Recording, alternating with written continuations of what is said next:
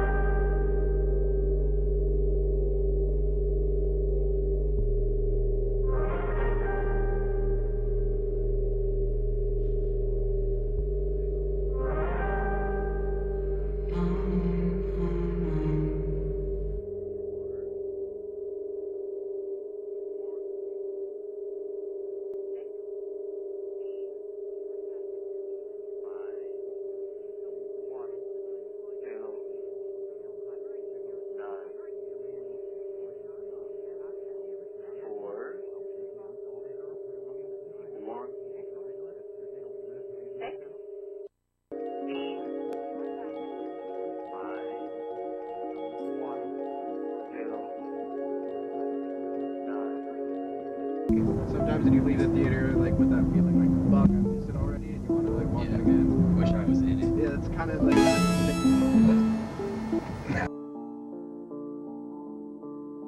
Toph nodders, toph wiggle, toph nodders, toph wiggle, toph nodders. Wither away in that comfortable place where I stay. Barely awake as I sleepwalk my way through the day. Don't ask how I've been if you run into me, it's so fake. First it's all quite piss poor and that's not the answer that you need. I've lost my appetite for the bait. Time after time it's a waste. Lost my appetite for what you time after time can ever say. Now I don't care for the convo, I'm up in my head, I'm in space. Floating alone, it's the one place I feel incredibly unsafe.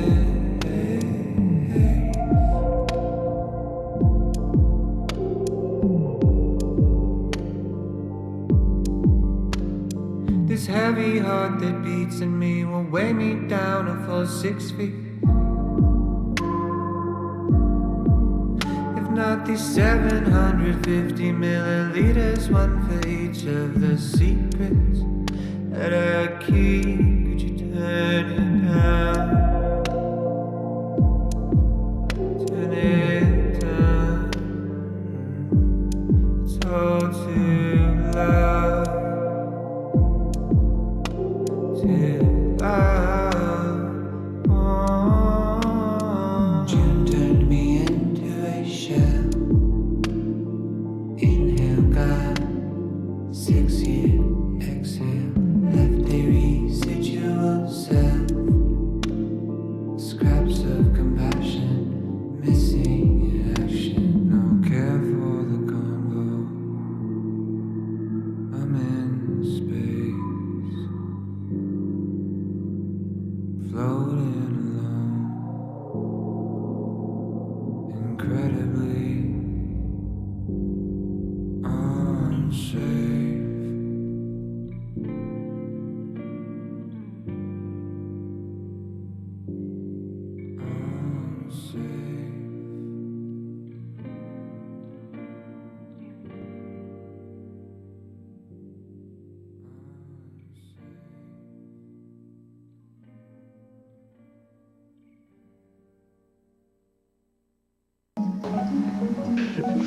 Anyway, I truly feel that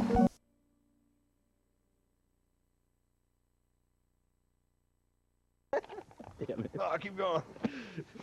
Anyway.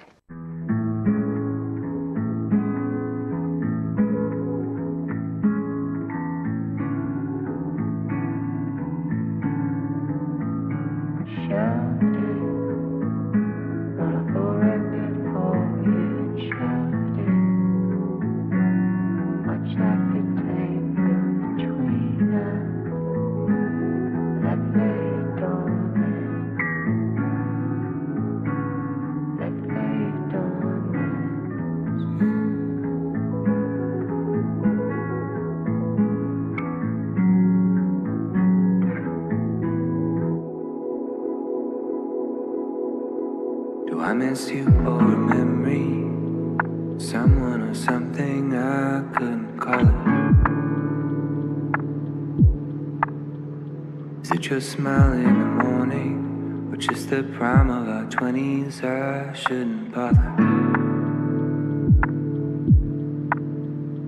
I'm just searching for a feeling, and maybe it's past and I can't grasp it. A moment set somewhere in between where we met and where we left it. Almost as if every passing bird flies directly through our shadow. I really shouldn't. Where you at now? Did you save the 10,000? Did you find a passion? Alleviate some pressure?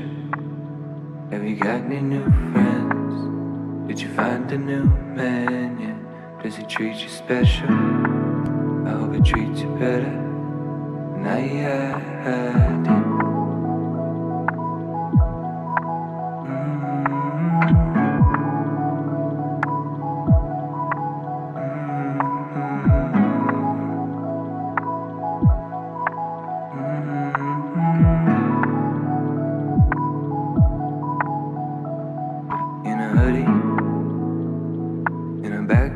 Somewhere we were talking, and your eyes all sparkly, got me nervous, not a clue as to what it would be. Now you're leaving, a few years flew past you, and you worried, didn't quite work out just like you wanted. Now packing your things in your car, and I'm still searching for that feeling. And maybe it's past and I can't grasp it. A moment set somewhere in between two moments I described them. And now that another bird has passed, I'm stuck thinking not of her but of you. I couldn't help.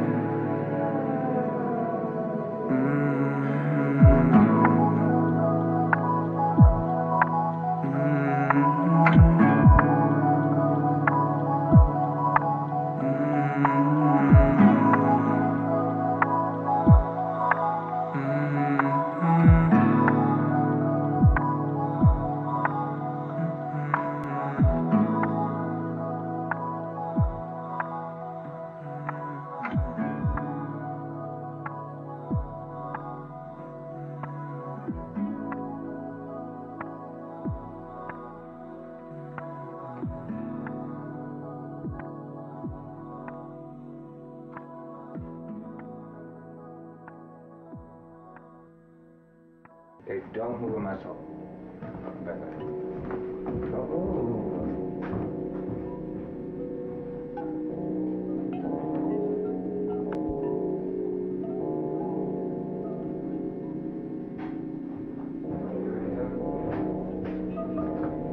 Still got a vibe, or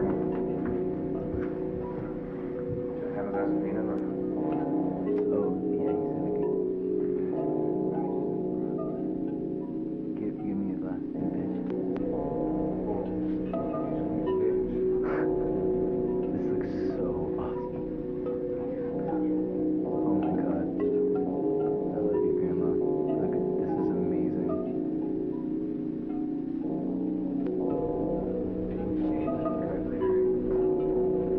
Look at your fucking hands. Okay.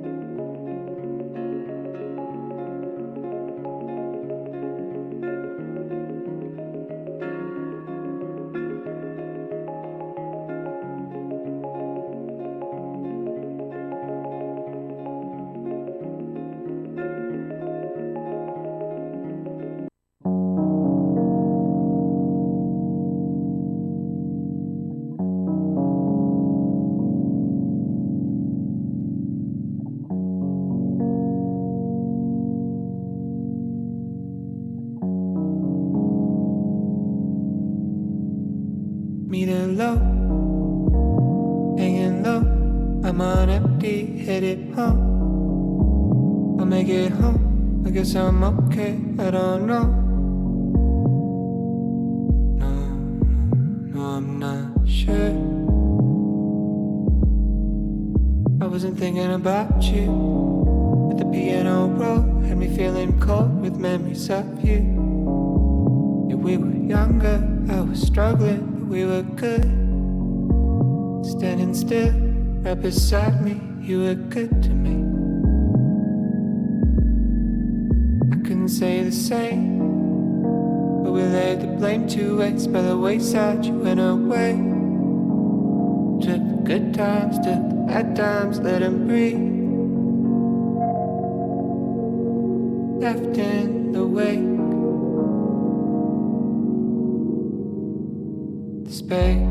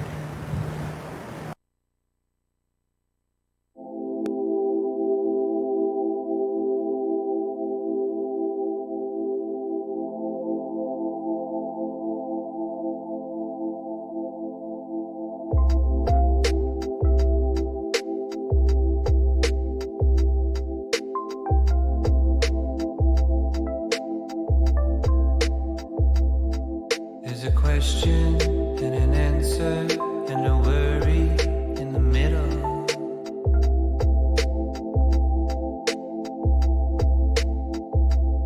There was a promise of forever and a wishful intention.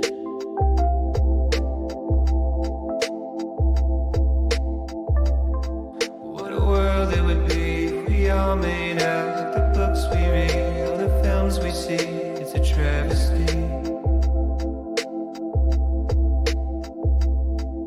As the moon drifts by with the shifting tides, and you're lost in life, so the love floats into the ether. And there was something that you heard and heard, and despite your parents, you placed your bet on love.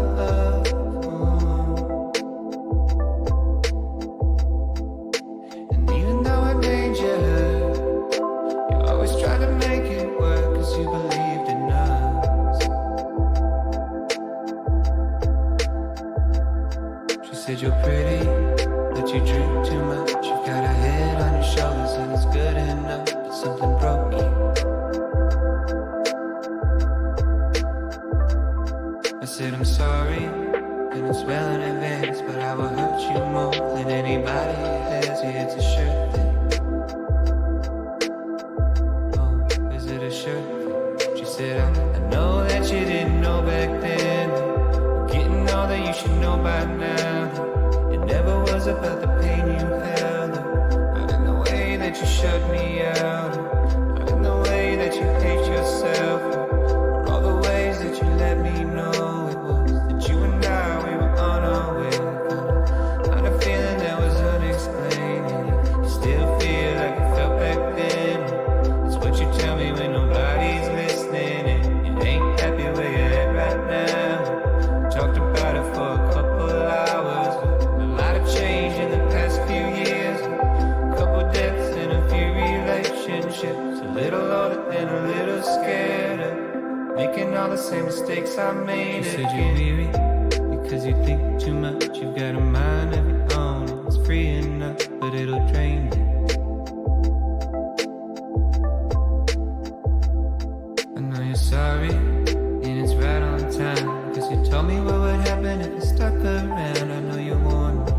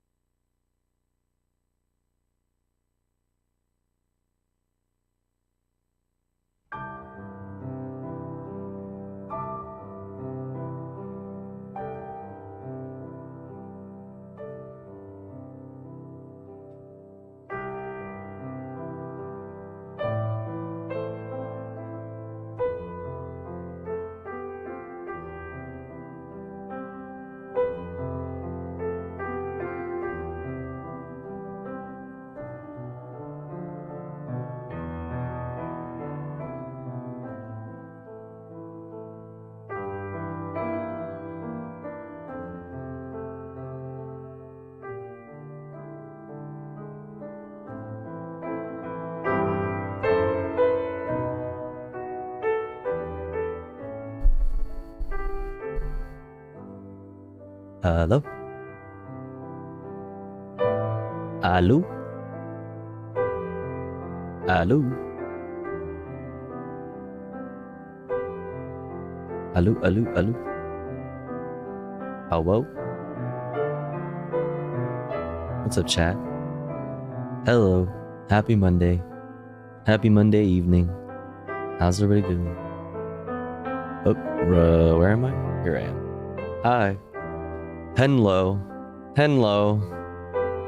Hello.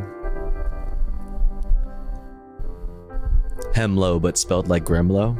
You know what I'm saying? Know what I'm saying? You feel me? Yo, 69 viewers? Nice. Let's go. Fucking go. Nice. How's it going, everybody? What's up? How are you all feeling? What's the vibe? What's going on? What did the poll say? How's everybody doing? We got 5% ultra happy face. Yo, Adrian, thank you so much for 6 months. Tofel 6 months, but it feels like years. Love you, Tofu. Oh, that's very sweet. Thanks for being a part of the community. Thank you so much for 6 months of support. I really appreciate that. Thank you, thank you, thank you, thank you. Thank you, thank you, thank you. Really appreciate it. Also on top of that, Durank Dank, thank you so much for 3 months also. Durank Dank, if you're still in here, thank you so much. And Midnight Dime, yo, thank you for 13 months and subscribing at tier 3. Holy shit. Thank you for the tier 3 and thank you for 13 months of support. Thank you, thank you, thank you. I really appreciate it. Very, very, very awesome. Fuck yeah. How's everybody doing? What's going on? What's the vibe? We having a good day? Is today a good day? Bad day? Meh day? What's the vibe? The poll says we got 23% super fucking happy face.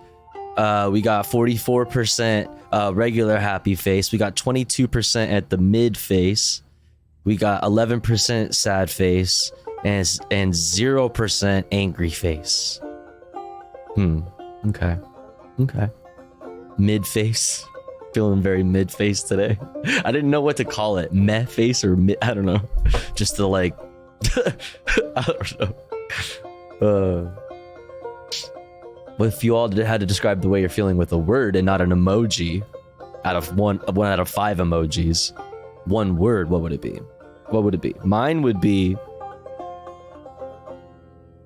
Zaza, because I'm faded all of a sudden. Oh my god. World Trade Center vibes in your brain. I'm faded off the Zaza.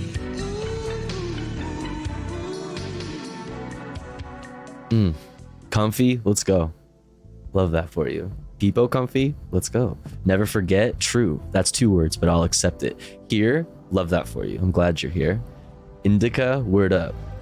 Toothache, fuck, that sucks. I hate, oh my god, I'm sorry. I hope it gets better soon. I hate toothaches. It was a nice holiday, had my me time. Oh, that's good.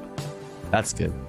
Me time or you time is really good, really important. Meh, anxious and sad, but I needed this stream, so that makes it better. Oh, well, I'm glad to see you, not Mitch. I'm sorry you're feeling meh. Most excited face, medium face. What's up, Katie? My face is just mid, okay? No. Insouciant? What is this word? Insouciant? Insouciant. Computer, define. Insouciant, showing a casual lack of concern, indifferent. An insouciant shrug. Okay. That's a good word. Stoked, love that for you. Hyper nervous, damn. Hyper nervous. Yeah, dank hugs. Nerd. Jimmy's not rustled. I'm sorry. They really aren't very good looking buildings. What do you mean? They're beautiful. Look at this vibe. Come on. Tofu's word of the day? Mine was Zaza. Or is tofu your word of the day? Oh man. We're beautiful.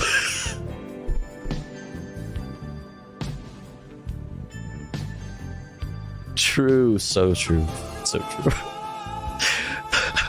They just seem like a relic from the 70s or some shit. I mean, that's kind of is exactly what they are. Wait, when were the Twin Towers built? Yeah. I was like, wait, that's like literally exactly what they are though. Worse. It's not funny. It's not funny, chat. Stop laughing. Stop laughing. It's not funny. The Twin Towers began their vertical climb in 1968. The North Tower was completed first in 1970. Yeah. Didn't never forget. Anyway. I just woke up from a coma I entered in 2000. What happened, bro? Honestly, that's my fucking, you know, that's my one conspiracy theory, is that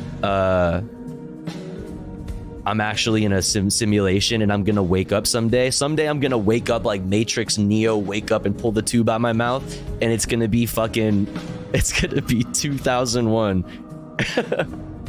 It's gonna be September 10th, 2001. Yeah, Fry from Futurama moment, exactly. One of these days, any moment now, I'm gonna wake up and it's gonna be the morning of 2001, September 11, 2001. Anyway, let me say hi to everybody. What's going on, everyone? What's up, Laney? What's up, Adrian? What's up, Manderbo Bander? What's up, Bipedal Humanoid? What's up, Klupak? What's up, Riot Vision? What's up, Classic Banana Milk? What's up, Inside Job? Speaking of the motherfucking devil. What's up, Spike Trees? What's up, Midnight Dime? Thank you again. What's up, Almec? What's up, Dr. Matt Destruction? What's up, Tavert? I got a $240 ticket for a California stop, but I also saw some North African guitar rock. So pluses and minuses, yo. Such is life, baby. Such is life. That sounds sick, though. Sorry about your ticket. That sucks. What's up, Guitarzin? What's up, Hapsley? What's up, Cicero? What's up, Chicado? What's up, Not Mitch? What's up, Robert the Gamer? What's up, Durank Dink? Thank you again, also, by the way. Who else? Who did I miss? Who else is in here? Papa John Pig. Speed Razor. What's up? What's up? Hello. Swagger Dagger. Hello. Post Lefty. What's up? What up? What up? What's up, Holly Airy Jack? What's up, Jack Zinder? What's up, Osco? Hi, everyone. Welcome in. I hope you're having a good Monday. Hope you're having a good Monday. I'm having a pretty good Monday. I'm chilling. Ready to get into some news. It's 11:11, chat. Make a wish. Only if you're Pacific Standard Time, though. Only if you're West Coast. Otherwise, don't make a wish. Don't you fucking dare. You don't deserve it. Adrian, thank you so much for gifting to Osco M24 Pog. Thank you.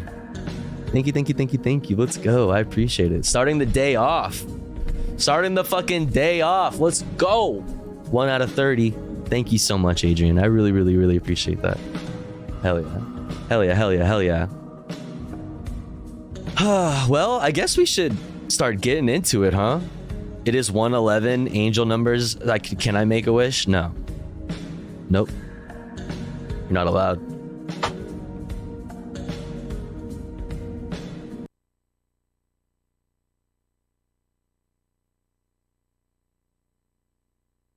Nope.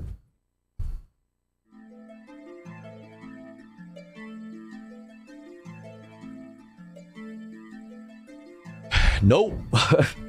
That was my wish. This jam must have it. Oh, you want the vibes? I got you. Here's your wish. Your wish is my command? Are you a musician? Greatest question. Yes, I am a musician. I am. CST enjoyer. Shame. Send me your wish for $10. I'll launder it to your god or demigod of choice. Yo.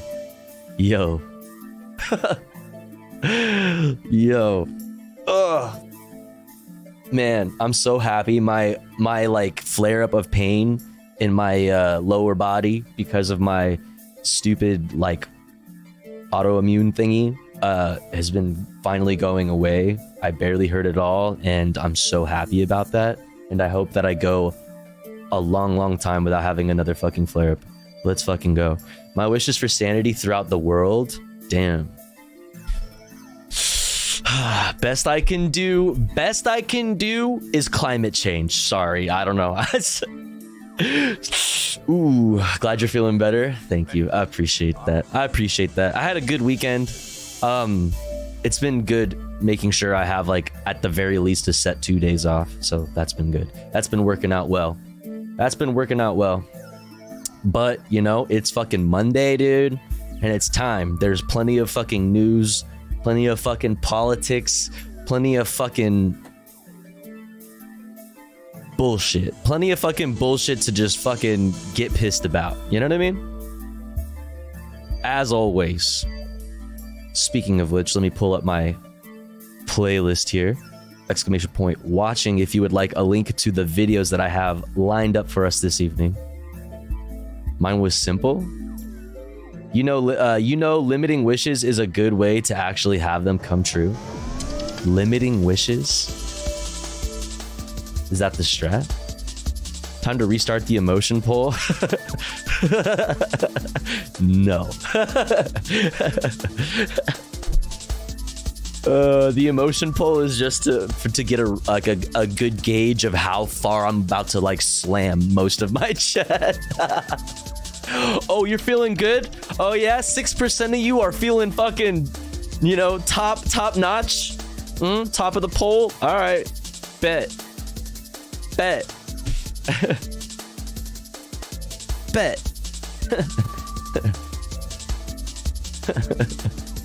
I like to say Venus from time to time. Okay. Hell yeah. Cool. Anyways, we have lots of fucking news, lots of fucking politics to look at. Oh, I never did my thing today. Speaking of Venus. Fuck you. Nope. Nah, dog. Fuck out of here. The fuck? Some bullshit. Hell no. What? Bro, this is all lies. Like, clearly this is all bullshit. Obviously. Are you serious? Bro.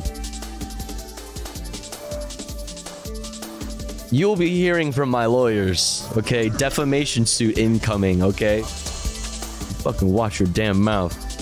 Fossabot, stupid ass. Alright. Fuck all that shit. Let's get into this into the day. To our stuff. Into the thing. We'll start off a little daily dose of internet. Then I got a little piece of fun news. And then we'll do Today in History, huh? What do you say? Hello everyone, this is your daily dose of internet. This guy wanted to show how windy it was in New Zealand. What the? What are you about to do, bro? Whoa! Do you know about the drunk goat? That's crazy. What goat? A drunk goat. A drunk goat. Yeah? No. Get the fuck out. Get out. I'm gonna call security. Get the fuck out.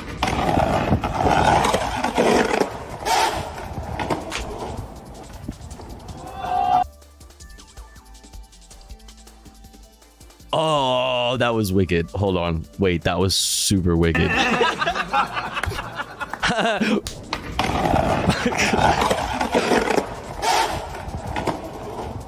Oh!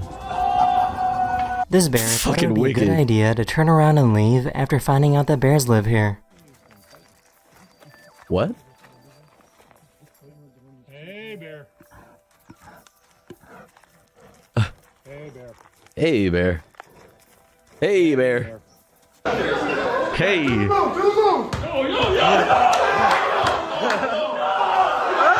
Damn. This guy was tired of always forgetting his wallet, so he got a Damn. microchip planted in his hand Get. that allows him to pay for everything. Does it work? Oh, there we go. How do you do it? Magic. Huh? Magic. Oh, bro got the fucking RFID chip, dude. Bro got the mark of the beast, bro. What, dude?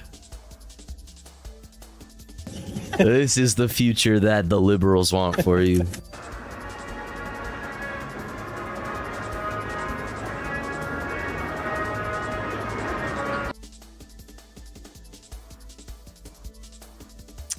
Man, don't touch me, dog.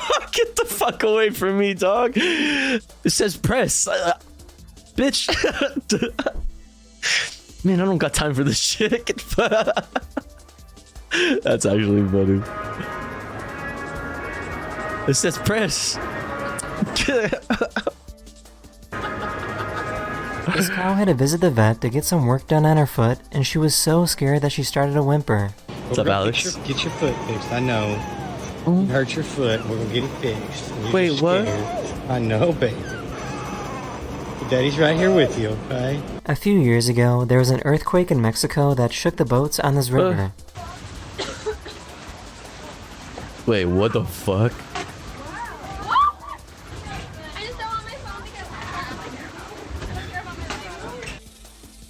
Did you hear that person? Oh my god. Wait, did I hear correctly? Can you? I don't want to get my phone wet. I don't care about my life. I'm pretty. Wait. I'm sorry. We're turning that one up.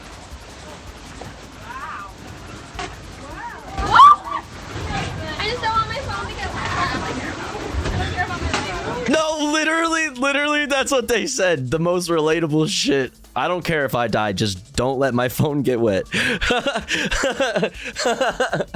I got some shit on there, okay? I need that, alright? I need that.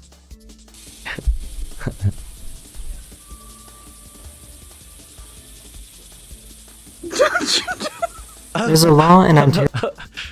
That was cute. Oh, okay, now it's like way too loud. Sorry.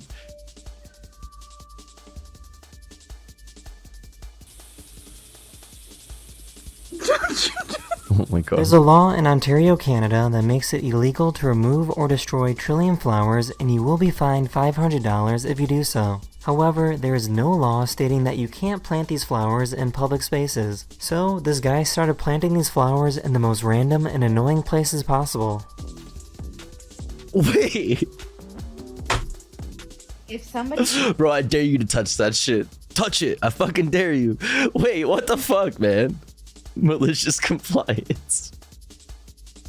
Yo, that's crazy. Well, so the whole fucking street's shut down. Shut down a whole street with a fucking flower. What's up, Synaptic Plastic? Come with me. I have puppies in my truck. What would you say? I would say yes.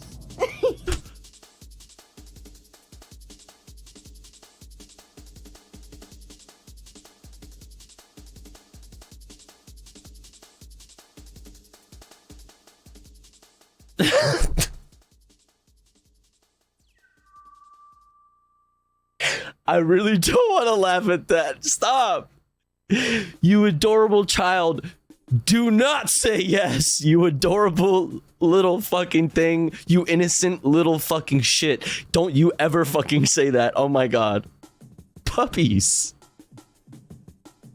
Honest, I mean, it's like, can you blame? Fuck, man. I mean, it seems like the honest answer. That's the obvious answer, right? I mean, like, puppies? I have puppies in my truck. What would you say? I would say yes. This guy... Oh my god, that's so made the cute. slowest moving set of gears ever. In order to get the last gear to make one full rotation, you need to turn the first gear a Google amount of times around. That number is bigger than the amount of atoms in the known universe. A Google amount? Wait, is that what that means? Wait, what? A Google? Did I hear that right? Google amount of times around. To get the last gear to make one full rotation, you need to turn the first gear a Google amount of times around. That What is Google? Why am I like equivalent to 10 raised to the power of 100? A Google.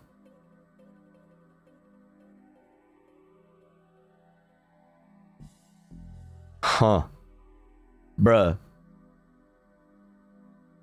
She gull my goo until I sorry, I'm sorry. Number is bigger than the amount of atoms in the known universe. Hey, wait. I have a piece of honey bun for you. Will you take it? Oh. Oh. Okay, that was so wholesome. What the fuck?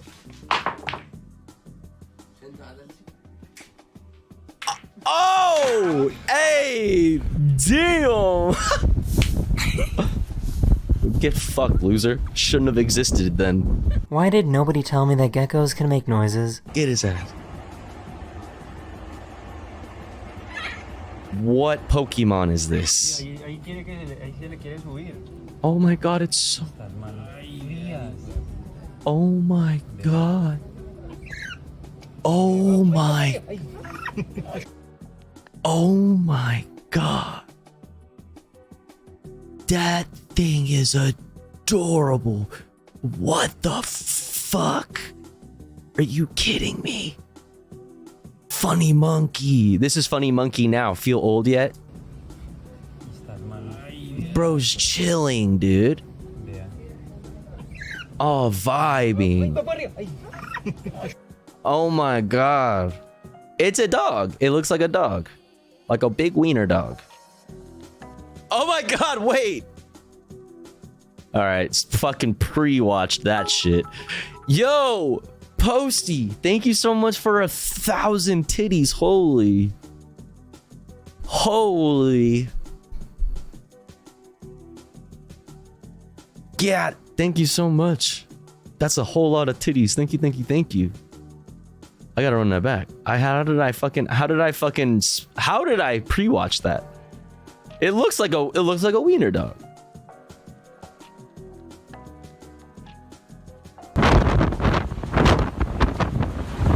Damn.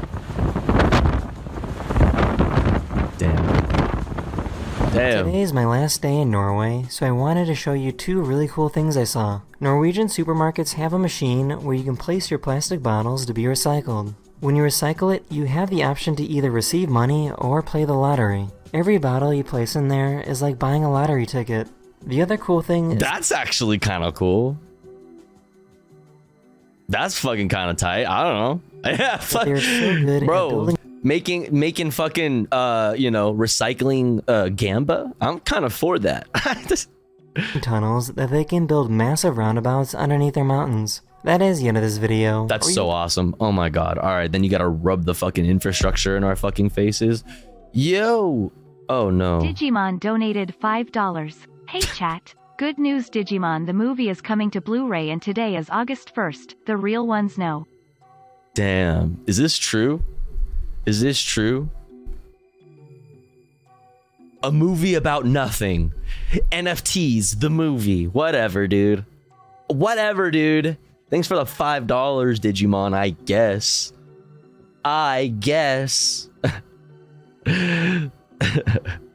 Ayo, pre-order that shit. Hi, chat. Hi, Tova goes. Oh my god, if I may share some amazing news, I scored an interview for an internship with a prominent California state senator. Can't say who, except that I'm excited, and this is someone whose politics are, for the most part, solid. I mean, I can only think of I have some names in my head, but yo, okay, absolutely. That's fucking awesome. That's fucking awesome. Congrats. That's amazing. Wow. Super fucking cool. I hope it goes well. Thank you for sharing. That's really dope. Fuck yeah. Congratulations. It's really awesome. Fuck yeah. Hell yeah. That they can build massive roundabouts underneath their mountains. That is the end of this video, or we hope you enjoyed, and I'll see you guys again very, very soon. Later. Must be nice having cool infrastructure. All right, so I have this little piece of fun news. This isn't a Urban Rescue Ranch video. This is Uncle Ben from Urban Rescue Ranch being featured on the Waco Tribune Herald website, Jesus, fucking YouTube account. That's fucking tight. Let's go. So we'll check this out and then we'll get into what happened today in history. What I did is I took them and I put a little splint on his toes. The farmers that churn these things out incubate them like crazy. Hey, my dude, what's good? My dude, thank you for the raid. That's never gonna get old. Shout out to my dude. My _ dude anyway. Hope you had a good stream. What's up, what's up? Welcome in, welcome in. What were y'all doing? What's going on? What's the vibe? Wait, double raid? Yo, Skirt. Double raid. Double raid. Oh my gosh. Yo, Skirt, thank you for the raid. What's up? Double raid, Bo. Double raid, though. True. Shouts out Young Skirt also. Let's go. What does it mean? Oh my god. Yo, my dude, thank you so much for the raid. Welcome in. I hope you had a great stream. And Young Skirt, thank you for the raid. What's up? Welcome in. I hope you both had good streams. I was in Young Skirt's chat earlier. But if you've never been here before, I'm Tofu Ghost. We talk about news and politics. Right now, we are just getting started off. And when I start off, we start with a little bit of fun stuff. A little daily dose of internet before this. Little piece of fun news about one of our favorite YouTube channels, the Urban Rescue Ranch. The owner being featured on like his local, I don't know, news YouTube channel, Waco Tribune Herald from Waco. After this, we're going to get into what happened today in history, and then basically new, national and international headlines after this. And then other stuff. But welcome in. Everybody go follow my dude. Everybody go follow Young Skirt. I was chilling in Young Skirt's chat earlier. How'd that beat go? That fucking loop was fire. Number 3. I remember it was number 3. It was fire. It was fire. Welcome in. Yeah, it's that Waco, Alex. I want to take the time and effort to turn it into a whole ass Young Skirt song. Let's fucking go. Fire. correct the leg injuries or like the splayed legs, curled toes. So I'll take them for free. And then, and this guy made a full recovery with really bad splayed legs. And now he's my little boy. And he's just so friendly because I took so much care of him whenever he was a baby. You won't find ostriches that are like this, you know? And he'll like kiss me on the lips.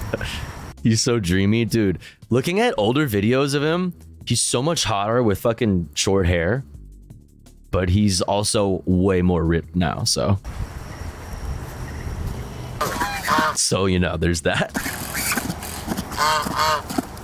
You can't tell me he's not devouring ostrich eggs for protein. Do people eat ostrich eggs? I mean, if you do, I wouldn't see why not. He has chickens, though. He has chimkins. Why are animals so bad at eating? Look how much he, just falls out of their mouths, right? So fucking inefficient. You know what I mean? Like, get good. Start using utensils like humans. You know what I mean? I don't know, but look how swole he is. On God, on a stack, though. Look at that bicep. Okay, I'm a little bit of... I might swoon a little bit. Get a fucking spoon, dumb bird. Exactly, dude. Grow arms. You know what I mean? Grow arms. Idiot. Right here we take in animals that are domestic or from exotic hunts that we can give them a forever sanctuary home. And we also are a wildlife rehab. So we're the only wildlife rehab in Waco, and we're the only wildlife rehab in between, I think, Georgetown and Dallas. So we're going to start a facility here. We would love volunteers, and we'd love for people to know that when they find an orphaned and injured animal in the wild in their backyard, they can bring them to us. I've been here now for 2 years. Dude is a fucking legend, honestly. This used to be a crack house and a barn that people used to sleep in and do. All right, I mean,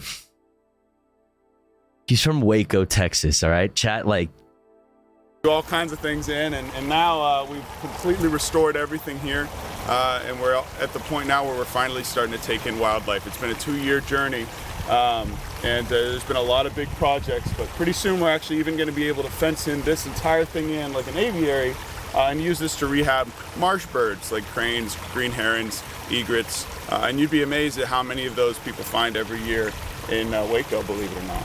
Between the domestic This is what animals, zoology degree dreamers, degree havers dream of. What's up, Chili? We got 4 foxes right now. We got a hawk a few days I ago. love those in fucking somebody's things. Yard. Little baby. Oh, damn. Speaking of, wait, holy fuck, those are some fucking big ass eggs. We're very busy, and it just gets more and more. This is the busy season. The winter it kind of calms down, but back in the spring, it's just gonna get even more hectic. I just fell in love with doing this when I was a senior at Baylor. Before I knew you needed permits or anything, I think that's how every rehabber starts. People would just give me squirrels, and there were no rehabs anywhere nearby. So we just started taking care of pigeons, squirrels, baby feral hogs, and I kept doing it as a hobby until I moved to Austin. Nice. Nice. Anyways, just cool and wholesome to see him getting like featured by his like local news. Dude's a legend, even if he, you know. listen. I support him in the middle of fucking, you know, the middle of fucking Hogsville, in the middle of Hogland, deep in the middle of Hogland. He's like this like sanctuary for wildlife. It's pretty fucking cool, and he's hilarious. And also, Bickerton Ouncerton is my favorite. Next up, Today in History for July 31st. Let's check it out.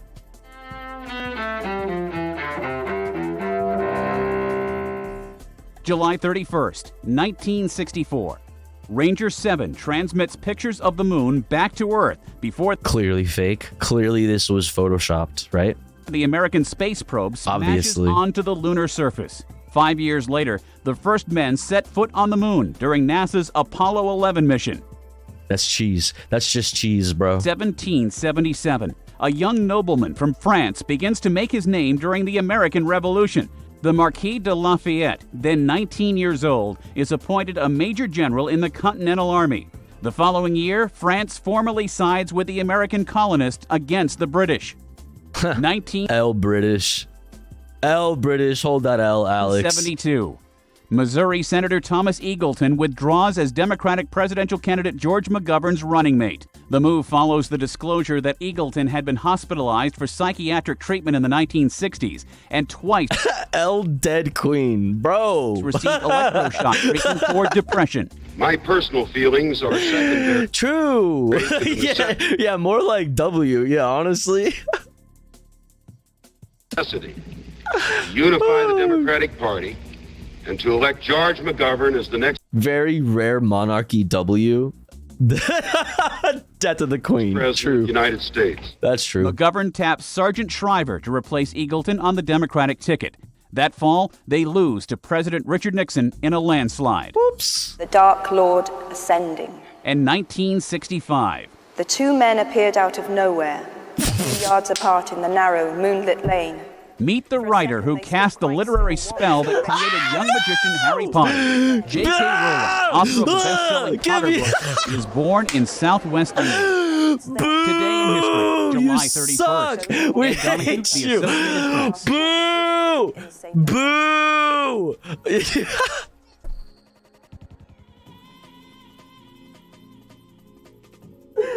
Oh, dude, oh my God, I love that.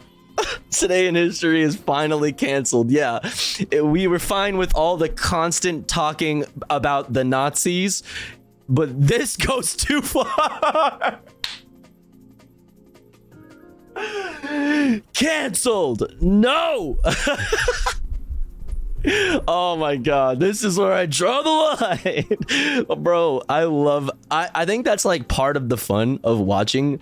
It is absolutely part of the fun of watching the Today in History, because they've just been re-airing, literally posting every single year the same ones, the same episodes of Today in History since like the early 2000s. And so they're just so problematic in all of the most perfect ways. Oh God, I love it. Anyways, more. I need more of this. On this day, 31st of July, 1963, from Associated Press. Let's check it out. I think these ones might be newer though. these little videos. Yeah, beloved comedian Bill Cosby, born today. Exactly. Oh, fuck. Cleopatra's arrived in town, and her timeless fascinations packing him in. Uh-oh. For the grand European premiere, there was a guard of honor mounted by Nubian slaves.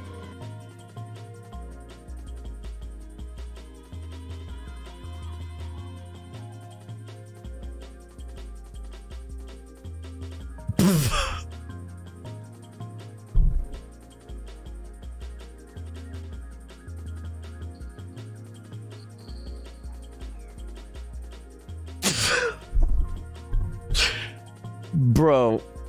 What did we just get done saying? Can't cancel history, Tofu. Watch me. Watch me. Cleopatra's arrived in town, and her timeless fascinations packing him in. For the grand European premiere, there was a guard of honor mounted by Nubian slaves. Yeah. Plus, of course, those other... Hold on. Let me run that back. I'll turn it up for you if you're having trouble hearing. Cleopatra's arrived in town, and her timeless fascinations packing him in. For the grand European premiere, there was a guard of honor mounted by Nubian slaves. A guard of honor mounted by Nubian slaves. So, yeah, they just had... Yeah. But they look so happy. Stop. Plus, of course, those other indispensable extras, London's policemen, and the inevitable thousands of fans. Oh, look at their funny hats. Do they still wear these funny hats? Among a host of stars and starlets at this eagerly awaited premiere, Anne Haywood. Yo, Mad Cat, thank you for 7 months. Looking more like a temple of the Nile, the Dominion becomes a temple of the showbiz world. There's Anna Eagle. Among the millionaire first-nighters at this most costly and talked about... I'm not even reading like this, I'm just listening to what they're talking Billy about. Butlin and Paul Getty. Paul Getty? Wait, that's the dude who the Getty Museum is named after. All set for a glittering evening. Or I guess that would mean that that's his collection or something. Oh, and Getty Images. Oh. Duh. Robert Mitchum. Thank you again, Mad for a Cat. dazzling picture. And Yul Brynner. Triangle bras, yeah. At long last, after all the waiting and all Yo, that was swag, though. we now have the opportunity to see this epic picture for ourselves. He let his son get his ear cut off in a hostage situation? Unironically? Wait. As opposed to ironically? What?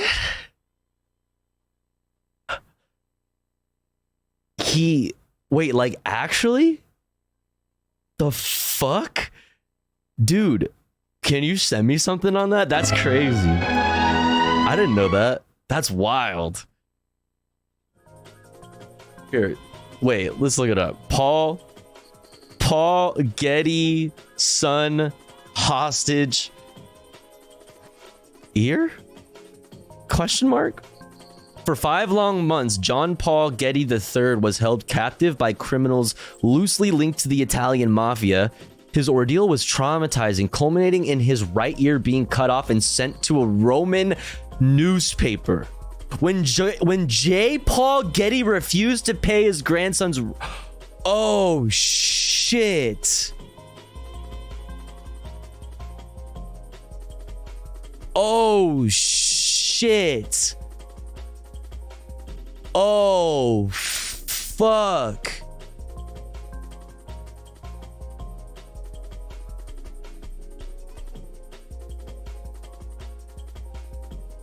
Oh, fuck. What?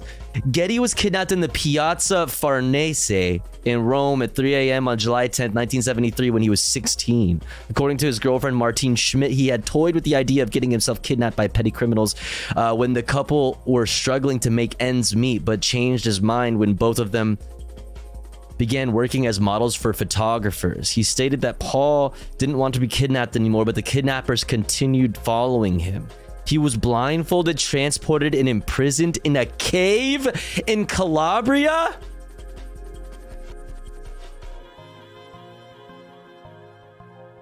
The kidnappers issued a ransom note demanding $17 million, equivalent to $112 million in 2022, in exchange for his safe return. However, the family suspected a plot by the rebellious teenager to extract... Oh, fuck.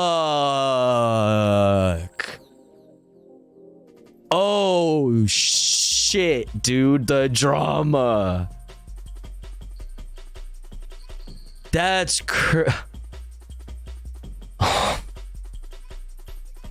That's crazy. That is like straight up movie worthy. Did somebody say there was a movie? Media. The story of Getty's kidnapping was adapted to the 2017 All the Money in the World. Directed by Ridley Scott. Is this a banger? Bro, that's fucking crazy. That's the most insane story ever. His grandfather agreed to pay no more than $2.2 million. Holy shit, dude. That shit blew my motherfucking mind. Damn. What a crazy story. Oh my god. Good morning. It's weird to be 34 because I still associate that number with porn. And that makes me feel like I'm 16. Oh, Rule 34. I was like, what? Happy birthday. Wait, is it your birthday? Is that what that means? Happy birthday. I was like, what? Happy birthday. I hope it's wonderful. Happy birthday to Lord LeBrand. Yo, 2 quarters music. Thank you for subscribing with your Prime. Very pog. Thank you so much. Thank you, thank you, thank you. Very kind. Phil's birthday, man. Lord LeBrand. Phil's birthday, man. Lord LeBrand. Phil's birthday, man. Lord LeBrand. Hell yeah. I hope it's awesome. There's a TV series called Trust about it. It's really good. Really? Dude, I'm like so interested. That is the most insane story I've ever heard. Holy fuck. I'm so surprised that I'm like just now hearing about that. That's crazy. Or maybe I have heard about it and I don't know. But thank you so much, 2 quarters music for the Prime. I really appreciate that. Thank you, thank you, thank you. Did you run an ad break? No, Forlorn. Welcome in, by the way. Hello. Good question though, because we're about to get into one now. Before we get into the headlines, chat, next up, we're going to get into, like I said, the headlines. First, we're going to start off with the Reuters 5 stories we need to know for today. And then the news highlights, international highlights from Al Jazeera. And then the news wrap from PBS. And then we got some biased news from First Thought. Then we got the Democracy Now, aka Democracy Later, after those videos in the ad break. And then we got the Philip DeFrankie. Okay? But here's the thing, chat. Before we get into that, we're going to run an ad break. And here at the Tofu Ghost broadcast, when we run ads, we run them while the streamer is away from the stream. That way, even if you are unsubscribed to the channel, you don't miss out on any of the content. Yo, Mad Cat, thank you so much for gifting to Sensibilium. Now they won't have to deal with those ads. Let's go. And they'll also get access to cool Tofu Ghost emotes. Thank you so much, Mad Cat. Thank you, thank you, thank you. I was just about to say, if you would like to support the stream, support me, the streamer, and get access to cool Tofu Ghost emotes as well as an ad-free viewing experience, all you got to do is subscribe for $4.99 or for free with the Twitch Prime, like 2 quarters music did. That way, or if you, oh my god, I'm messing up my fucking, my spiel. By connecting your Amazon Prime account, if you have one, to your Twitch account. Or let's say you're already subscribed to the channel, and you're feeling generous and you have the means to, like Mad Cat. Maybe consider gifting a sub to one of our friends in the chat, like Sensibilium. That way they may also get access to the Tofu Ghost emotes and an ad-free viewing experience. I'll be back in 3 minutes. Don't you go anywhere. We're at 3 out of 30 for the daily sub goal. Thank you so much for all the support. Really, really appreciate it. I'll see you in 3 minutes. BRB.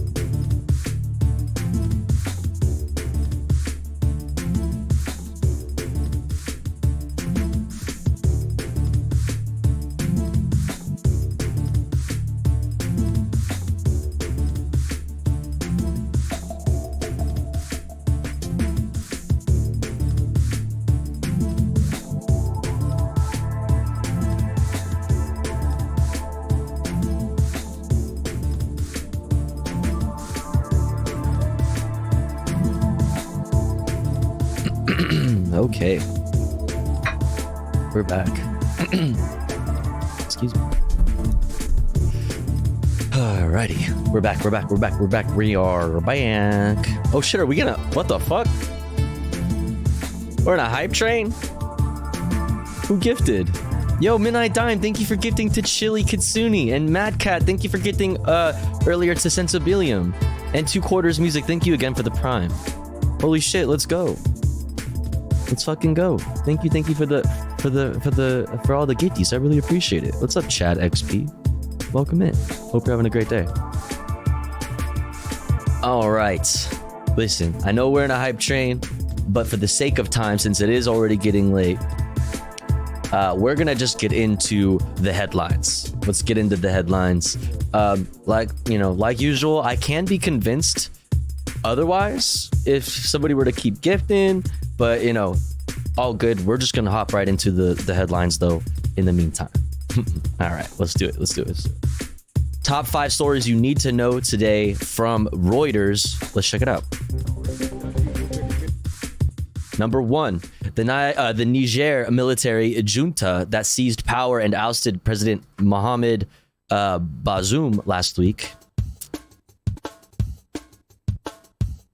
says the toppled government has authorized France to carry out strikes at the presidency to try to free Bazoum. Number 2, an aide to Donald Trump will make his first appearance in Miami federal courts. To face charges, he tried to help the former president hide secret documents taken upon leaving office. Number 3, authorities issued an evacuation order for the Canadian town of Osoyoos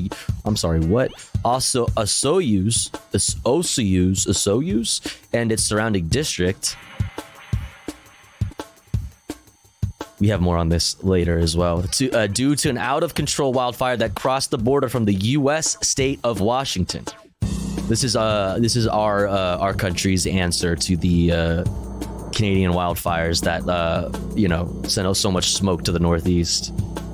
The fire wars. Number 4, Ukrainian forces have recaptured nearly 5.8 square miles of land from Russian troops during their counteroffensive in the east and south over the past week, a senior defense official said.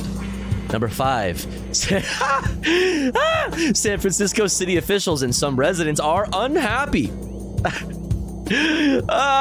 with the giant glowing X sign. So funny. Wait, X sign? Wait, glowing X sign of the messaging platform formerly known as Twitter.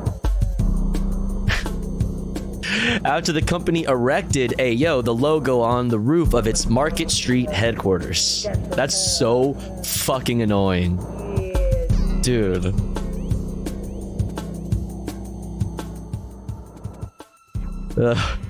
What an obnoxious fucking goofball, man. I swear. What an obnoxious fucking goofball. Oops. All right, let's get the top highlights, international highlights from Al Jazeera. Headlines here in Al Jazeera now. There have been renewed clashes in Lebanon's Ain al-Helwa refugee camp after a short-lived ceasefire between Palestinian factions.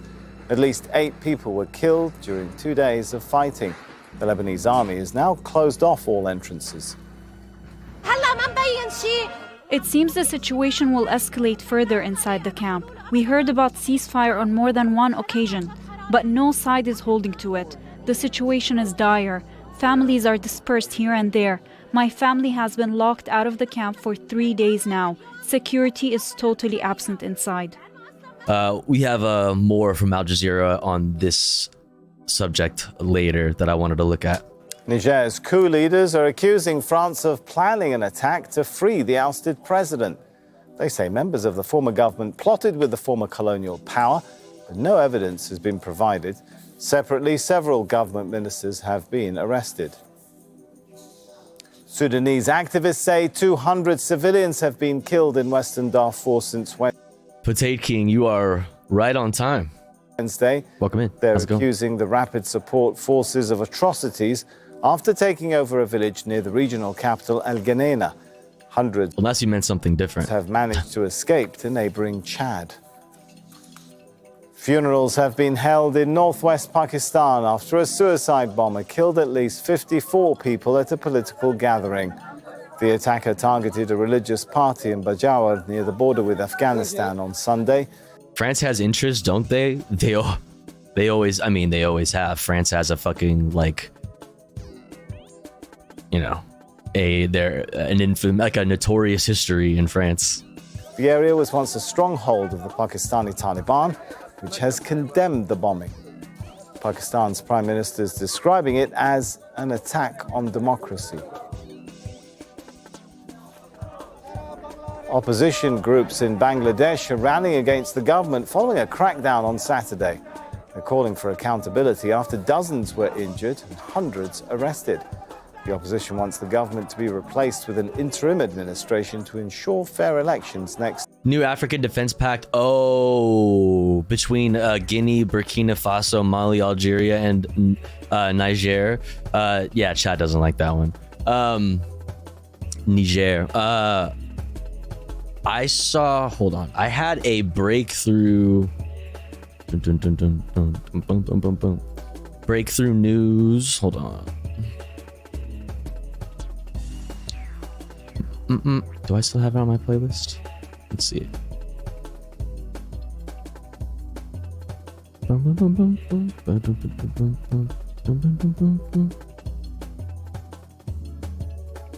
No. Okay, never mind.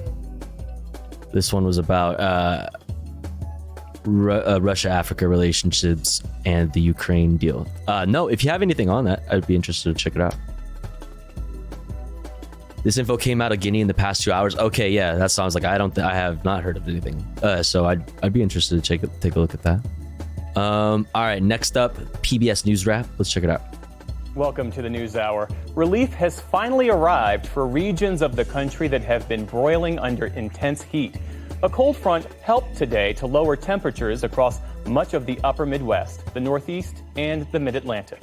Temperatures are also easing slightly across the Southwest after Phoenix endured 31 straight days of highs above 110 degrees. But in California, the heat is still fueling wildfires. Crews today battled a fire burning out of control in the Mojave National Preserve. The property manager at former President Trump's Mar-a-Lago estate made his first court appearance today in a classified documents case. Carlos de Oliveira faces charges that he hid security footage at Mr. Trump's direction and lied to investigators. De Oliveira left the hearing in Miami without entering a plea because he hasn't found a local attorney yet. He's now free on a $100,000 bond. Hunter Biden's former business partner says then Vice President Joe Biden spoke with their associates, but never about business. Devin Archer was interviewed today by the House Oversight Committee. Afterward, Democrat Dan Goldman said Archer testified that Hunter Biden sold the illusion of access to his father. Republican Andy Biggs said the testimony justifies an impeachment inquiry. In Pakistan, the Islamic State group has claimed responsibility for Sunday's suicide bombing that killed 54 people, including 5 children, and wounded 200. It happened at a pro-Taliban election rally in the northwest near the Afghan border. Tents were still in tatters today and up. I don't know how that warrants impeachment, to be honest. Not that I'm like trying to defend Brando. I just off rip, I just don't see how that you're gonna. I feel like you are going to have to take a look at every single political family. Then, period. You know what I mean? I don't know. Like that's just kind of the nature of like the way that power consolidates itself and how power like gatekeeps the power once it has the power to do so. I said power like 100 times just now, but like, you know what I'm saying? They further like gatekeep access to power by just like doing nepotism. And this is like the age old, like this is every single fucking big famous politician and CEO is like guilty of this. I don't know like what to tell you. If that's impeachable, then all right, like you got a lot of work to do. I'm down. Like but you're like, I don't know. That's a lot of people that we got to look at. Are you sure you want to do this? Chairs littered the ground. Hospitals were overwhelmed and victims. I have a cold that's absolutely kicking my ass and keeping me awake. I'm an EST frog, so it's nice to have you live to be able to chill. Oh, I'm sorry you have a cold. That fucking sucks. It's good to have you here though. Hope you get better soon. Relatives clamored for answers. I am a shopkeeper, and I was also present at the rally with my son who got injured. We lost loved ones, so many martyred in the incident. I demanded the government investigate this, because this was a brutal act. Now we don't know what will happen in the future. The ISIS claim of responsibility gave no details. Instead, it said it's waging war on democracy as, quote, a regime hostile to true Islam. A new attempt at a ceasefire is underway in Lebanon tonight after 3 days of clashes between rival Palestinian factions at a refugee camp. At least 9 people have died. Earlier today, plumes of smoke dotted the skyline in the southern port city of Sidon as Fatah loyalists battled Islamist groups. Palestinian refugees took shelter wherever they could. Just a heads up for later, I have this little piece from Al Jazeera on it, and then this NBC News interview, full interview with Netanyahu. Somewhat related through obvious things. We fled because of the shelling and the bullets. It was falling on us. Too many people were killed. We cannot stay and have ourselves and our children die. We cannot stay, and we do not want those armed fighters here. I agree with you, Tofu, just not on the down part, but you'd basically have no one that could have any office or people in charge of anything. I don't think it's a reasonable, like I say, I'm down somewhat memingly, right? Like obviously on the I don't know, like at the soul of the concept of holding the powers that be historically and currently like accountable for their like misuse of authority, I guess, broadly, like, yeah, like I obviously support that in spirit, but I don't think that like it is a realistic thing to do, and nor is it a good use of like time and energy and resources to actually like do that. So I'm saying like it's clearly like just retaliation. Obviously it's just retaliation from the right. So I mean, I don't know, I guess this is just the world that we live in now. Grr, I can't wait to get this cat neutered. What?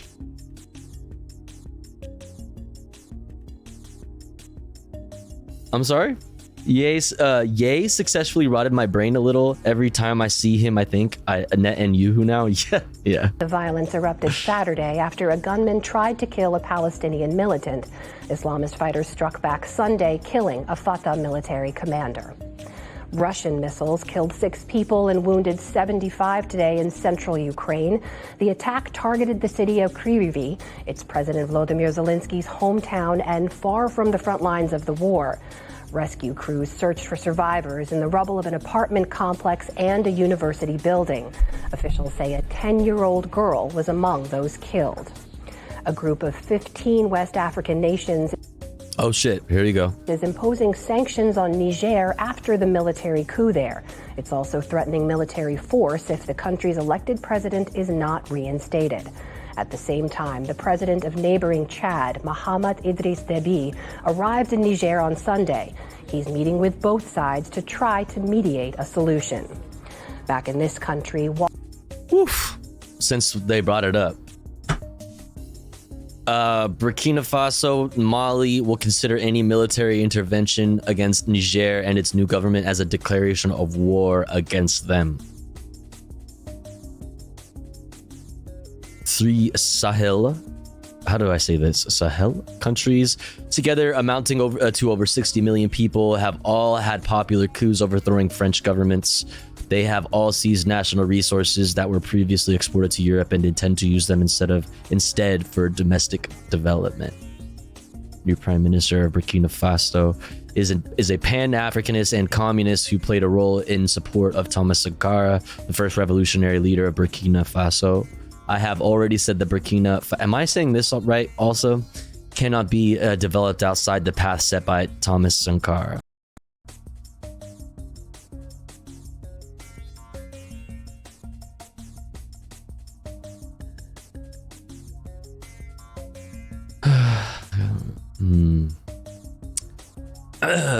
Guinea takes against the decision of ECOWAS.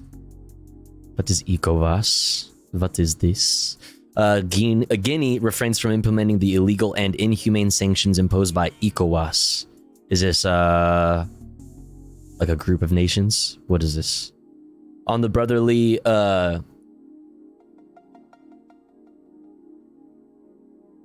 Economic Community of West African States. Okay. The Economic Community of West African States is a regional political and economic union of 15 countries located in West Africa. Collectively, these countries comprise an area of blah, blah, blah, blah, and in 2019 had an estimated population of 387 million. Trading bloc. Economic Community of West Africa. Gotcha. Sahel, the area south of the Sahara. Well, sounds like more lines being drawn in the sand just internationally. That's not a good thing for the rising of tensions just globally, man. It's very scary. Very scary stuff. All right, these are the fucking stonks. Don't fucking care. Oh, let's skip the stonks and go to this end here. And actor and comedian Paul Reubens, known by millions as Pee Wee Herman, died Sunday night after a long struggle with cancer. Reubens hit it big in the 1980s with his Emmy-winning Saturday morning TV show Pee Wee's Playhouse and with 2 movies. After that, a 1991 arrest for indecent Rest in peace. exposure put his career on hold for years. It was in a nudie, like a porn theater, okay? I think he gets like a rap as a, like, I think he undeservingly to a certain extent gets like a bad rap because of, not like to a certain extent. I think he undeservingly has like a bad rap because of that. People like think he's a pedophile. I guess there was also something about like child pornography charges that he was proven innocent around. Something about like a collection of like nudes and pornography that's like over history, like a historical collection of pornography and nudes, and some of those nudes like contained like paintings of like old ass paintings apparently of like naked people, and some of them may have been younger, so it's like for example like a painting of like Cupid or something, you know, like what are like the baby angels called? The fuck are those things called? I don't fucking know. Cherubs. Yeah, those things. Yeah, those things. Like shit like that. Cherubs. Yeah. So I think he undeservingly had a really bad rap. And yeah, rest in peace. Paul Reubens was 70 years old. Still to come on the NewsHour, country music star. Who cares? I fucking hate this story. All right. I fucking hate this story. This to me, all right, conspiracy hat fucking on. This is a fucking psyop, dude. Nobody heard of this fucking song until Fox News told you they were canceling it. I never heard about this shit until Fox News made 1,000 fucking segments on it. I fucking never heard of it, dude. And then it forced everybody else to start covering it. And now for some reason it's like doing really well. Well, for obvious reasons, it's doing really well because it's like viral or whatever. It's so fucking dumb, dude. This is bullshit. Who cares? I bought it. Yeah, I fucking purchased that shit. Bandcamp. You know, I purchased my fucking MP3. I fucking bought that shit on vinyl. I bought a t-shirt. Damn. Anyway, whatever. Fuck this story. Let's move on to bias news from First Thought. My favorite. In today's biased news, banks collude with fossil capital. Ukrainian drones hit Moscow. And the coup in Niger faces stiff opposition.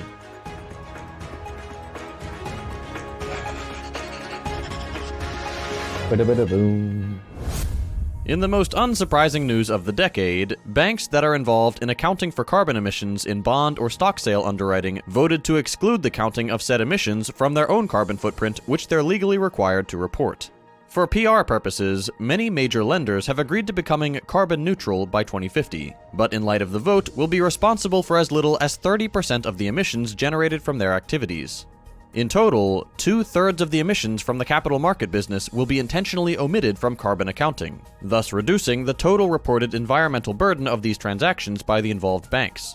Interestingly, no such exception was made for regular loans, which banks are already legally responsible for emissions-wise. To no one's surprise, nearly 50% of all financing for major fossil fuel companies comes through capital markets, not direct lending. What? This establishes a direct link of interest between fossil fuel companies and their banking allies against environmental legislation. The excuse of the banking sector is that it might reduce profits long term, as capital market-related emissions will be much larger than standard lending-related emissions. Regardless, even if 100% accounting were required, all parties involved would split up their strategies and find loopholes, which the banks themselves stated in the confidential talks. Various UN and other NGO organs have discussed whether this or that accounting method will correctly assess climate impact for banking activities, but they miss the fundamental point. If a business refuses to comply with something that concerns the future of the species, then maybe they shouldn't be allowed to have autonomy in this decision. Only nationalization and proper accounting on a basis of social utility can adequately secure the changes that need to be made. True. But that option goes strictly unmentioned, and is never on the table because the capitalist system is built by and for the ruling class, and for never-ending profit to the detriment of the planet's ecosystems and the rest of us. In Ukraine war news, according to a senior official in Kyiv, Saudi Arabia is preparing to host a summit to discuss Zelensky's plan for peace amid the ongoing war with Russia. So far, no official date has been set for the meeting. Additionally, 3 Ukrainian drones hit the Russian capital of Moscow on Sunday. Moscow is about 500 kilometers from the pre-2014 Ukrainian border. Tensions remain high between the combatants, with neither side willing to budge and both using increasingly threatening language. While the final outcome of the conflict remains uncertain. I guess this was filmed before the Ukrainian retaliation and the Zelensky's statement saying we're bringing the war to Russia. It is clear that it only benefits the ruling class of all involved nations. In the latest move of Ukraine's cultural counteroffensive, the leadership has chosen to remove the hammer and sickle from the country's well-known Motherland Monument. This is, of course, yet another gesture to pander to the American. Dude, Russia is not even communist, which is the funny thing. Like, Russia is not even a communist. Like, it's like because to fucking dumbass fucking motherfuckers from the West, to us, to our dumbasses, we see this and we're like, oh, Russia? Dude, no. And their never-ending crusade against communism, even if that means erasing the country's proud history of resistance against fascism. The world waits with bated breath for the inevitable arrival of Walmart, Burger King, and a giant statue of Ronald Reagan. A Wagner military exercise in Belarus has triggered warnings from Poland that Russia is deliberately trying to destabilize the border region. Heightened border tensions between Poland and Belarus have led to a dramatic fall in visitor numbers to one of Poland's traditional communist state is an oxymoron. Touché. Tourist attractions. Poland sees the presence of Wagner forces as the latest in a series of provocations orchestrated by Russia. Last week, a coup took place in Niger, with the coup leaders claiming that the toppled government had authorized France to attack. Yo! What the? What the? Yo! Midnight Time, thank you so much. Thank you for the 5 bomb. Thank you so much. If you got a gifty, please thank Midnight Time. Thank you so much. Very, very generous. Very, very pog. Thank you so much. Thank you, thank you. Dodged? Fucking founder's badge having head ass. Thank you so much, Midnight Time. Thank you, thank you, thank you for all the support. Really, really means a lot. Thank you. Presidential palace in an attempt to free the deposed president. France, Niger's former colonial ruler, has condemned the coup, and urged the reinstatement of President Bazoum. Yeah, more like Midnight Wime. Let's go. But they did not announce any intention to intervene militarily. The Presidential Guard, Pepe responsible Lau. for the coup, had previously warned against foreign attempts to extract the president, threatening violence and chaos if such attempts were made. I mean,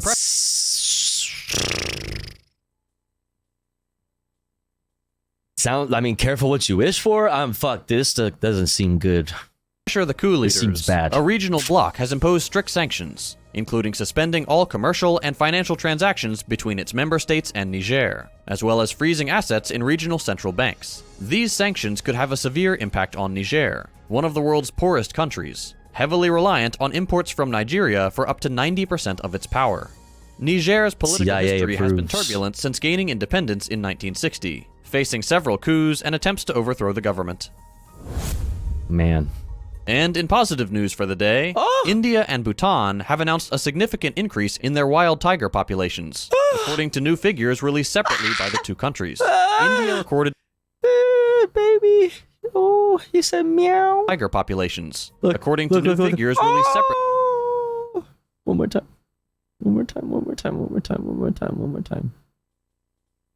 Have announced a significant increase in their wild tiger populations, according to new figures released separately by the two countries. I cry. I'm gonna cry. India recorded an average total of 3,682, making it home to 75% of the world's wild tigers, according to the Minister of State for Forest, Environment, and Climate Change. Meanwhile, Bhutan recorded 131 tigers, up 27% from its last count in 2015. The new figures coincide with International Tiger Day, and this year there's cause for celebration. International Tiger Day, y'all.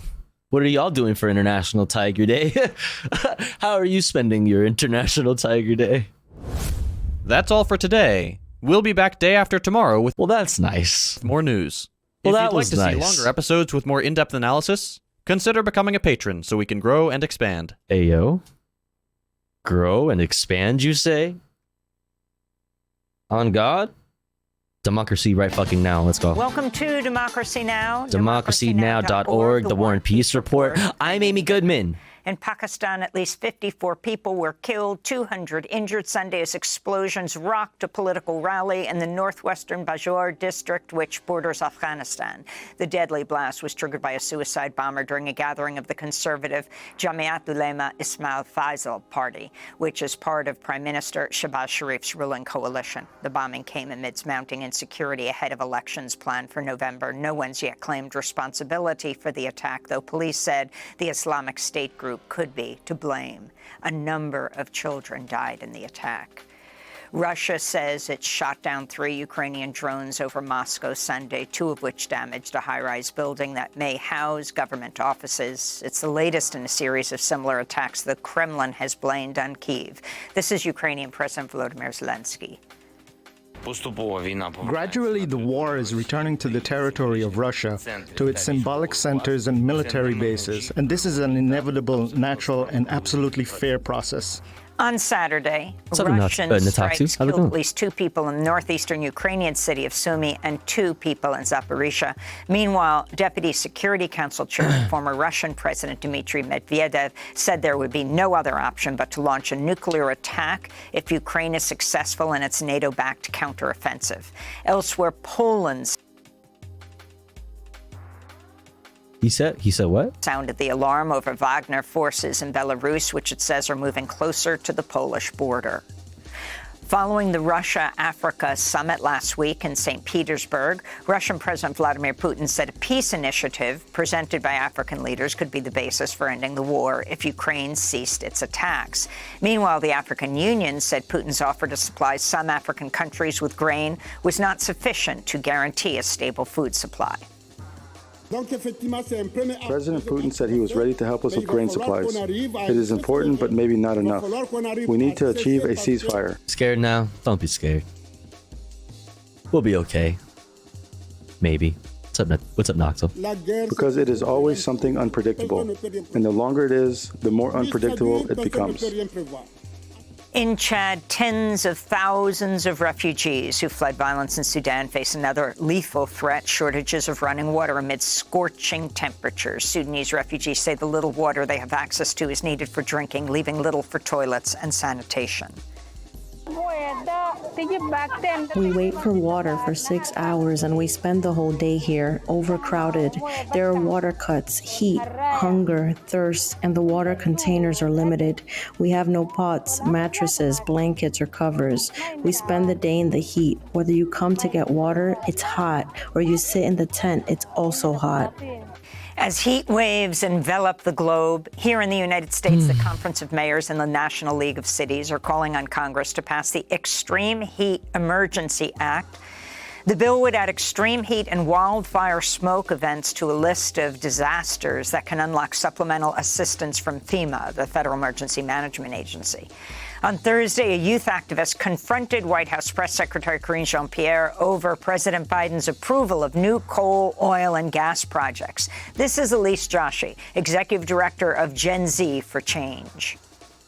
Will the administration stop approving new oil and gas projects and align with youth, science, and frontline communities from the North Slope of Alaska to Louisiana?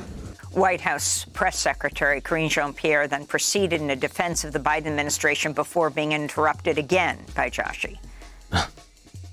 You have approved multiple projects since then, and more at a faster rate than the Trump administration. We need you to act on your campaign promises. Declaring an emergency. In British Columbia, wait, no lies detected. Third firefighter has died battling Canada's worst wildfire season on Finish him. record, which has scorched some 30 million acres, an area larger than the nation of Cuba.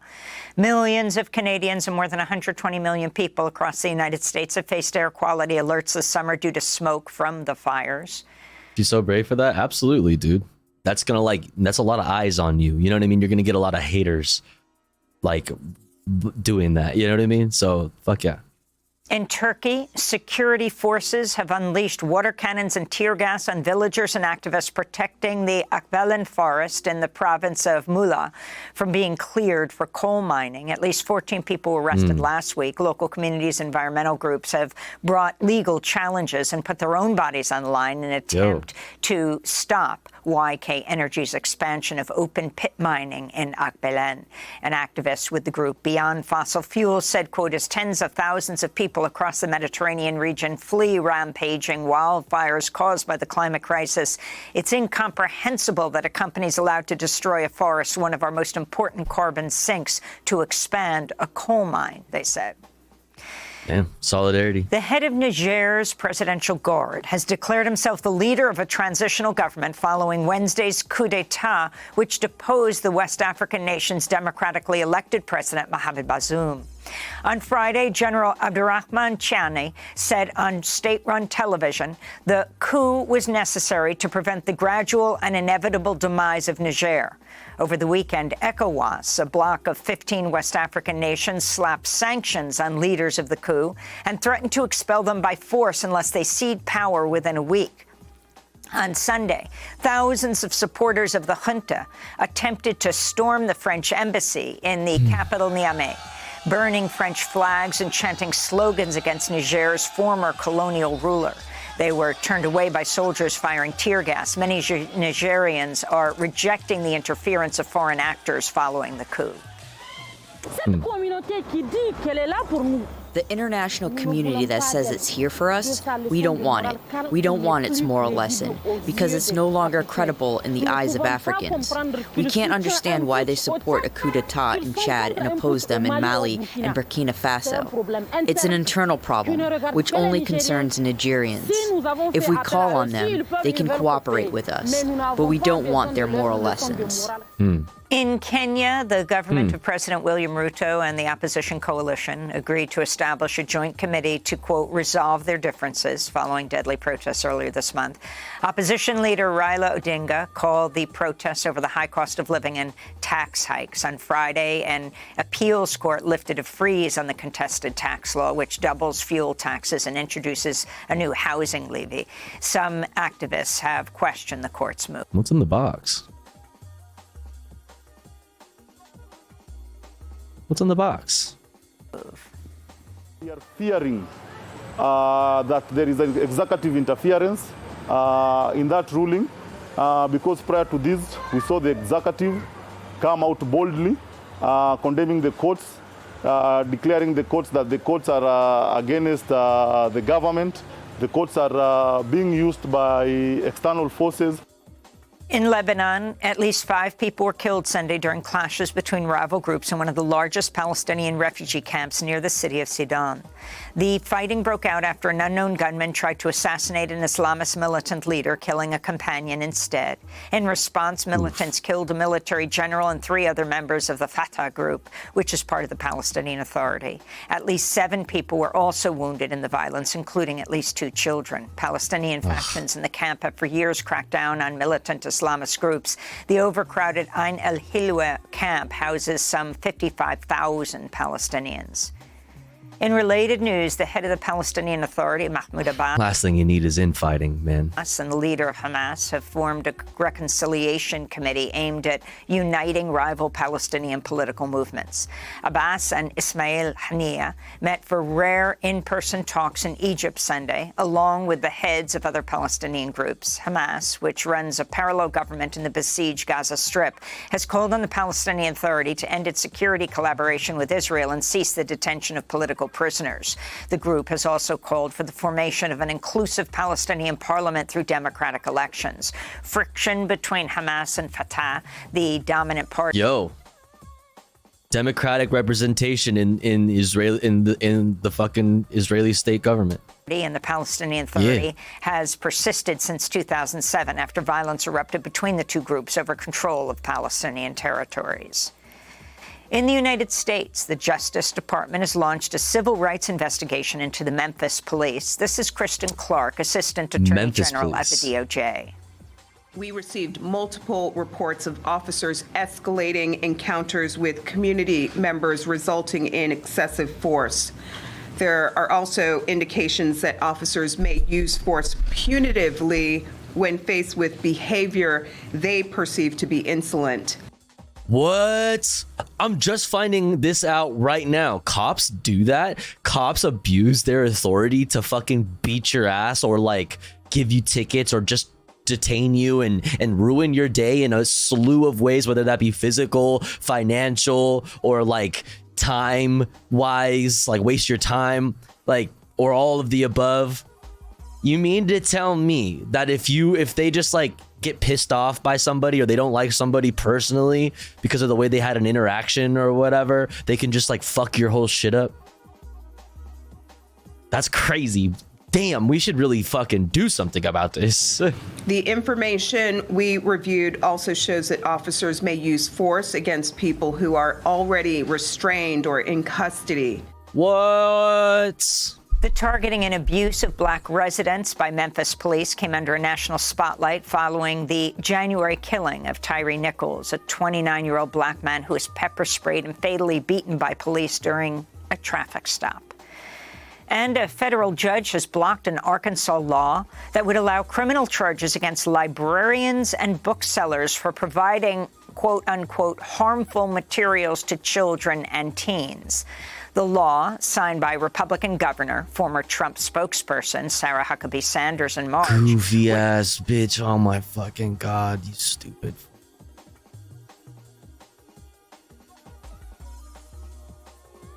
Who decides that, man? Who decides that, man? Like, come on, dude.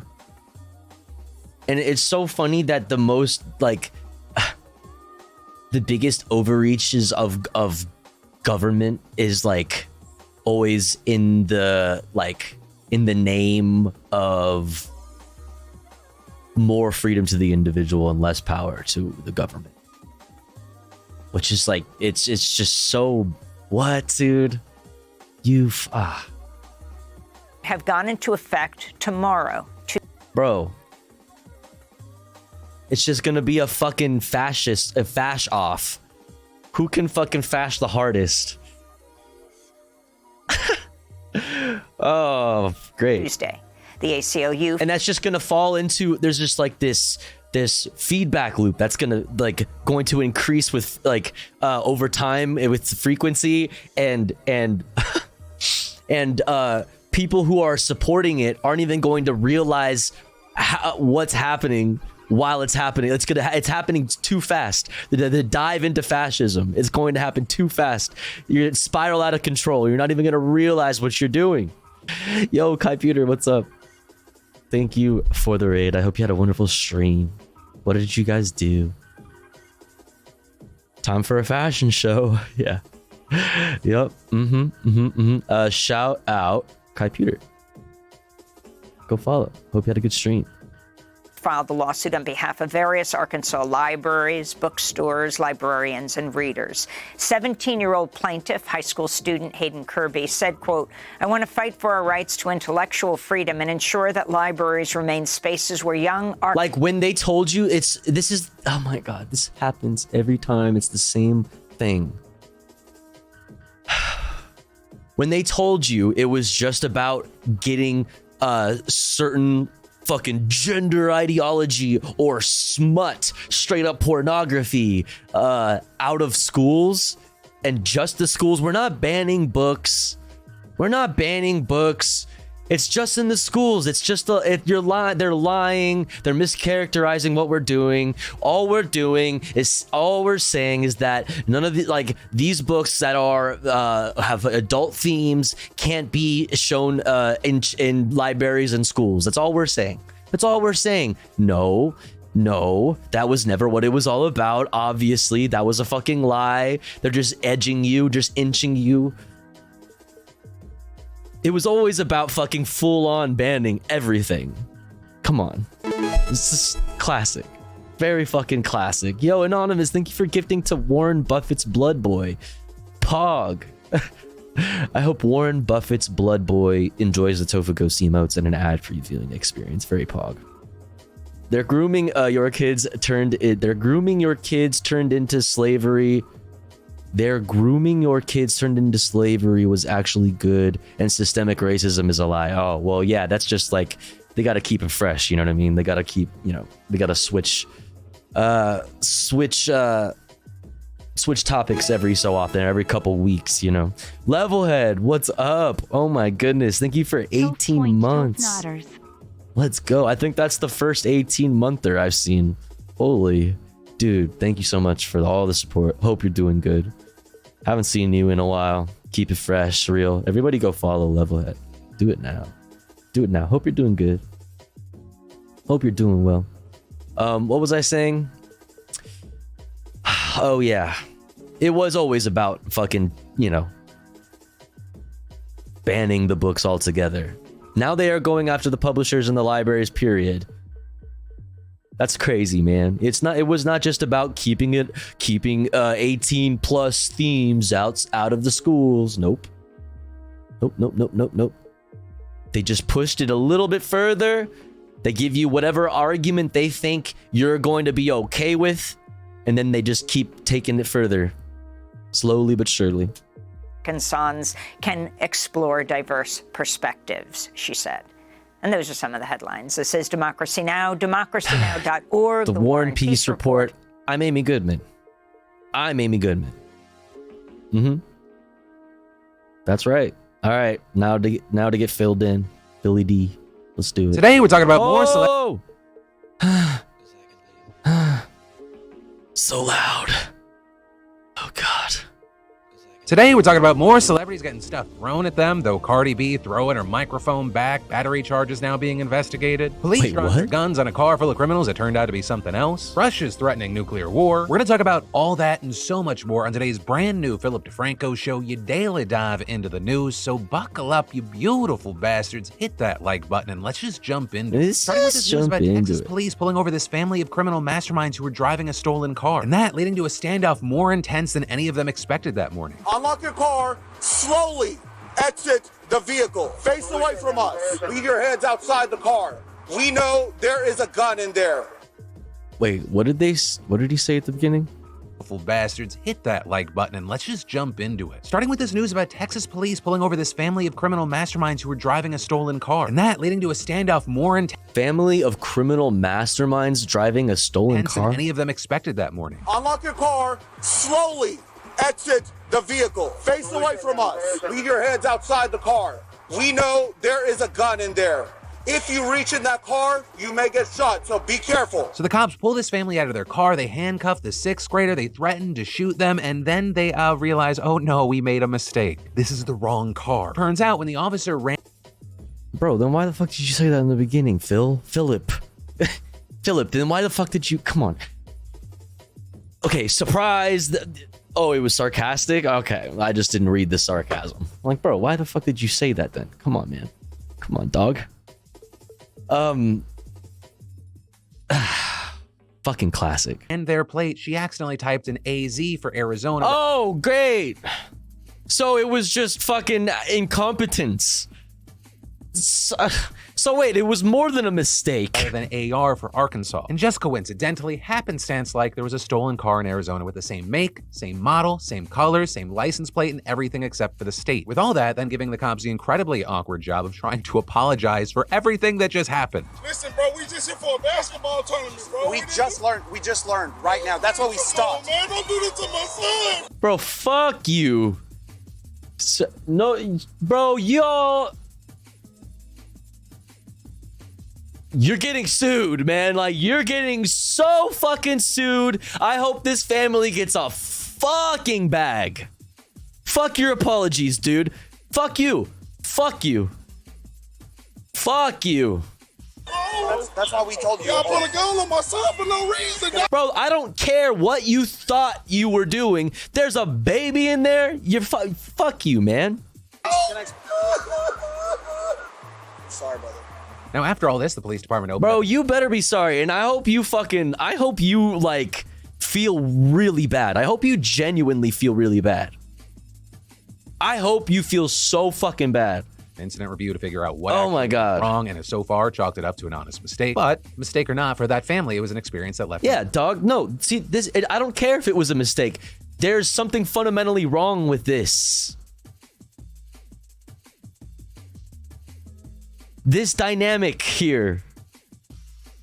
Utterly traumatized. And then, like, stop throwing things at people. Why have we had to repeat that sentence so much over the past year? If you're playing dodgeball, yeah, chuck that thing. If you're going to a concert and then throwing something at the person you paid to see, why? With the most recent example of this seemingly Cardi B, but also now there's much more to the story. Because there's a Wait, did she beat their ass? Video of Cardi B seemingly tired of the bullshit. With video going viral of Cardi chucking her microphone at a fan. Oh! Queen! Oh my God, bro. Get his ass! They're drinking her this weekend. Though I will say from the other end, Queen, you can't do that. I mean, bro. Why not? She should absolutely be able to do that. And like, go off. Fuck that person. The fuck? Angle so funny. You see who appears to be the fan apologizing after the microphones hurled at her, with some seeing that apology as her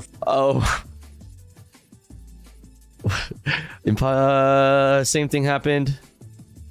Oh, what's up, Imposter? That's how's you doing? How you doing? Frisco police, a black family at gunpoint after a cop. Did I have? Oh, I had this. Okay, so this is the story that I had on my playlist for this evening. That we were gonna check out after this video, actually. But this is something different. Frisco police terrorize a black family at gunpoint after a cop runs Arkansas. Oh wait, this is the same one.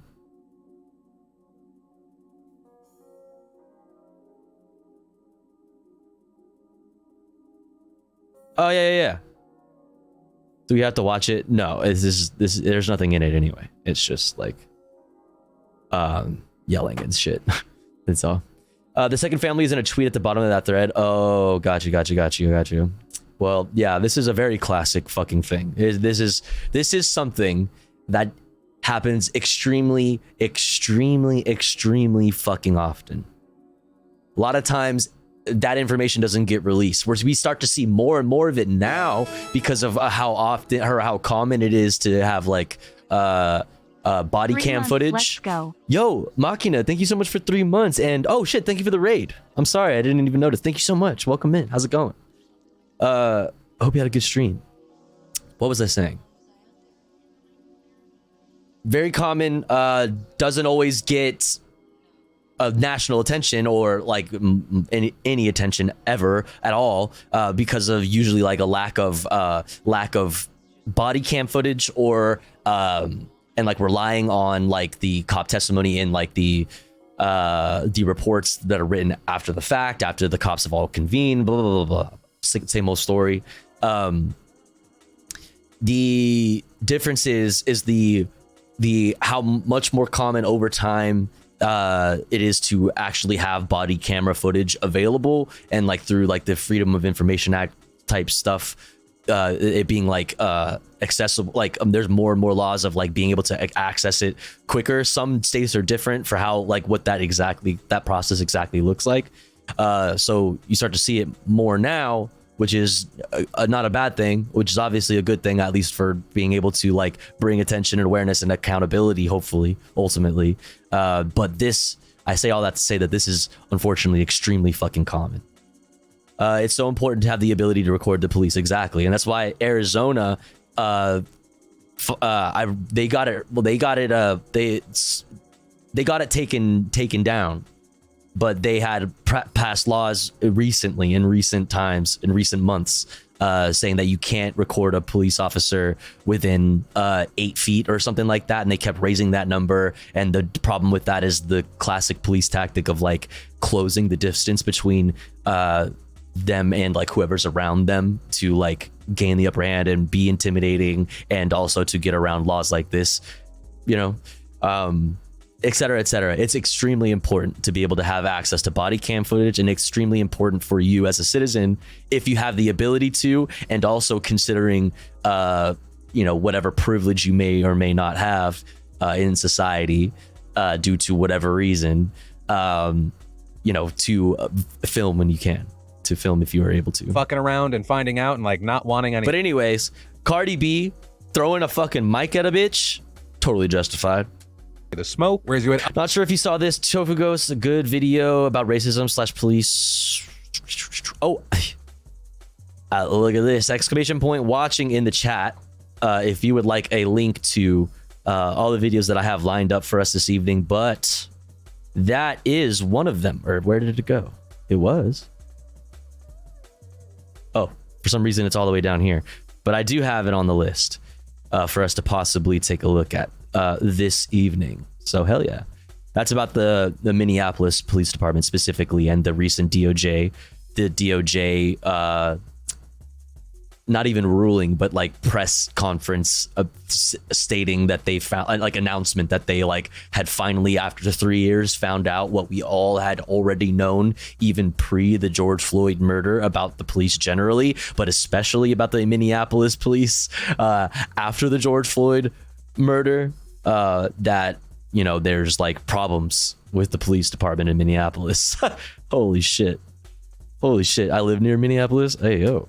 Others saying, oh, this shows that this was an accident or that there's something else going on. And actually with that, we've seen some outlets reporting that Cardi had actually asked the crowd to splash her with water to cool off in the heat. But there, it isn't clear if that was before or after the fan emptied their drink onto the stage, or if there had been any thought into, oh, I'm not going to get splashed with just cold drinks, but also pelted with hard ice. So you had TMZ reporting it was before the drink was tossed. But in general, a lot of the conversation has come back to fans throwing things at celebrities and the danger that presents. With other massive artists like Billie Eilish also speaking on this recently, saying to The Hollywood Reporter, I've been getting hit on stage with things for like literally 6 years. I don't know why this is like new. People just get excited and it can be dangerous. But also adding, I have mixed feelings about it because when you're up there, it blows. But it's out of love and they're just trying to give you something. You're in a vulnerable position. Oh, I mean, I guess that depends.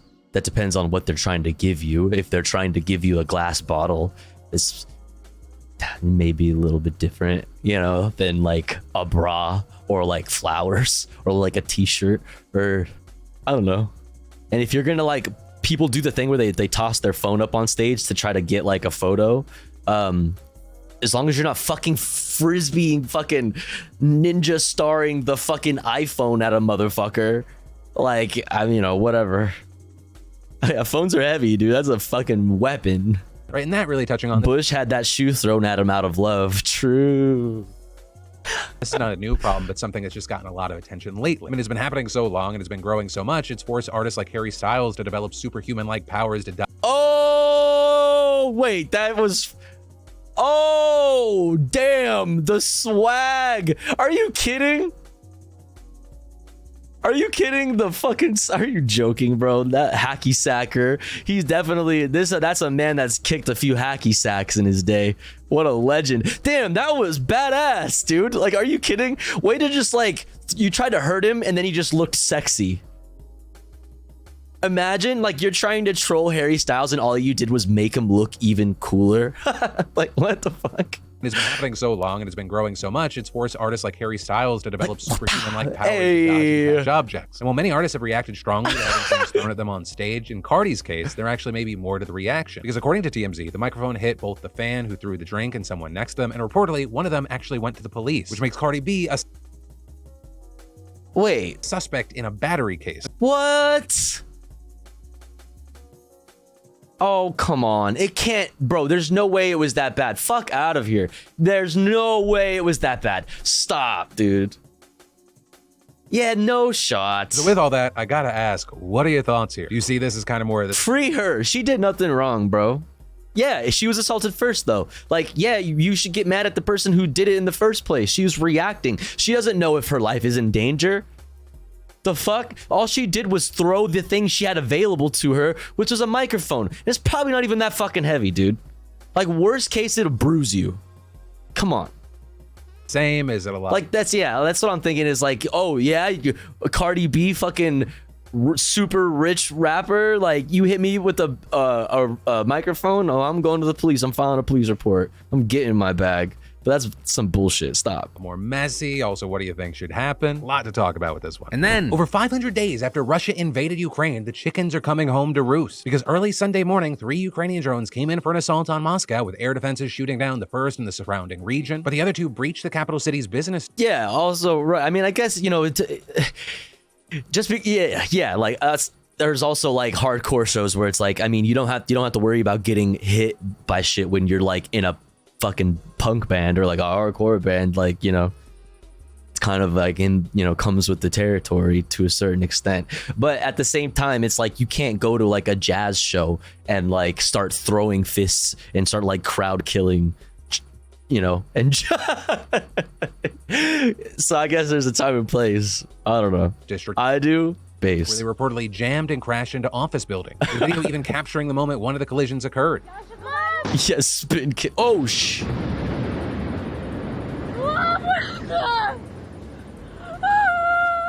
Ripping the face off the skyscraper and showering debris onto the sidewalk below. Now, reportedly, just one person was injured. The airspace over Moscow was closed temporarily, but the main... Go to better jazz shows, hey. Especially as we've seen a string of other attacks. Yeah, I mean, listen, I didn't know we were talking about jazz violence. That's different.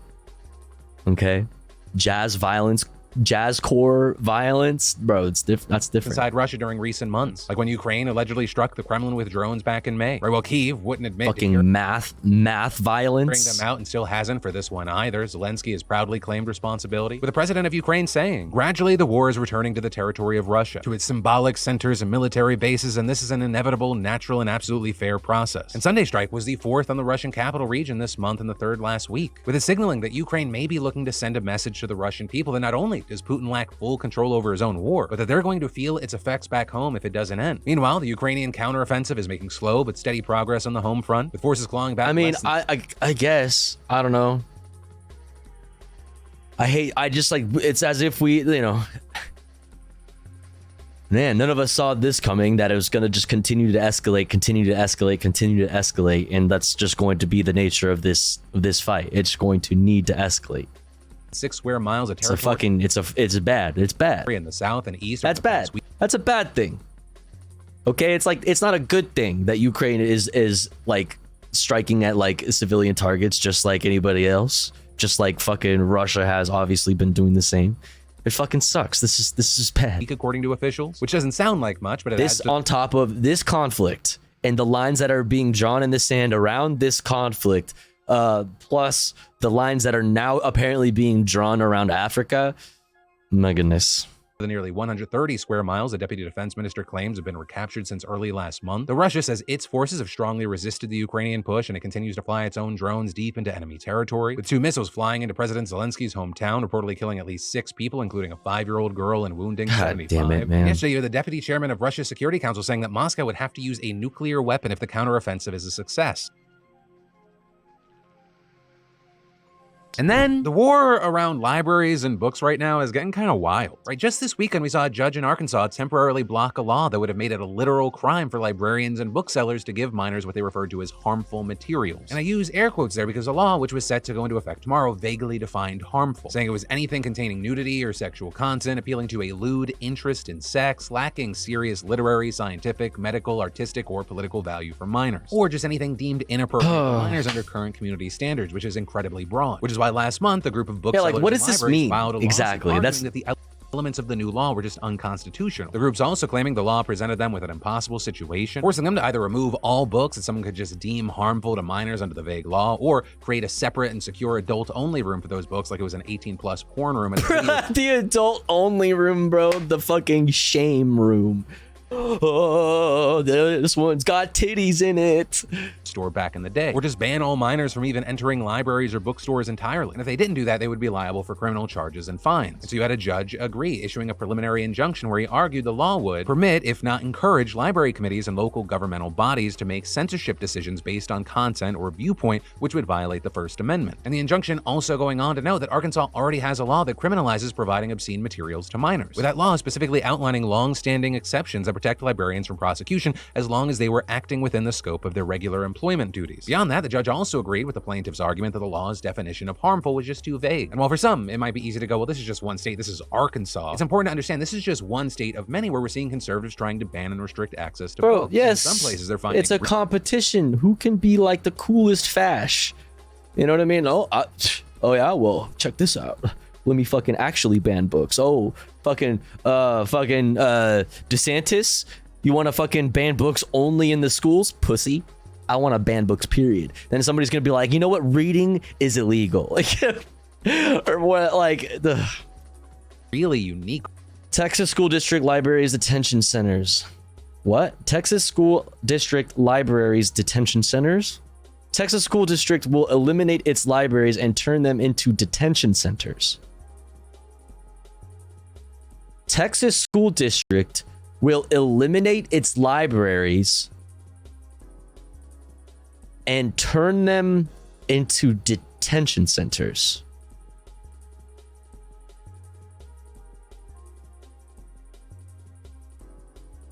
Independent from the independent.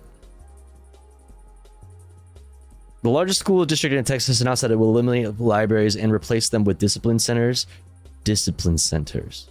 For misbehaving children in the new school session, Houston Independent School District announced it will convert libraries across its 28 schools for the new education system initiative led by a superintendent, Mike Miles. The striking. Under the plan, teachers will have no option to send misbehaving students to new discipline centers or so-called team centers where they will learn remotely. Huh? Mr. Miles, said, I am overwhelmingly proud that many of the HISD school leaders are ready to take bold action to improve outcomes for all students and eradicate the persistent achievement and opportunity gaps in our district. The largest school districts in Texas hold 190,000 students.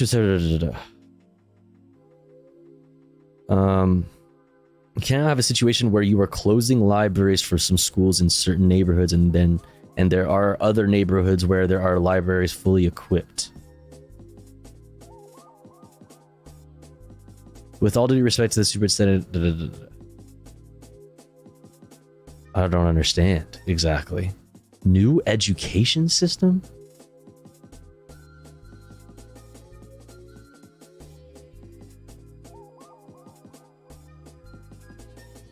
I don't understand. I need more info on this.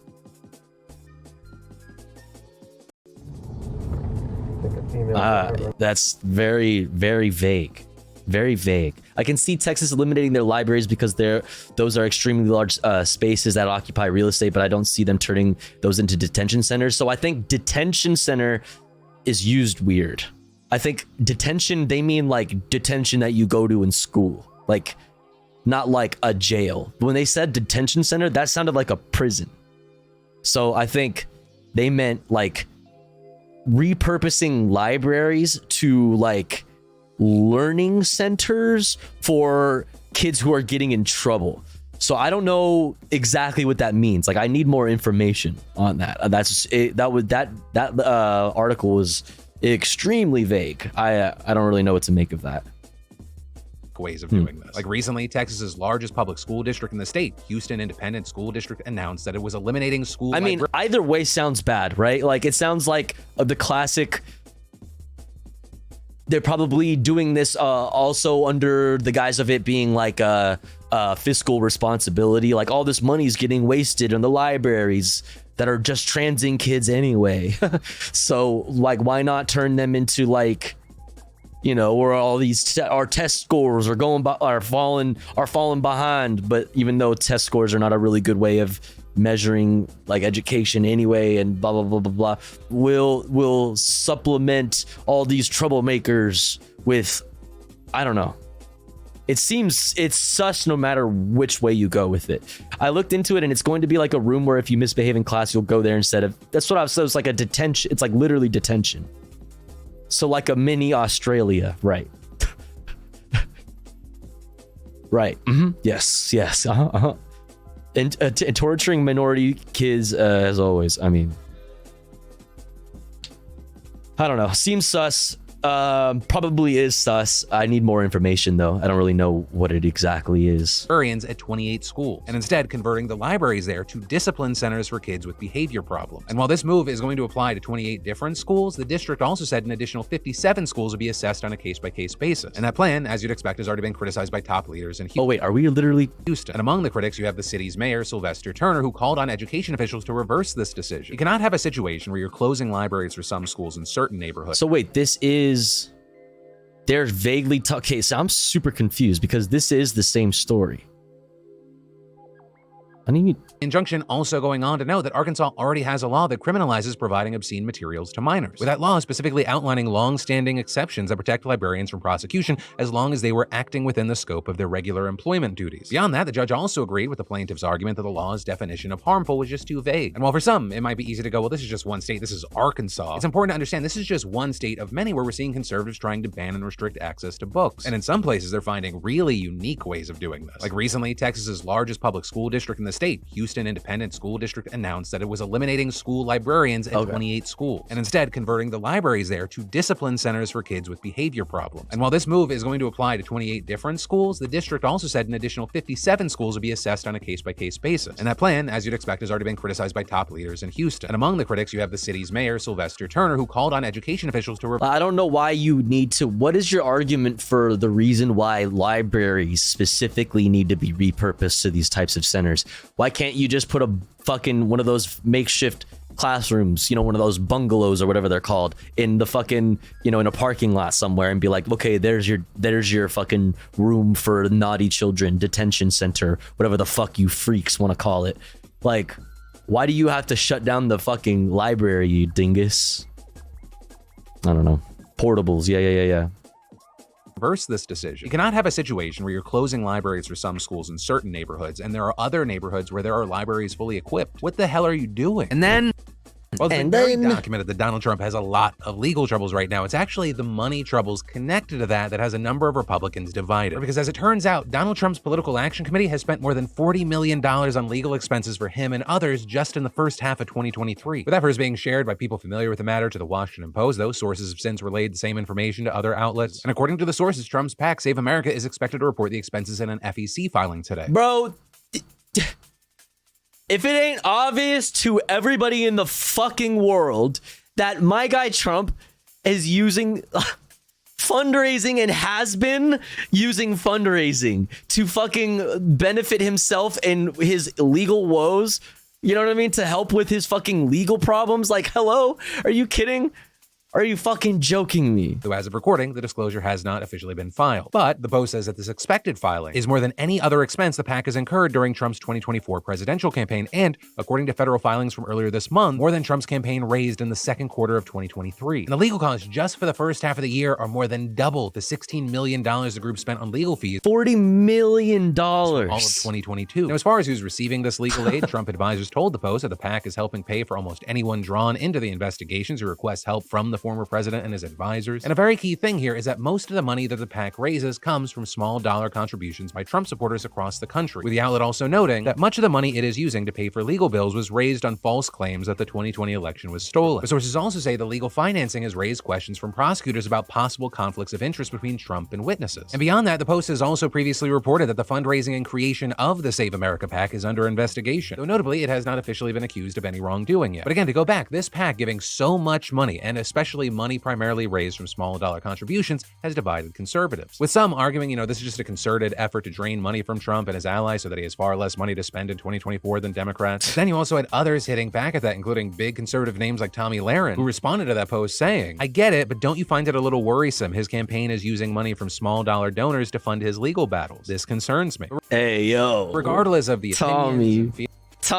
feelings connected to that have people divided, what is clear is that many legal battles involved. So Tommy's a Distinko head, huh? Trump and his cronies have put a massive strain on the PAC. Because the same day the Post published its report on legal spending, the New York Times also reported that Save America has faced such staggering costs this year that it requested a refund on a $60 million contribution it made to another group supporting the Republican frontrunner. Just yesterday, you had the Times also reporting that the legal expenses here are so staggering that Trump's team is now creating a totally separate legal defense fund for him and his allies. And that also makes sense because Trump's advisors told the Post that they expected the cost of providing legal help to keep growing as probes continue and trials begin. And then, it's a generally understood thing that the uber wealthy live a completely different life. They have different opportunities, they have different punishments, and that's kind of like me reporting that water is wet. But when you deep dive into some of the specifics of certain situations, it's absolutely wild. For example, if you're arrested for a crime, you might be granted bail unless the judge deems that you're a flight risk or a danger to the community. And even there are different abolish cash bail. Different lived experiences, whether you're poor, middle class, what the bail is. And if you don't get it, you're not able to make bail, you're gonna have to wait behind bars for your day in court. Yeah, and maybe even die, like people do very often in Rikers Island, for example. That is, unless you're so filthy fucking rich, you can actually transform your multi-million-dollar home into a jail cell. Because then all you gotta do is persuade the judge to say, hey, I'm not a flight risk because I'm physically not able to leave my home. And we're not talking about a hypothetical situation. We're talking about what happened with defense contractor Leonard Glenn Francis, more commonly known as Fat Leonard. Right? Because Leonard, he bribed Navy officials not just with cash, but also sex workers, cigars, even some Spanish suckling pigs. And in return, some what?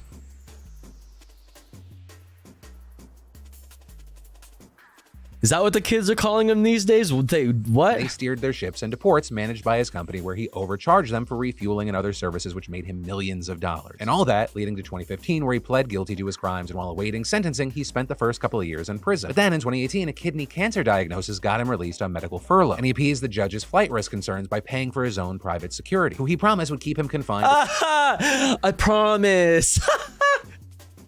Yeah, bro. They're my private security. Yeah, I'm going to pay them to make sure I never leave. I promise. Around the clock with an ankle bracelet at a San Diego mansion, as well as 2 other luxury homes. And specifically with the most recent home, we're talking about a 5-bedroom, 7-bath fortress in a gated community where he lived with his family and an English bulldog. And to give you some context about how he was living, at one of his places, according to a former guard, Fat Leonard's staff prepared so much food for him that uneaten meals filled 2 or 3 trash bags every day. Another former guard recalling he had packages coming from Amazon all day long. Sometimes it would be couches, all kinds of furniture, books. Every morning I would show back up at the garage and there would just be boxes in there. So unsurprisingly, in this situation, he found ways to wriggle out of the court's security requirements, with him stationing his personal guards in windowless garages and ensuring that there were no night patrols and no visitors logs. And then late last year, just weeks before his sentencing, he cut off his ankle bracelet and escaped, fleeing to Mexico, then Cuba, then Venezuela, where he was ultimately caught and arrested before he could get to Russia. And so in the wake of all this, you had people beginning to scrutinize his cushy, lax house arrest, and specifically his private guards. Right, one former guard said he was hired by one of Leonard's Leonard's doctors for $10,000 a month, adding that he was initially rigorous about sticking to protocols, but after several months, he just stopped keeping logs of who came and when. Also, even though Leonard was prohibited from accessing the internet, he had an iPad and a computer, with it seeming like pretrial services officers just didn't care. Also, a guard was convicted of felony theft back in 2001, yet he told Insider no one asked about it when he was being hired. And although Fat Leonard's the only one to have escaped, Insider counted at least 13 defendants who have been released on similar conditions since 2007, or specifically meaning they were a flight risk, but judges put them on house arrest anyway because they could afford private security. And if you look into this, you find that this whole trend began back in the 1990s. But wait, how is that like, how can you even, I don't even understand how they're using that as like, I can afford private security, so, oh, cool, then I trust you. Like, wait, what is that? How does that, I don't, like, what is the reason that they're using? You know what I mean? Like, what is their logic that they say they are, you know, using when they think it's okay to just let a guy do his own security? Then that's fine. Cheaper for the state, but it's like, yeah, but like, it's, they're not gonna, if he's paying them, they're not gonna stop him to, what? I mean, I get it, money, right? I understand, like, ultimately, but like, you're not even using a good argument. Like, you're not even like trying. You're just being like, yeah, I don't know. Money is nice. I like money. They're not even trying. Like, what is your lot? Like, what bullshit reason did you give to say like, yeah, no, this is cool. We could do this. Around when the invention of ankle bracelets made house arrest a popular alternative to jail, with the private guards often being ex-detectives or FBI agents who can cost as much as $200 per hour. And as far as how the judges justified this, you had one explaining, there are many here we go. defendants who are too poor to afford even the most modest of bail bonds or financial conditions of release. This is a serious flaw in our system, but it is not a reason to deny a constitutional right to someone who, for whatever reason, can provide reasonable assurances against flight. Right? And basically with that saying, the real injustice here isn't that reasonable assurances, money. It's money. Rich people get released, but rather that poor people don't. And so you have others arguing if rich defendants are willing to foot the bill for their own security, then the public should be happy that it saves them money. Plus, defenders of the system point out that when it's done right, these defendants aren't exactly living a life of luxury. For examples there, you just have to look at Mark Dreyer. He was arrested in a $400 million fraud case in 2008 after he sold fake debt to hedge funds. And so with that, most of his assets were seized or frozen by the government. He didn't even have the cash or property to post bail. But his lawyer got him a deal where he could be released into the custody of private guards paid for mostly by his family at his 3,000 square foot Manhattan apartment. So for $70,000 a month, he hired a security firm to impose a 24-hour lockdown on himself, cutting off access to the balcony, internet, and cell phones, and forcing a highly restricted... Like, is there... I don't know. It's just like... So...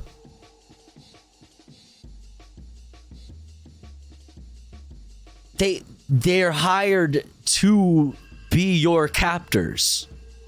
And they're actually abiding by this? Like, I don't... How do you... He motherfucker grounding himself. I just don't understand. No access to the balcony, no internet service, no cell phones, a highly restricted visitors list, and perhaps the most chilling, Mr. Dreyer's written consent for the guards to use reasonable force. Oh, shit. Libertarian jail. Literally, what's up, Nori? What? No, I signed right here. They said they can kill me, bro. They can shoot my ass. I hereby... What? Visitors list and using reasonable force if he tried to escape. And to do all this, they disabled all his locks, installed metal contacts on the front and balcony doors, tapped his computers, screened his mail, severed his home telephones, and dismantled his home entertainment system. They also set a midnight curfew, and for good measure, they tossed out anything sharp, be it steak knives, razor blades, or scissors. And so for Dreyer and a number of these other white-collar defendants, they essentially watched their castle turn into a dungeon, where you have staff who are watching you instead of serving you. And so with that, you had a managing director at one of these security firms saying the homeowners often lash out, and adding that ugly scenes at kitchen tables are not uncommon. Reportedly, Dreyer... Hello, that's called prison. Yeah, that happens because, you know, being imprisoned. Was driven half wild over his 5-month confinement by the federal agent in his living room who spent most of his shift just talking loudly on his phone. And so oh, fuck. With that, it's not really a surprise that many of the guys try to manipulate the system with their resources. For instance, one of the off-duty cops guarding Samuel Cohen reported that the tech executive tried to bribe him with $10,000, something that also got Cohen sent back to jail. Or in another case, a woman was caught trying to smuggle heroin to Cameron Douglas, the son of actor Michael Douglas, inside of an electric toothbrush. With the chief investigator there recalling, the minute we brought him back from meeting with the DEA, I think, or the prosecutors, he starts saying, I want to brush my teeth. I want to brush my teeth. It was pretty obvious. But in other cases, the defendant's money buys them exactly what they're looking for. Like with one real estate billionaire who bribed 2 UN officials and whose guards improperly let a masseuse visit him several times and drove... Okay, but how cool is it that your whole house is now a dungeon? Look at the bright side. Yeah. You've always wanted to live in a dungeon, haven't you? Chinatown to get dinner. Like this guy who helped funnel millions of dollars in drug money through the U.S. banking system, then using his guard. I mean, it's obviously better than being in fucking jail. That's not, like, hello. That's a fact. Character references during sentencing, with him sending flattering letters about him to court saying things like he knows each and every one of us and asks how we are and how our families are and if we need anything. Or it was natural to strike up a bond with Mr. Wiegand, which is why in these and other cases critics say that it's unclear who the guards are actually serving, the judge who granted the release or the defendant who pays them. With, for example, the Monitor who kept an eye on Bernie Madoff saying it's a complex issue. Would you, as a bail guard, reprimand the man who signs your paychecks, lock him in the bathroom, tackle him if he ran out the door? But also, just to kind of bring us back to reality for most people, we've only been talking about— I don't know, is he paying me more money to tackle him, or is he gonna pay me more money to help him escape? I had, like, bro, I don't know, like, that sounds like his choice, not mine. A flight risk. You let me know, brother. Who are not and only need to pay a bond for their release, we see a much more simple— I got you. Like, where the rich can afford bail and the poor cannot. So two people charged with the same thing, one group goes free while the other languishes in jail before even being found guilty, which is also exactly why we've seen activists pushing for bail reform. And some even— Yes, abolish cash bail. Yes. Hello. This should be very fucking obvious. This should— you don't need to, like, fine tune this issue here, because you can just get rid of it completely by abolishing cash bail. Like, what the fuck? To abolish cash bail for non-violent offenses altogether. And that's where your daily dive into the news ends for today. But for more news you need to know, I got you covered with new videos like this. You can also click those links in the description down below. But as always, my name's Philip DeFranco. You've just been Phil Did I love your faces and then all right. Chat. Next up is— what do we have next up?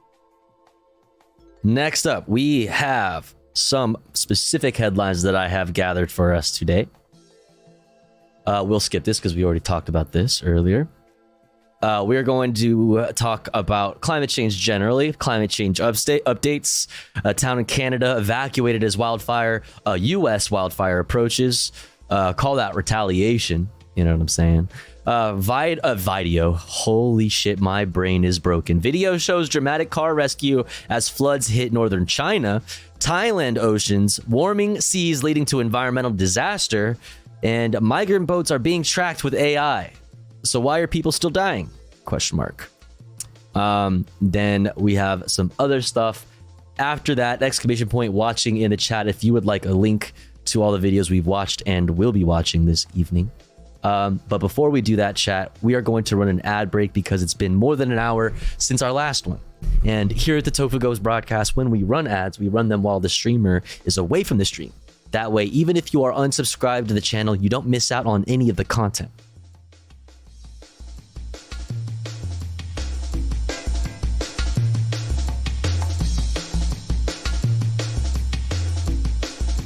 However, if you would like to support the stream, support me, the streamer, like Not Mitch just did, maybe consider and also getting access to Tofu Ghost emotes and an ad-free viewing experience. All you gotta do is subscribe for $5 or for free with a Twitch Prime. Or if you want to be like Not Mitch, maybe consider gifting a sub to one of our friends in the chat, like Chad XP, one of our comrades in the community that may not be able to afford a sub this month. That way they may also be able to enjoy the Tofu Ghost emotes and an ad-free viewing experience. Very pog. Thank you so much, Not Mitch. I really, really, really appreciate that. Very, very kind of you. Thank you, thank you, thank you. We are now at 11 out of 30 for the daily sub goal. Almost halfway there. Very cool. Thank you so much for all the support. I'll be back in 3 minutes. We'll BRB right back.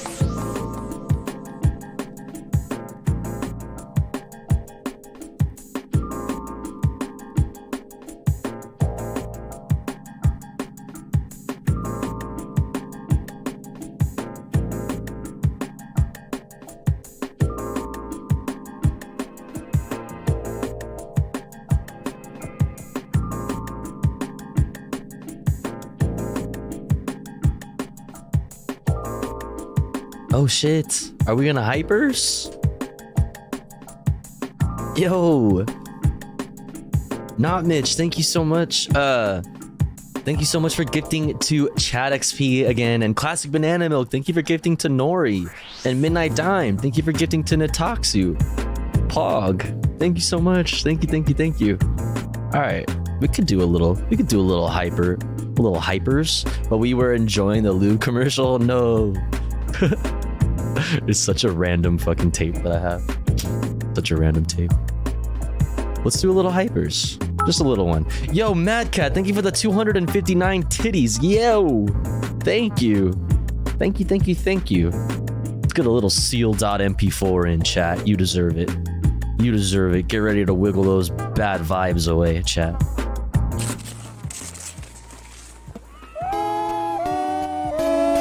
Let's go. Thanks for all the support, chat. Appreciate it.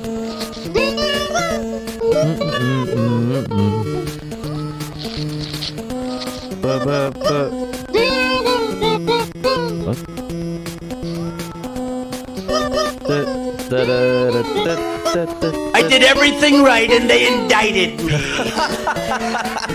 I did everything. I did everything right and they still indicted me. Yeah, they did. Free me, the 45th president. I did nothing wrong. Hell yeah. Hell yeah. Thank you so much, chat. I really appreciate all the support. Thank you, thank you, thank you. Thank you, thank you, thank you. We're gonna get back into it. Unless somebody wants to keep gifting, maybe we could keep the hype train going. I'm just saying.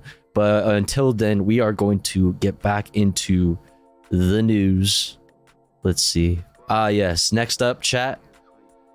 We're gonna talk about climate change. Climate change news, essentially. Town in Canada evacuated as wildfire approaches. Video shows dramatic car rescues. Flood hits northern China. Thailand, oceans, warming seas leading to environmental disaster. Migrant boats are being tracked with AI, so why are people still dying? And such. Let's get into it. Residents of a western Canadian town are evacuated as a U.S. wildfire approaches.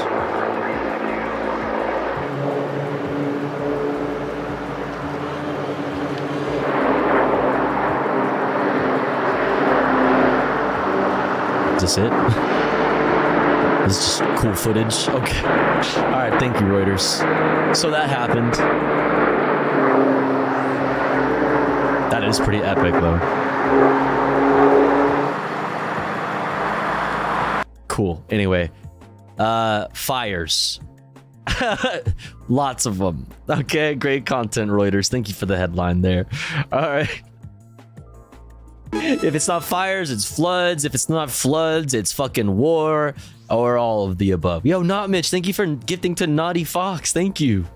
Thank you, thank you, thank you. I really, really appreciate it. Thank you, thank you, thank you. Very kind. Are we still in a hype train?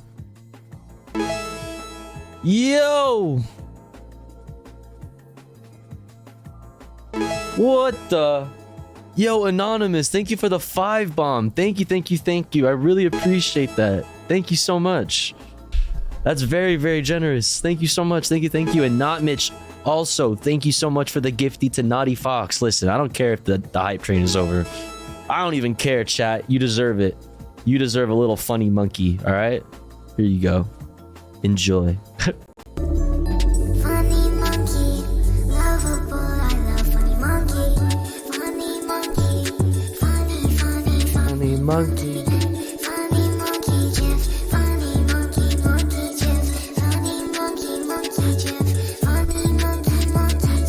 Look at the monkey, it's a monkey.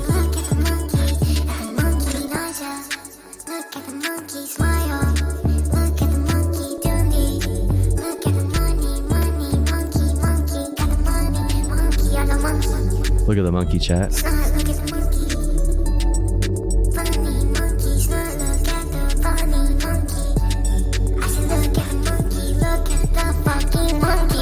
That's funny as hell.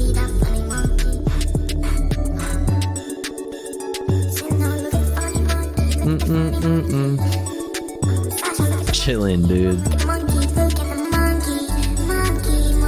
So funny. So funny. Holy crap. Hilarious. Hilarious. Thank you so much, chat, for all the support. Thank you, thank you, thank you. He can't put his arms down. Thank you, thank you. Love that one. Thank you. No, thank you, not Mitch, for the gifty. I really appreciate it. And yo! Holy Midnight Dime. Thank you so much for the 1,000 titties. Oh my god, that's a lot of titties. Listen, I have a question for you on behalf of Midnight Dime. The fuck are your pronouns, pussy? Huh? Fuck are they? Cunts? Let's go. Let's go. Like girls, let's go. Like boys, I got a they damn baddie that I enjoy. Hey, I'm in love with the they them. I'm in the club with some they them. Thank you so much, Midnight Dime, for the 1,000 itty bitties. I really appreciate it. And Anonymous, thank you again for the 5 bomb. I really appreciate it. Thank you, thank you, thank you. It sounds so aggressive when Americans say it. It sounds aggressive when Australians say it. What the fuck?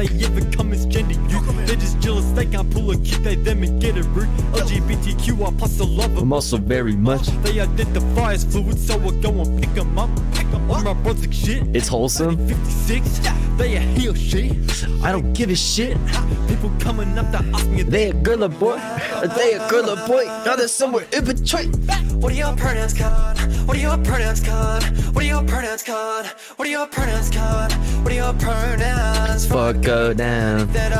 Hit it from the back and spin around. What are your pronouns? I don't mess around. I got 60 they them baddies in my sex lounge. I'm on Smith Street. Hey. With some hot humans. Yes. Someone bump that Charlie XCX and go stupid. Someone bumps that lot of powder and they fucking lose it.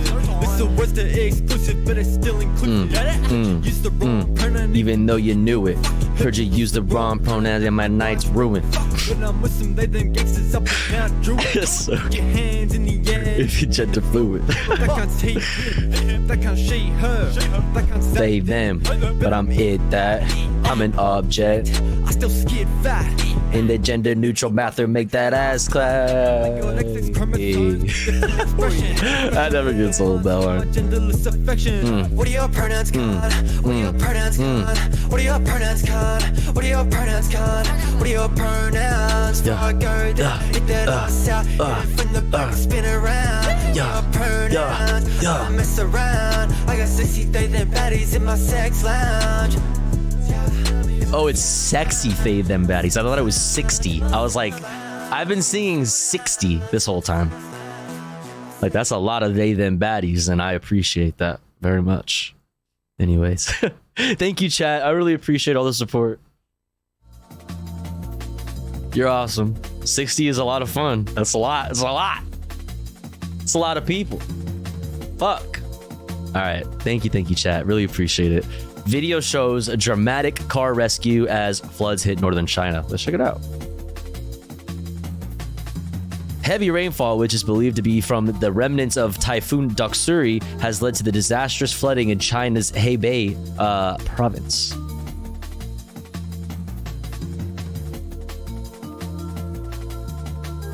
Seems really fucking bad.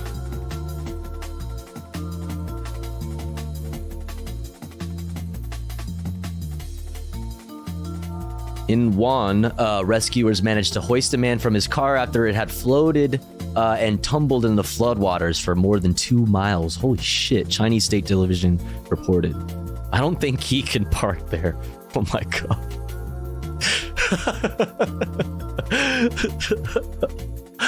Oh. Holy sh...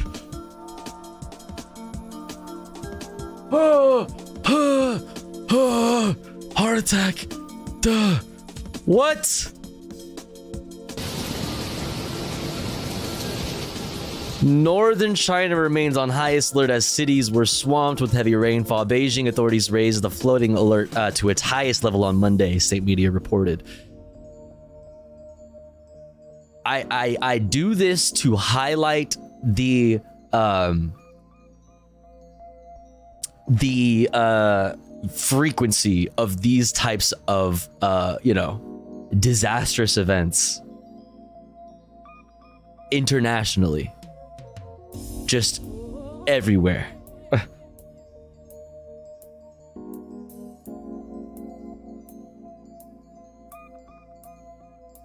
Thank you for the hype train, chat. I really appreciate it. Damn. All right, Thailand oceans, warming seas leading to environmental disaster with Al Jazeera. Let's check it out. Well, the month of July has been declared the hottest on record. And it's not just the air temperature, oceans are heating up too. In Thailand, thousands of dead fish washed ashore last month.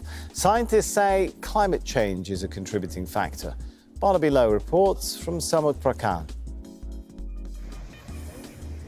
It's usually a picture-perfect paradise, but thousands of dead fish washed up along this beach in Thailand's southern Chumphon province in June. Local authorities blame it on a toxic algae bloom that occurs naturally, but scientists say climate change is making it worse. If you tip the climate system over towards a new state where it's warmer, where the patterns of climate have shifted significantly, chilly, then suddenly these natural variations become problematic. Problematic, especially for communities that rely on fishing for livelihood. It means they lost their income, and not just small scale, but also bigger, like industrial as well, because these fish also the same fish that they caught. Some of these are juvenile fish, so it means that they cannot reproduce for another school of fish.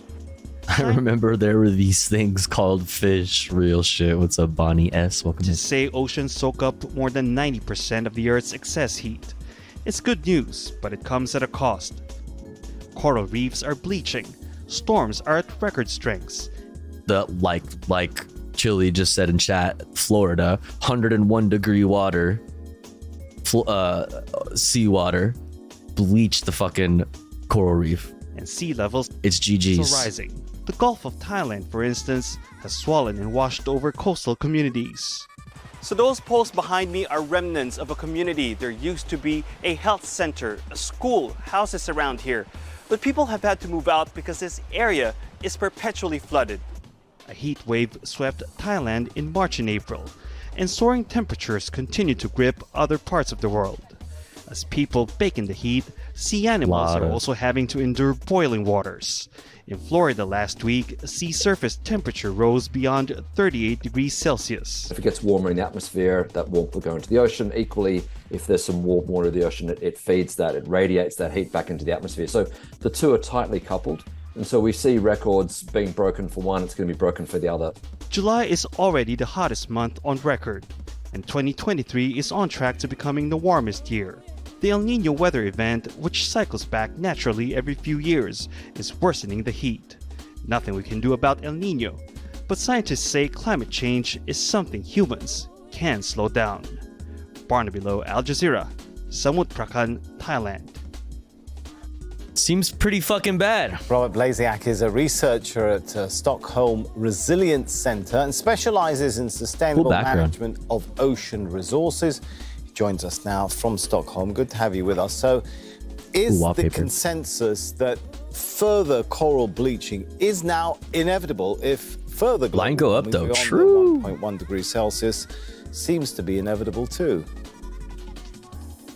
Well, we talk a lot about climate change, and whenever we do, we start to think, well, this is something unprecedented. This is something new. You hear about records being broken. You hear about unprecedented heat waves. Right now, what we're experiencing really, truly is something no one has seen, no one has experienced. Right now, it's so funny. That's what I think is a big part of like why so many people are still so like resistant to like even believing in the concept of climate change, is that like it's just the same thing every time, that like everything is an existential threat, everything is unprecedented, because it is, in fact, it is not a lie, but it is like weird and hard to hear it over and over again. Like, this is unprecedented. This is unprecedented. It's just because the line continues to go up. Fuck, Tofu, you know about Aotsa, huh?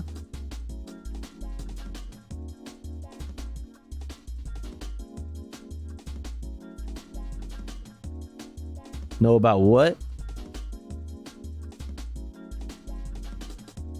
The fuck is this?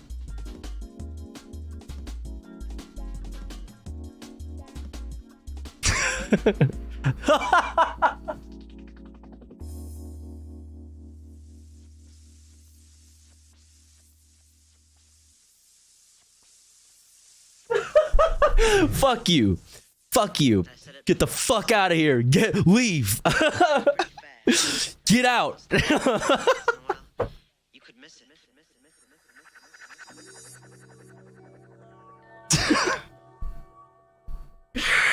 Mods.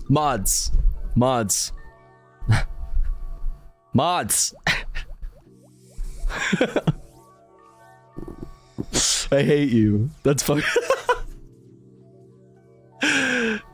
Ligma. True, Queen. Biguma.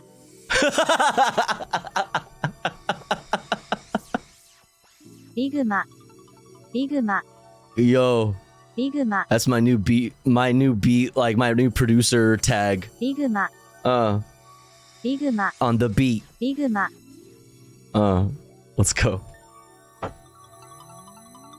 Biguma.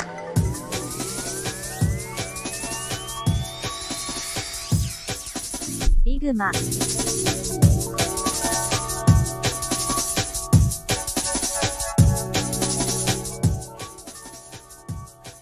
Riguma. Hi, Nandre.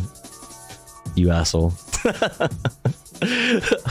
44% of the ocean is under heat wave conditions. That was amazing. We talk about heat waves on land, but in the ocean there are also heat waves, and these are periods of prolonged temperature above natural variation levels. So 44% of the ocean today is experiencing a heat wave. It's not just Thailand, it's also Florida, it's also around Japan, the entire Mediterranean, the eastern seaboard of the US.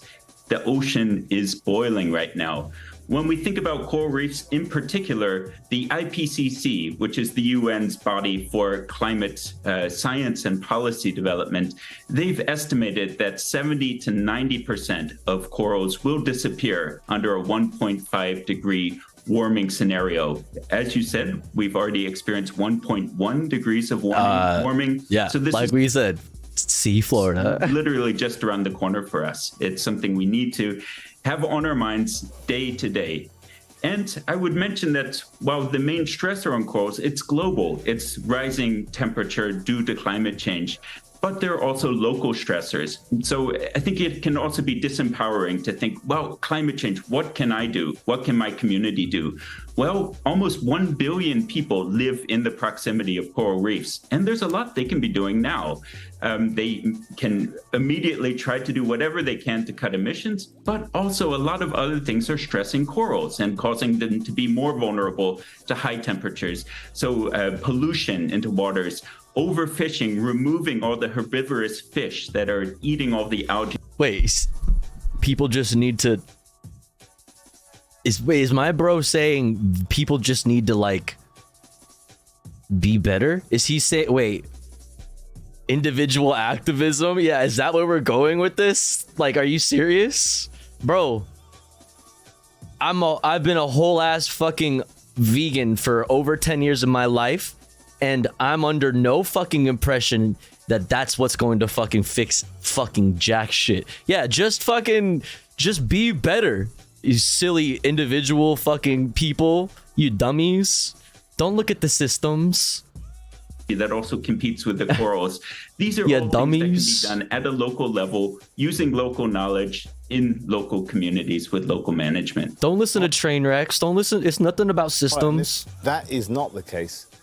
What would the loss of more coral reef mean for marine diversity? I understand there's a good chunk of 100 companies are responsible for 71% right? of carbon emissions. True. That's right. So it's estimated that there are about 2 million species in the ocean, and about 25% of those are associated with coral reefs. They either live in them or they have part of their life cycle in the coral reef. So it's about a quarter of the biodiversity in the ocean is estimated to be associated with coral reefs. If we lose coral reefs, we're losing one of the pillars of ocean biodiversity, of marine ecosystems. And it's not just pretty postcards. It's not just tourism. It's a long list of benefits that we get from having healthy coral reefs along our coastlines. It has defenses against waves and storm surges. It also provides livelihoods in the form of healthy marine populations of fish and other species. It's also important for spiritual and aesthetic values and a lot of other things as well. And tourism, yes, that too. But there's a long list of reasons why we should be concerned about losing coral reefs and doing everything we can to ensure that this worst case scenario does not come to be. All right, we'll leave it there. Robert Laziak. Yeah, I mean, okay. Seems like we, we should follow this problem to its, to its beginning, which no matter what you do, you follow it back all the way back to Capitol every fucking time. It's like the only thing that we have to rein in Capitol is democratically elected fucking bodies of government. So I don't know. It's like so goofy that all we just said was just like, yeah, people need to like consider their lifestyles, and it's like, man, yeah, I'm all for everybody considering their own personal carbon footprint. I sure do. I mean, the concept of carbon footprint was sold to you by fucking oil companies in the fucking first place. But it is not a bad thing to like be mindful of your what you consume and your your waste. And having like a sustainable diet is like one of these things. Sure. But even if everybody went vegan tomorrow, everybody in this planet went vegan tomorrow, we still have a lot of fucking problems. We still have a lot of fucking problems with the oil industries being like subsidized and having so much power over our governments through capital. I don't know. Seemed like kind of lib to me. But let's move on. Migrant boats are being tracked with AI, so why are people still dying? Chat, thoughts on this? AI is being used to track migrants, but why isn't it being used to help them too? It's 3 in the morning on the 14th of December 2022 in the middle of the English Channel. A fisherman has spotted multiple people in the water and is trying to haul them out. It was pitch dark. It was a very cold night, -1, -2, and there was a lot of screaming. In total, they rescue 31 people from the sinking vessel, including 2 Afghan boys just 12 and 13 years old. Because it's not an area with fishing alone. And if we wasn't there, every one of them would have probably drowned. UK authorities arrive later and rescue 8 more. 4 die in what becomes the worst migrant tragedy in the Channel that year. But officials had been informed of the incident nearly an hour earlier. Please help we have children and family in a boat. Please, we are in the water. At just before 2 a.m, the boat had made a distress call here to Utopia 56, a French migrant charity that passed it on to the French and UK authorities. The French Coast Guard say the boat is undetectable on shipping radar, but estimate it will shortly cross into British waters. Now CNN has found that at the time of the incident, the UK government had expensive AI technology designed to spot these boats. And knowing that the vessel was soon entering their territory and that there were people freezing in the water, including children, they could have sent this. A Takeva AR-5 drone designed to detect small boats and capable of deploying a life raft. It's licensed by the UK government, even the British Prime Minister proud to show it off. CNN has established it flew over the same area where the distress call was made on multiple previous journeys.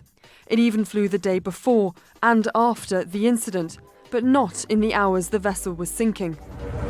Instead, it took more than an hour for the first UK lifeboat to arrive, in which time a fishing crew rescued the majority on board. We must stop the boats. This tech forms part of a campaign of deterrence and hostility by the government towards those that's why I said, of course, like Rishi Sunak, fucking guy, this guy, we must stop the fucking boats. We gotta stop. It's an invasion head ass fucking motherfucker. Oh yeah. Remember, must always go up. You taught me that. Remember, must always go up. You taught me that. You're a gorgeous individual. I love your hair, by the way. You absolutely beautiful human being. Okay, I'm going to stop simping now. The numbers must always go up. True. Line must go up, and I appreciate the kind words. Stop the boats, he said. Yeah. To reach British shores. Rishi, stop the boats, Millions of pounds Sunak. have been spent on AI cameras trained to find rubber dinghies, some able to see beyond UK waters, drones with automatic identification abilities. And while the companies tout their life-saving capabilities, footage from these drones is also being used to identify those driving the boats and prosecute them for human trafficking. A new bill will take it even further, criminalising anyone who seeks asylum in the UK this way. Yes, technology could very easily be used for search and rescue, for finding boats faster, for preventing these horrific disasters. But unfortunately, the reality on the ground is the opposite. It's assisting powerful actors to be able to sharpen their borders, make it more difficult for people to... But does it serve capital, chat? But does it serve capital? And again, you must using ask yourself. surveillance for these kind of ends. And it follows a global trend in digitizing border security. These towers operate 24/7. Serve capital. It does not. 365. The same sentry towers made by the... Bro, that looks like a fucking mech. Dude, what model Gundam is this? American tech startup What the Anduril fuck? that line the US-Mexico border have recently been installed along the British coastline to identify and track boats. Another Bad when China does it, but good when we do it. company, Serious Insight AI, Metal Gear. use technology... Dude, I need to play Metal Gear. It's when does that re-release or whatever of the whole collection come out? It is also available to the UK authorities. I've never Insisted played. that tech is used for saving lives, but stopped short of talking about how the government uses it. Our equipment shows any vessel that's in the UK territorial waters where it is and where it's going. And if that vessel is in distress, it allows the lifeboat to No, I've never played any. precise location because we're tracking it. And so we've been following some of the incidents that have unfortunately led to fatalities in the channel. If we have this technology, why are people dying? Soon.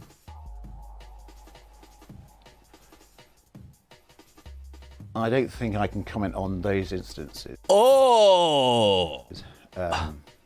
Because of the commercial nature of our relationship with the commercial... with the Home Office, I'm afraid. Oh, because of the commercial relationship. Oh, let me run that back. Hold on. Technology, why are people dying? Look at his face, bro. Well, I don't think I can comment on those instances because of the commercial nature of our relationship with the Home Office. yeah. But do it serve capital? But do it serve capital, though? The Home Office declined to comment on the incident on the 14th of December. In response to a Freedom of Information request submitted by CNN, UK Border Force said revealing the tech's capability might aid the criminals facilitating the crossings and increase risk to life at sea. The Coast Guard declined to comment, citing an ongoing investigation into the incident and a court case underway to prosecute. Late October for MGS collection? I need a cop. I need a cop that. The alleged driver of the boat. Because every time I've seen clips of Metal Gear, the fucking politics of it seems so fucking interesting. Like I need to check it out. A new record was set for June with nearly 4,000 people detected arriving to the UK. But for those that do make it, they face an increasingly hostile welcome. Katie Poglaze, CNN, London. London. All right.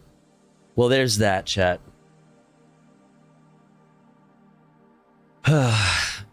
We're gonna move on from climate stuff, climate updates, to that story that we kind of brushed over in the headlines. Death toll rises in Palestinian refugee camp.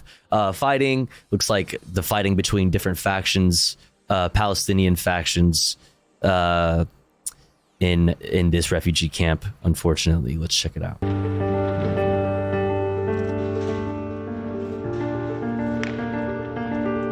Wait, fuck. Let me run that back. God damn it.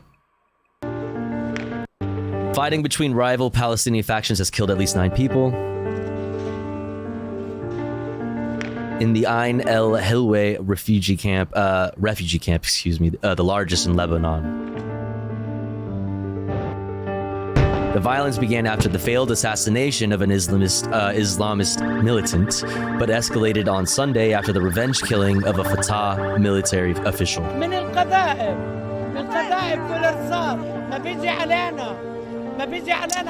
run that back. We fled because of the shelling and the bullets that were falling on us. Because our house was near the checkpoint they demolished. 2 fighters were killed. The second checkpoint was attacked too, and many people were killed. We cannot stay and kill ourselves and our children. We cannot stay. We do not want those armed fighters here.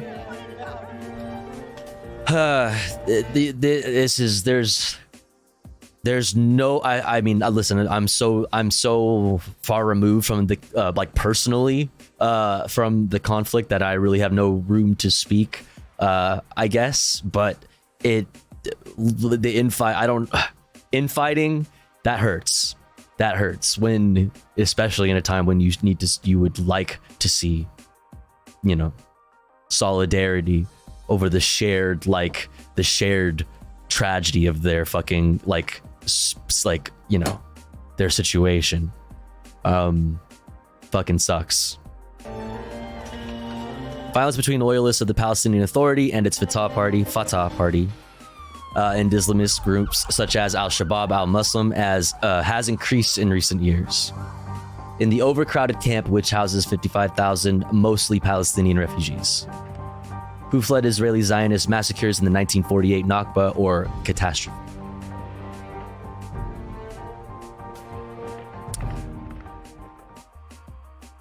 And then from there, I'd like to check out this interview, full interview with Netanyahu defending controversial judicial overhaul plan with NBC News. This should be interesting. Only just under 14 minutes, so it won't be too long, but it will be interesting to hear it from him. Thank you for reading the text because I'm actually part of your listening only audience. Yeah, no problem. I try to remember. Sometimes I forget, but I try to make sure I do. Plus, it's like, even if you're not only, even if you are watching, sometimes it's just easier to be able to hear it and read it at the same time. Metal Gear is a euphemism for nukes. Kojima is a huge communist and USSR simp. Really? Peace Walker even talks about Shay a lot. Really? Yeah, I'll be fucking definitely check it out. Is he still in the hospital? Is who's still in the hospital? Netanyahu? I didn't know that he was. Let's check it out, though. Full interview. Netanyahu defends controversial judicial overhaul plan. Let's check it out. Kojima is so based. Kojima very based. Yep, I don't really read, so thank you. Word, for show. I try. A lot of interesting optional conversations in Peace Walker. Yeah, fuck, man. Is there a consequence for eating too much cheese? Pepe Law. All right, let's get into it. Prime Minister, you successfully passed the first part of your legislation, but only after 6 months of mass protests that have left this country so divided. Israel's president has actually warned of the danger of civil war. Was it worth it? There won't be civil war. Holy fuck. People suck at audio. Why does everybody suck at audio? I guarantee you that. But I think that correcting the imbalance in Israel's democracy, where the judiciary is democracy basically arrogated to itself nearly all the powers of the executive branch and the legislature, I think, yes, it is important to do it. I think when the dust settles, people will see that Israel's democracy has been strengthened. What democracy? A democracy would require like equal representation of everybody under your state, even those under Israeli rule. Like, I don't know, maybe the Palestinians comes to mind, you dumbass. And not weakened. And I think people's fears that have been stoked and wept up, I think they'll subside and they'll see that Israel is just as democratic as it was before, and even... Well, I mean, hey, just as democratic as it was before, I might not disagree with you there. More democratic. Because he said, oh, if not even more democratic. Okay, that part, that's cap. If Israel's Supreme That's cap. Court strikes down your legislation, will you abide by their ruling? I think we have to follow two rules. One is Israeli governments abide by the decisions of the Supreme Court, and at the same time, the Supreme Court respects the basic laws, which are the closest thing we have to a constitution. But here's the thing, you don't have a constitution. You don't have a constitution, which makes the whole democracy thing really hard. Yeah, and also, this guy is from Philadelphia. Yeah. I think we should What's up, Zach? We should keep both principles, and I hope we do. So you are committing, if the Supreme Court strikes down this legislation, you will abide by that ruling? Remember what I said. I hope that they don't strike down, because I think we should abide by both rules. And it's a peculiar thing. It would be, in American terms, as though the Supreme Court that is charged with keeping the Constitution would nullify a constitutional amendment as unconstitutional. So it sort of turns on itself, and it doesn't make sense. I hope it doesn't happen. Prime Minister, with respect, to change the American Constitution, it has to be done by consensus. 2/3 of the House, 2/3 of the Senate, 3/4 of the states. This legislation was not passed by consensus, a simple majority.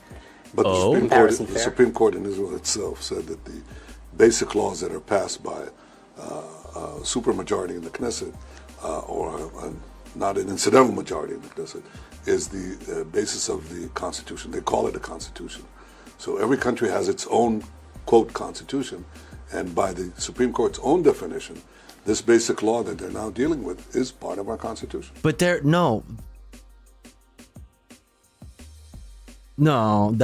don't have a constitution. You can't have both. You can't have both. This basically is our Constitution. It either is or is not a constitution.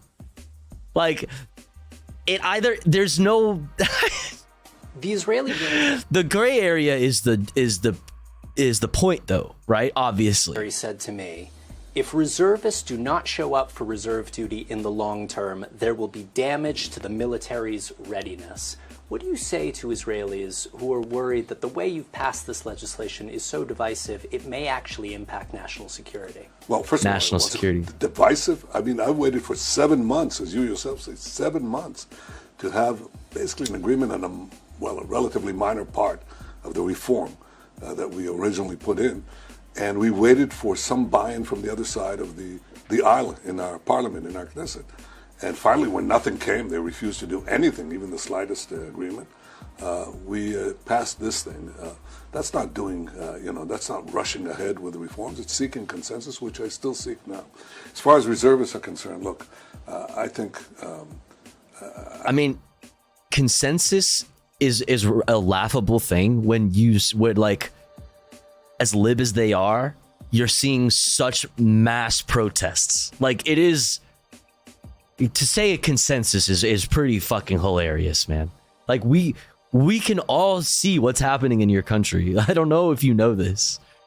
I think it's unfortunate that you've had reservists being lined up for something that involves a political debate. In America, I think the reservists account for about 1% of the population. In Israel, about half our people. We're a citizens' army, so half our people. Yeah, because it's a citizens' army, because you are required to serve in the military as a citizen of Israel. People in the army. You can always... So, like, it's kind of says more, right? It says that, like, the reservists threatening to strike is you're showing how many people that actually is, so making it even harder for you to claim consensus. What are you talking about, man? Mobilize a few thousand people for this or that argument. As it turns out, close to 100,000 reservists signed a petition supporting or refusing to have the position that these few put forward. I just think it's wrong. I think it's wrong to rope in people into a political debate. I think it politicizes the military. Oh no. My man's been watching American media.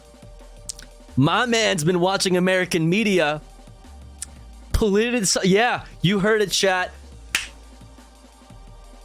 Didn't we just talk about this last week? Love it. I love it. Man, I love it when we politicize our militaries. Yeah. Yep. How dare you politicize the military? Famously free from politics.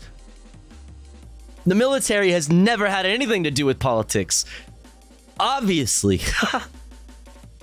How dare you bring politics into the military where it has never been? There's never been politics there. It was never political. How dare you?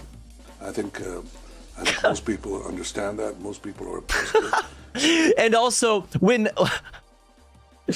you can't legislatively get what you want as a citizen, whether you are a reservist or a fucking a doctor at the hospital that is threatening to strike or whatever. I think they actually did strike in Israel.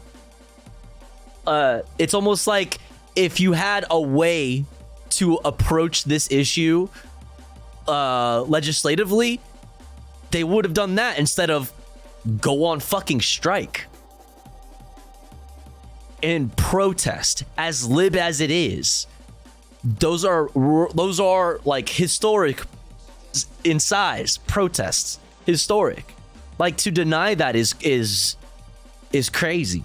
And I certainly don't. I think it was important to pass this particular clause that we did in order to make clear that the government does not abide by. Yeah, and what about the people in Israel who have no way to influence the parliament at all? Exactly. That's what I say. To call it a democracy, and to even say that, in his opinion, that it's even more democratic than it was before, is really silly, because a democracy entails that everybody that is under the rule of this state has an equal opportunity for representation in that state, which very fucking obviously that it isn't the fucking case, as agreed upon by the international community at large, sans the United States, obviously. Which is the number one reason, by the way, always worth mentioning, the United States, the number one reason, by the way, that the international community and the international courts cannot hold Israel accountable for their crimes, of which there are fucking many. Oh, God. The dictates of form. His country has universal health care, while getting $4 billion every single year. $4 billion every single year from the United States. But you have to fucking live paycheck to paycheck. You just ran over a fucking, on your 3-hour fucking commute in fucking traffic, hit like 30 fucking potholes on the way to fucking work that you fucking hate. That like is soul sucking. You know what I'm saying? And you have no health care. You have nothing. And $4 billion of taxpayer money goes to his country to fund apartheid and genocide. And now so much fucking overreach. So much overreach from the far right in Israel that even the fucking libs in Israel are like, wait a second, this has gone way too far. It's bonkers. This is bonkers. Former generals or welfare queens. People in the True. military or in the military reserves, because once Israel goes down that path, and former generals can tell you, listen, if you pass this legislation, or if you don't do as we say, we're going to incite military disobedience, then Israel stops being a democracy. That's the moment when, okay. Real threat to democracy. That would be what it would take. Okay. And I think we can accept it. Gotcha. You've said that President Biden invited you specifically to the White House at this meeting later in the year. The White House is saying they still haven't decided where and when you're going to meet. What's going on with that discrepancy? And do you feel that the administration is keeping you at arm's length? Well, I'm not going to get into the discussion that I had with President Biden. Why not? But I can tell you that. Come on. I stand by what I said. But I think, look, I think our relationship has its ups and downs. It has its differences, but basically it has its ups. And the best deducement to that fact is what the administration itself says. What in the word salad fucking hell is happening here? But I think, look, I think our relationship has its ups and downs. It has its differences, but basically it has its ups. And the best deducement to that. It has its ups, its downs. It has its differences, but it basically has its ups. Fact is what the administration itself says. And the best deducement of that fact to that fact is what the administration of itself said. So the administration is saying that there are ups. Is that what he's saying? What? It says word salad. The alliance has never been stronger. Our military and intelligence cooperation has never been stronger. It's true. Yo, Nori, thank you for paying forward your gifty from Classic Banana Milk and gifting to Left Justified. Pog. Thank you so much. That's very, very awesome. Very, very kind. Thank you, thank you, thank you. Oh, should I want to dine on? Oh, okay. Sorry. But thank you anyway. I appreciate it. Yeah, we can have our differences. President thought that we should try to achieve these reforms by consensus. Happy to agree with him. I've tried, and I'm still trying. Wait, you tried? And I'm still trying? Bro, consensus? Bro, there is consensus. But not in the way that you think. Bro, it is like overwhelming. President thought I heard that too. Oh, yeah. But it's like overwhelming. Oh my God, wait. But I think we're still trying to figure out this whole consensus thing. It's a decision that is made, as in any sovereign democracy, by the elected officials of Israel, and that's what we're doing. The elected officials of Israel has expressed concern not just about these judicial changes, but also about the composition of your government.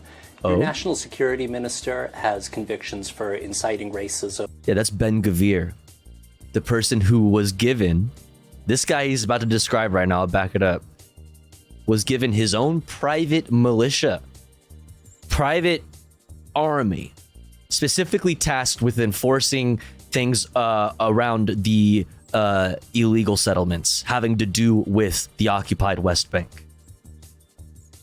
So you want to like the amounts of overreach are just like would be under the Hague in a just world. But here, who's the like I just said a little bit ago, who's the number one reason why the Hague, they are not under the Hague? Why? Who is the reason? Whomstith makes it so that the ICC has no power over Israel. Government.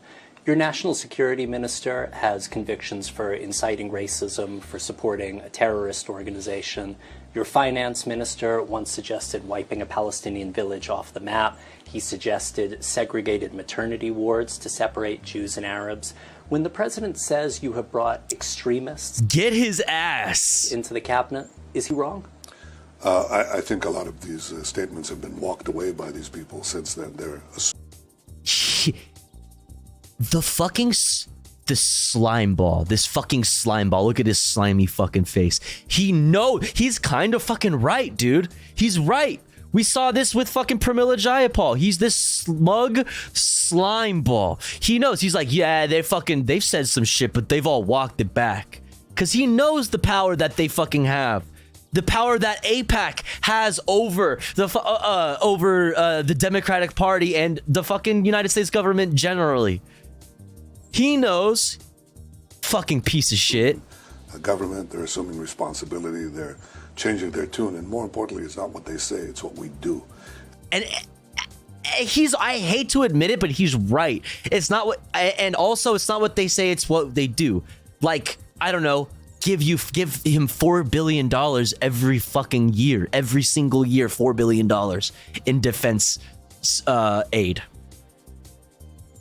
So he's right. It is what you do, outweighs what you say. You can have some members of the government speak out against the actual and real, genuine crimes of the Israeli state. But it doesn't matter because we still give them $4 billion every year for defense spending. We still gave them Iron Dome. Like, it's... And every time the State Department makes the statements about Israel, it's like, yeah, the judicial overhaul is disappointing. But however, Israel is a key ally to the United States and is a key democracy in the Middle East. Like, we wish they would cease expanding on illegal settlements. We wish that the Israeli state would stop allowing the expansion of illegal settlements. However, they have our full and undying support and also $4 billion of aid every single fucking year. And what we do is to follow the responsible and tested policies that I've put forward. For example, recently in our security cabinet, I passed a decision that we will work to prevent the collapse of the Palestinian Authority. That wasn't too popular on my right. And so we had a vote. And 8 out of 10 security cabinet members voted for, 1 voted against, and 1 abstained. At the end, we made the decisions. It's the actions that count. And the words, well, I don't control the words, I control the deeds, but the words are changing as we go along too. He's saying, listen, actions outweigh their words. However, their words are changing as time goes on. Like, he knows what's up, dude. Come on, man. But when President Biden says just 3 weeks ago that Itamar Ben-Gvir, Bezalel Smotrich are extremists, is he wrong? Look, I can quote to you, going back to 20 and some years and more, every time that a center-right and right government is elected, it's the most extremist government in Israel's history. You can Google this. You'll find it.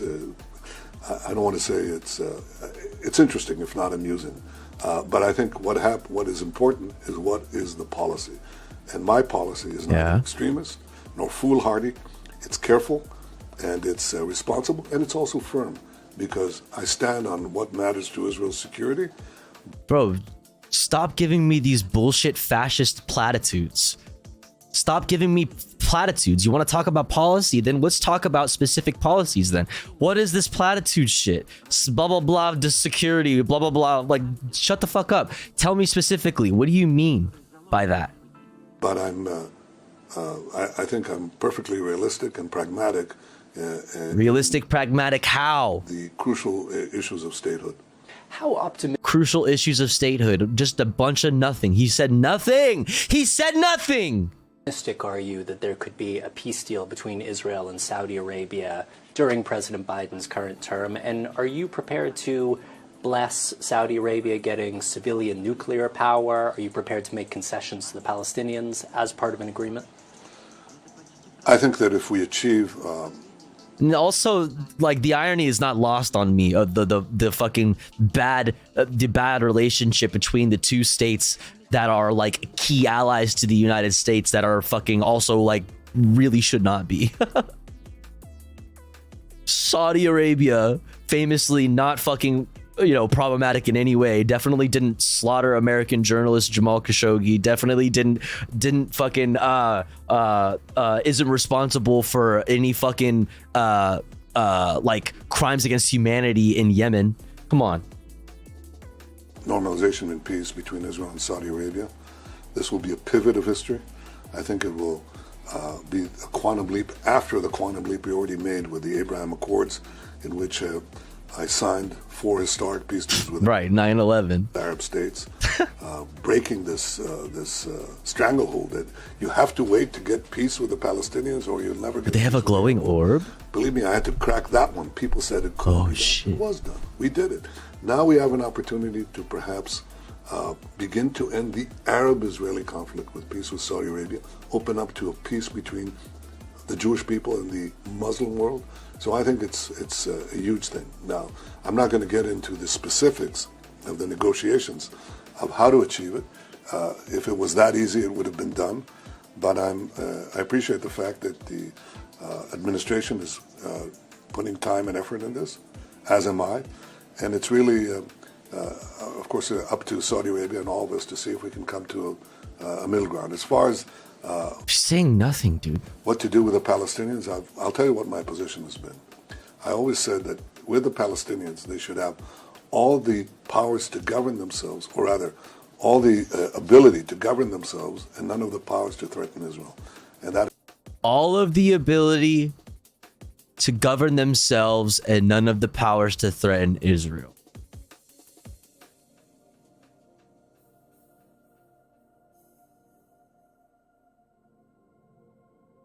Who is threatening Israel? Who is threatening Israel? Is it the children throwing rocks at American-made fucking vehicles? Armored vehicles? Dude, it's not... Dog, we are not on a... This is not an even playing field. Like, this is such... What are you even saying? Yeah, so democracy is a threat to Israel. No. There. Yeah. hasn't changed. That's my view, and I'll do. All that means is the continuance of the status quo. The continuance of the status quo so that Israel can do things like we learned about last week, how they weaponize water. They can do things like damage water filtration and like desalination plants with missile strikes and whatever the fuck. And then say it's their fault that they don't have fucking clean water in the occupied West Bank that keeps getting smaller and smaller and smaller, by the way. By the fucking way. So that way they can continue to be like, well, what? That's under their purview. Why aren't they? Why isn't the Palestinian authorities providing the services that the people, the civilians, the citizens need? Why is it? Oh, I don't fucking know. I don't know, dude. Maybe it's because you've created an open air prison. Because the people see the Palestinian authorities as just a wing of the Israeli state. What the fuck? The Palestinians might import pipes and chemicals into the water so they don't threaten Israel with IEDs. Whenever I can, I never compromise Israel's security. A number of human rights Israel's organizations, security, both American, aka Israel's ability to expand its territories. and Israeli, and a growing number of Democratic members of Congress say that the situation in the West Bank, where the Palestinians live with varying degrees of autonomy depending on where they live, but ultimately live under Israeli control without a vote in Israel's government, they say that situation is apartheid. What do you say to that? Get his ass! It's hogwash. I mean, the whole idea of ethnic cleansing is what they're talking about. In before claims of anti-Semitism. Watch, here it comes. Here it comes. We should get rid of the Jews because otherwise we can't have peace. We have to uproot Jews. Boom. Boom. Instant flip around. We're actually under attack. We are the fucking marginalized ones. They're the ones that want to genocide us, actually. No, seriously, run it back. Government. They say that situation is apartheid. What do you say to that? I think it's hogwash. I mean, the whole idea of ethnic cleansing is what they're talking about. We should get rid of the Jews because otherwise we can't have peace. We have to Dude, do you see how he immediately flipped it? He asked you, the question was, people call the situation for Palestinians, given that they have no say or no representation in the Israeli government that oversees them, that presides over them, they call that apartheid. What do you say? He said, actually, the Palestinians want to genocide the Jews.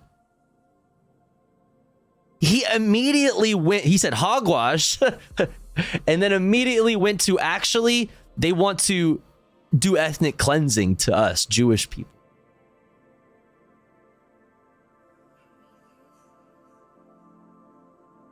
Jews. That's like saying to me that the million and more Israeli Arabs, Israeli citizens who are Arabs, should be kicked out because we can't have peace unless we have a cleansed state. No, we are going to have to live together in creative arrangements. But I think the important thing to understand is the arrangement. Why do the vast majority of Israelis, by the way, across the political spectrum, do not want to Israel simply walk out from Judea Samaria, the so-called West Bank? Nobody is asking you to Who the fuck, bro? Bro, who the fuck said that? Nobody said that. You didn't get asked that, and nobody is demanding that all of the Jewish people leave. Nobody is fucking saying that. You fucking idiot. We are saying, recognize the Palestinians. A two-state solution is just further allowing this genocide, this apartheid. They need democratic representation in your government. I was asking that. Listen.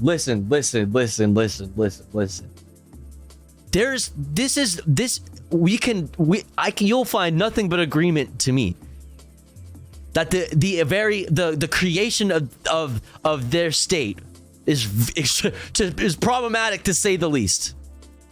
Sure. But nobody is realistically asking them to leave as actual policy proposals. That is not actually being proposed. Because we've tried it. We went out from Lebanon. He's lying. Unilaterally, and we got Hamas, rather Hezbollah, an Iranian proxy, to fire thousands of rockets from the places we vacated. Rockets, homemade rockets, against the American-made Iron Dome missile defense system. It's not comparable. Homemade rockets. It's not comparable. We walked out of Gaza and we got Hamas, another Iranian proxy, that fired thousands of rockets from the areas we vacated. The territories that we're talking about are right here. They're about a kilometer from here, from this window, outside this window. So I think that we have to recognize that any peace arrangement would have Israel responsible for security, because this is a tiny area. And if does that mean less than full sovereign powers? The answer is yes, it does mean that. But if you go across the political spectrum in Israel, an enormous number really think that. That issue has been settled because we've seen what happens. If we just give that sovereign power of security to the Palestinians right next to us, that means Iran controls that territory. Fucking bullshit. Warhawk bullshit. Bullshit. Bull fucking shit. Bullshit. You say that, oh my God, giving Palestinians any sort of sovereignty, giving Palestinians any sort of fucking democratic representation is giving power to Iran, who wants to wipe you off the map, is bullshit. And who's also responsible for the situation that allowed for a theocratic government to come into power in Iran? Hello? Who the fuck is to blame for all of this? The United fucking States is behind all of this. The CIA did all of this. This motherfucker, dude. This motherfucker, bull fucking shit. Bullshit. Oh my fucking God. Saying that you support any sort of giving any sort of power to Palestinian people to fucking govern themselves, or to have any sort of democratic representation in government under your fucking rule, you colonizer, is saying that is a support for Iran, and thus it is all supporting the Palestinian cause, is a part of this greater plot to fucking ethnically cleanse Jews, is such fucking bullshit. Oh my god, this is crazy. I mean, this dude is doing a good job at least of pressing him on shit, but this is such garbage. Holy fuck, man. Subjugates them and threatens our very existence. And can you No, it does not, dude. sustain support in the United It's the very beginning said it all. When this dude right here asked him, some people call not giving the Palestinian people a democratic democratic representation is apartheid. What say you? Actually, being supportive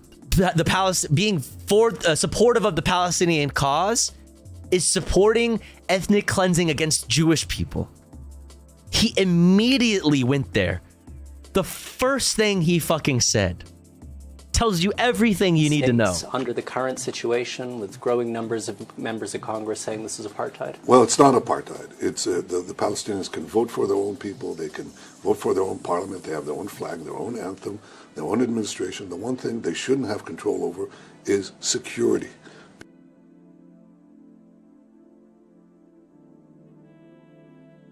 So that they can just be further, they listen, they can govern themselves all they want. They have their own government. They have a flag even. They even have a national anthem.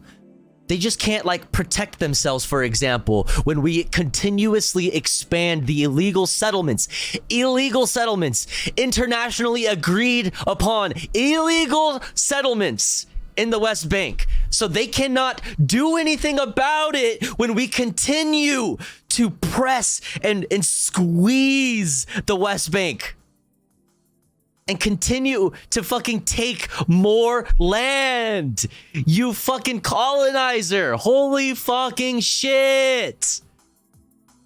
You can't have the fucking prior without the fucking former. How are you supposed to support your ability to govern yourself if you do not have the ability to protect your sovereignty? Those two things can't exist at the same time. A two-state solution is only further supporting the genocide and apartheid that is actually factually happening in the fucking West Bank. Holy fuck. Holy fucking shit. This fucking absolute monster. Because security means that they'll fall prey to terrorism and will fall prey to Iran's terrorist proxies. I think that's very different. As I said, the Palestinians should have... See how Iran keeps getting brought into this? All the powers to govern themselves, none of the powers to threaten. See, and this kind of talk is unironically the talk that has the powers that be in the West fucking completely just pussy whipped. He says some shit like that, and the arms dealers and the fucking politicians just go, "Oh, baby, I love when you talk to me like that. Oh, we'll continue to send you $4 billion every fucking year, baby. Don't you worry. I love you so much."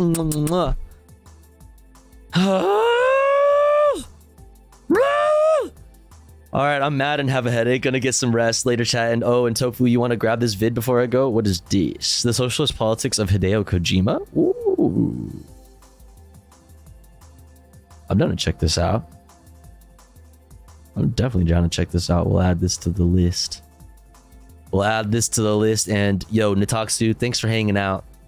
I hope you have a good night. I'm sorry you have a headache, and sorry if, you know, we had any doing in that by talking about, you know, all of this stuff. But I hope you have a good evening. Thanks for hanging out. Always good to have you.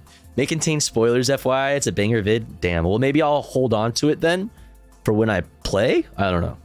But I hope you have a good one, and I'll see you next time.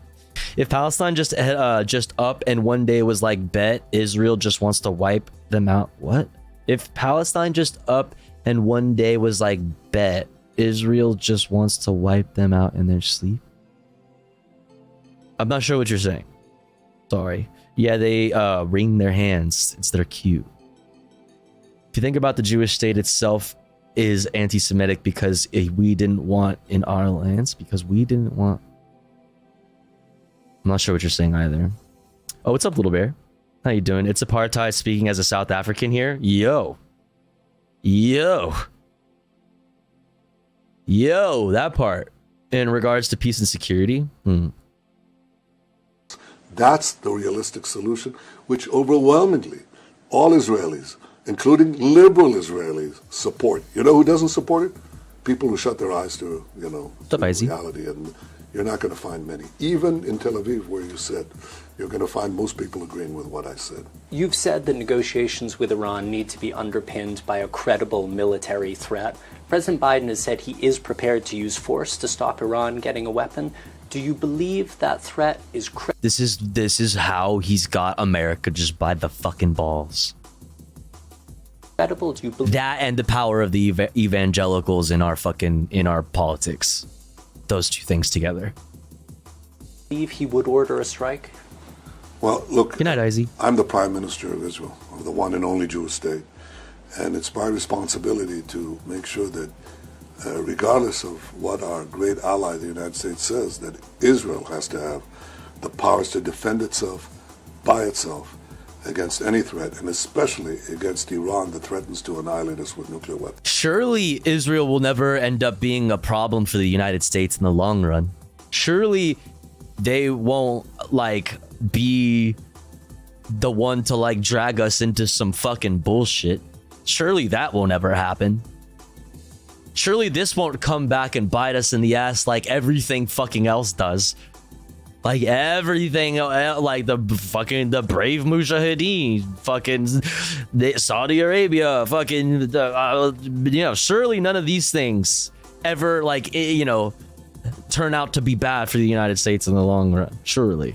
The Metal Gear story is humongous, Tofu Goes. Most likely you won't remember the story by the time you finally get around to it, so just watch it. Oh, really? Oh, man. Well, that was fucking annoying. I wonder how much longer that... I mean, this says full interview, so I don't know if it went on longer or what, but... it's over for now, I guess. Anyways, next up, chat. We gotta go to our friends, our best friends over at Fox News to see what the fuck is on their minds. Okay? Seems like Bud Light achieved something that was impossible to dream of, says Kevin O'Leary. Okay, Mr. Wonderful is on Fox News to talk about Bud Light. Surely this will be totally not insane and weird and goofy and silly pilled. Can't wait to check that out. And then from there, we're going to go to the Majority Report and gang, Sam Cedar and gang, to talk about Jesse Waters and defending slavery's, quote, benefits. Jumping on the Distinko train and defending slavery's, quote, benefits. Yeah, you heard it. Yeah, that's right, chat. And then from there, we're going to stay with the Majority Report and talk about Justice Alito. Justice Alito just put out an op-ed, I believe, in regards to oversight, ethics oversight of the Supreme Court, which is very silly. So we'll definitely have to check that out. Then we have more commentary. CNBC Ghoul cries about historic UPS union win with good politic guy. The failed promise of electric cars with more perfect union. And then I have some fun some essays that we need to check out. Some of these that we've been putting off for a few days. Like this one that I just saw today. Is veganism really the answer? I have a feeling they're gonna say no. And as a vegan, I half agree. So more to come. But here's the thing, chat. It's been about an hour since our last ad break, and before we get all to all of that stuff, Jesus, my brain is fried. We're gonna run an ad right now. And here at the Tofu Goes broadcast, when we run ads, we run them while the streamer is away from the stream. That way, even if you're unsubscribed to the channel, you don't miss out on any of the content.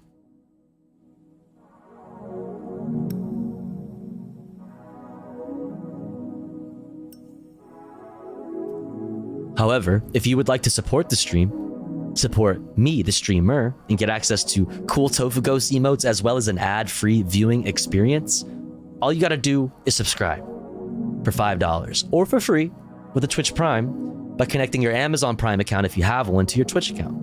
Or let's say you're already subscribed to the channel and you're feeling generous and you have the means to.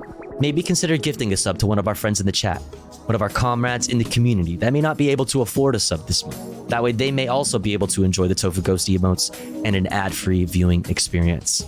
We're currently at 20 out of 30 for the daily sub goal, just 10 away from knocking that bitch out of the park. Thank you so much for all the support. I really, really appreciate it. I'll be back in 3 minutes. Don't you go anywhere. Be right back.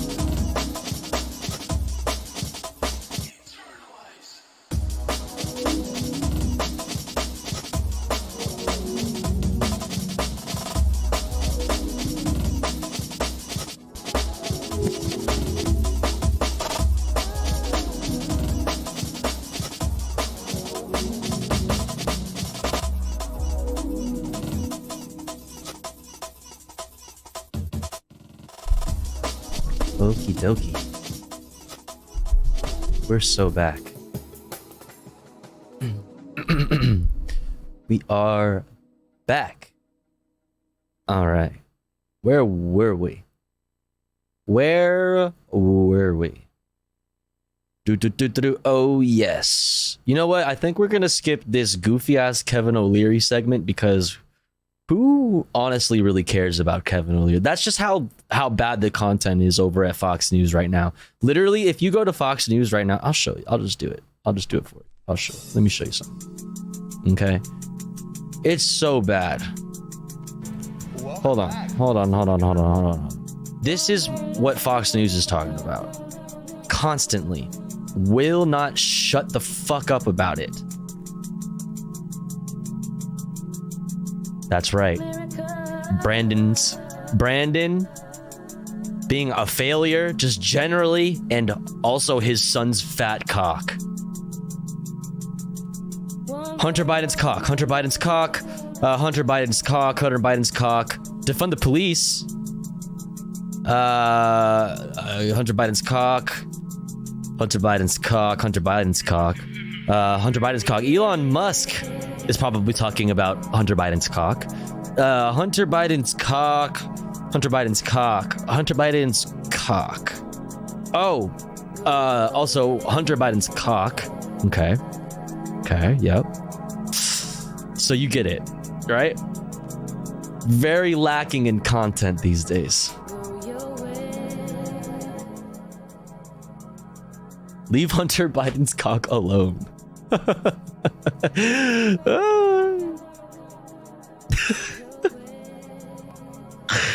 That's good. All right. What's up, Panda?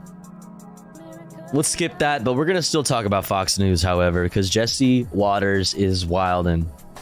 Jesse Waters is wildin'. Also, I got this screenshot from Jesse Wilders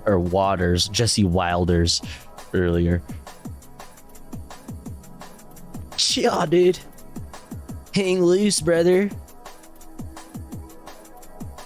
Yeah. Gee. Do you like my new emote, Tofu? Oh, that's so cute. That's fucking adorable. I love your emotes. Your emotes are super cute. Whee. Not as cute as this would be, though, as an emote.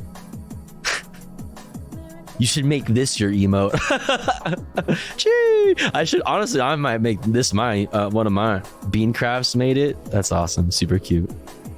Jesse Wicked. Yes. Oh my god.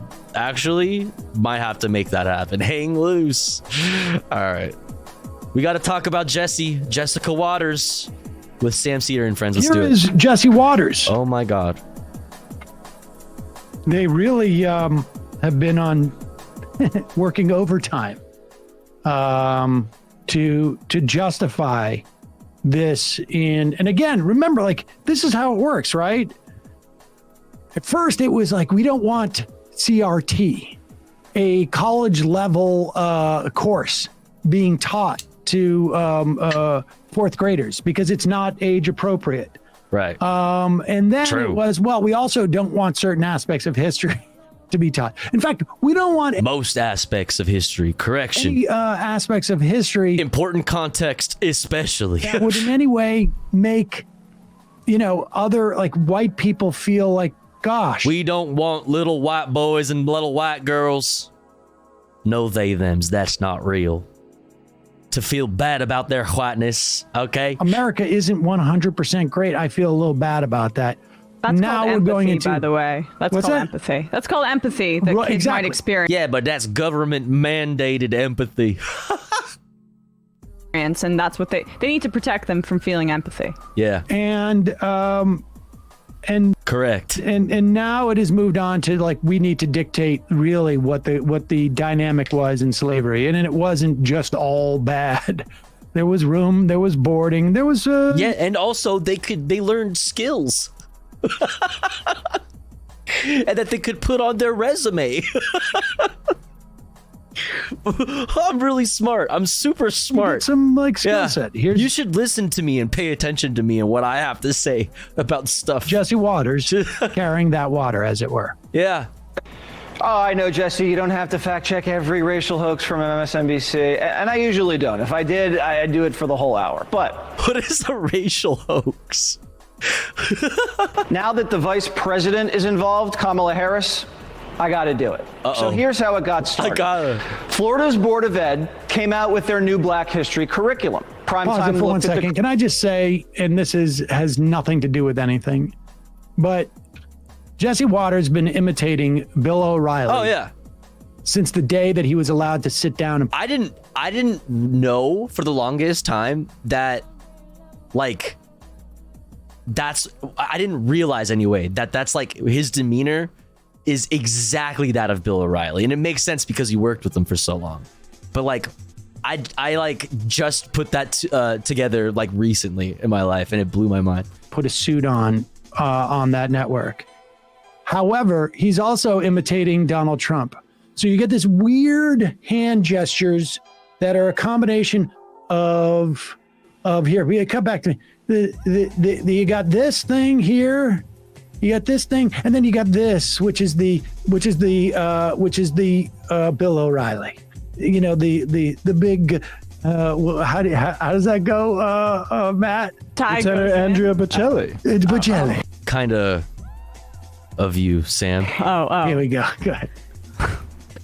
Oh, I know, Jesse, you don't have to fact check every racial hoax from MSNBC, and I usually don't. If I did, I'd do it for the whole hour. Imagine being a But person thinking that. Now that the vice Kinda zesty. president is involved, Kamala Harris, Kinda zesty. I know what you are. So here's how it got started. Florida's Board of Ed came out with their new Black History curriculum. Primetime looked at the curriculum. It's rigorous. It's in depth. Yeah, you know, PragerU, contributed. There's going to be more PragerU videos. It's, It should be like that. It's pretty pog. It covers the darkest parts of American history. How slaves were shackled and trafficked from Africa, broken by their masters, and forced into atrocious conditions. But that's not all it covers. It's a brutally honest depiction of American slavery, the institution, and therefore covers slavery from the perspective of the slave instead of just from the perspective of the master. The curriculum includes how black slaves were able to use their experience, in some cases, to make their brutally hard lives better.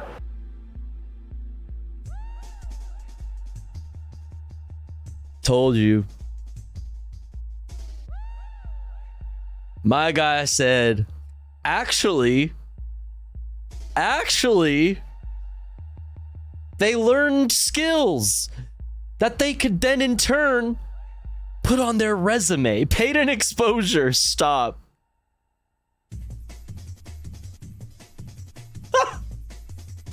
Stop. Fuck. The course examines the various duties and trades performed by slaves like... Yeah, better to slave in America than live in Africa. Am I right, brother? Right. You don't like it? Then leave, huh? You're welcome. No, like, unironically, though, like, we're joking. We're obviously being tongue-in-cheek. But, like, unironically, that is the perspective of so many. Like, unironically, that, yeah, well... now you're here, right? Agricultural. Yeah. Work, painting, carpentry, and let's talk about what being here entails. Tailoring, domestic service, blacksmithing, transportation.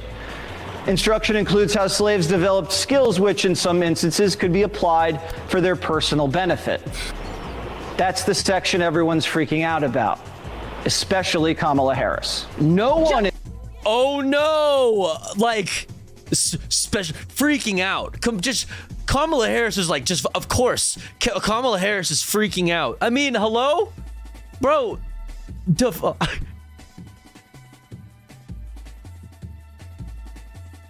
Yeah, like, I mean, dude. I'm no fan of Kamala Harris, but I don't know. Kind of makes sense to me. Fucking dumbass. Is What? arguing slaves benefited from slavery. No one is saying that. It's not true. But that's what you literally just said.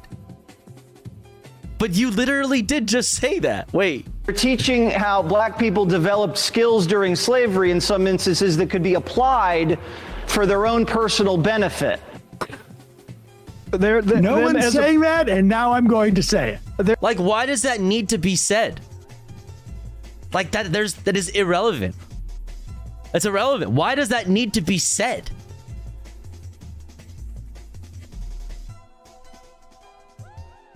As a person, yeah, skills that they could apply to the 40 acres and a mule that they're going to be receiving after slavery gets abolished, right?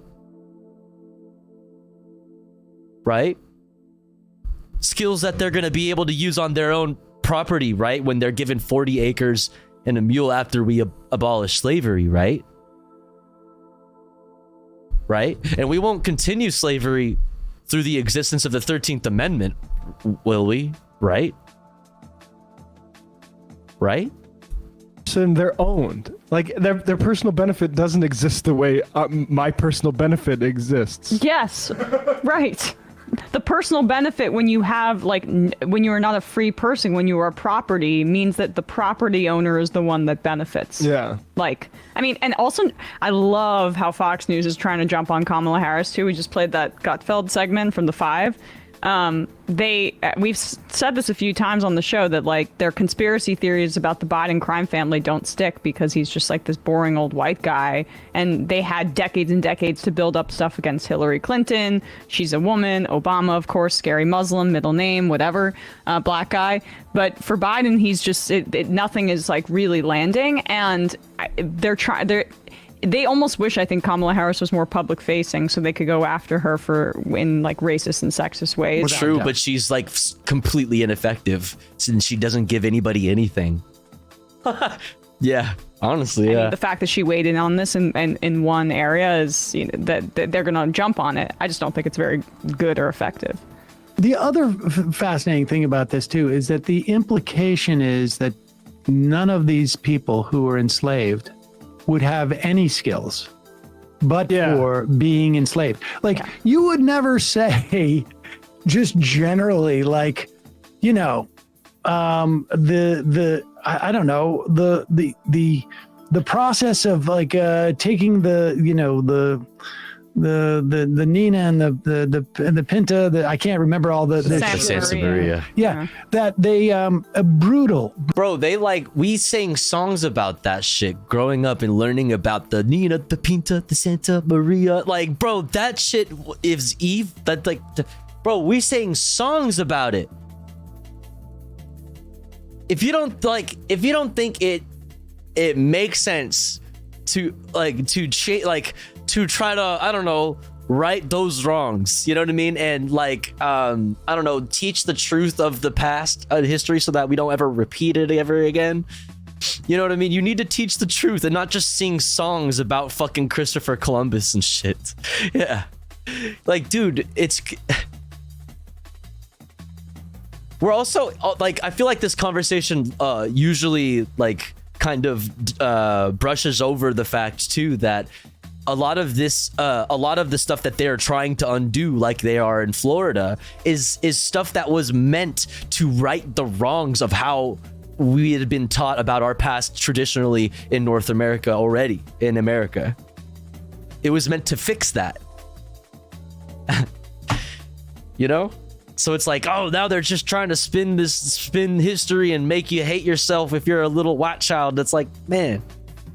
Brutal trip across the ocean, but they also took the time to learn how to juggle or something like this. I mean, the idea, the implication, residential schools too, not for being enslaved, that these people would have never learned any skills that would have been to their personal benefit. Like, when people live and exist, they learn skills.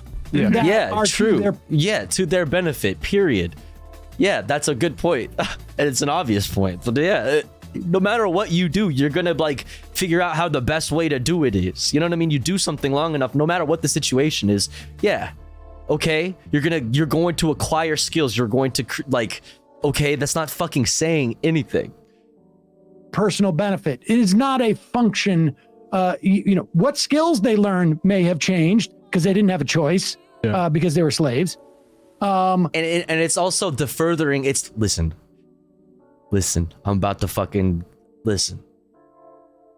I'm about to give you a surprise. You're totally not gonna see this coming. A surprise. You're totally not gonna see this coming at all. This is just capitalism and the lowering or reducing a person's worth to what they are able to output, what they are able to contribute economically. Like what? Like this is the original versions of like, oh, what do you do for a living? Like you are what you do for a living. This is that concept. But the idea that being enslaved gave them more access to learning personal skills as opposed to being free is just like, but you learned skills though, so aren't you happy? But you learned how to do a job and become a productive member of the fucking economy by it being an input in some way. Aren't you happy about that? Just like a lot. Yeah, I wonder if they had skills. Like, you know, already as it was, you know, with their own lifestyles, their own culture, their own societies. I wonder if they had their own skills and we're doing just fine. Like, what are we doing? What are we talking about? It obscures the entire context. And reading William Byrd, Slaver in Virginia in the 1700s, you can read him talk about the skills of his black slaves, like the Coopers, for instance. The Cooper, that name comes from people who make barrels and, you know, like binding a barrel together in the wood and stuff like that. And some of his slaves got really good at doing that. And you know what happens? They don't get to like use it for their personal benefit. That makes them valuable so they can be traded by their slave owner for another guy who needs barrels. It drives up their price. Exactly. The argument is that if any of these slaves lived during an era when they would be freed, right? I mean, around emancipation, or if by chance they had a benevolent master who would set them free, or if they could escape, that then the idea is then those skills could be used to further their ability to what, right? I mean, I am sure that there are people like, I became a really wealthy blacksmith after learning to be a blacksmith as a slave. I am sure there is maybe a story like that, where, but it is the idea that this is a historic, that these, you know, all of it, all the. I mean, look how they treated slaves who learned how to read. Yo, good point, Six.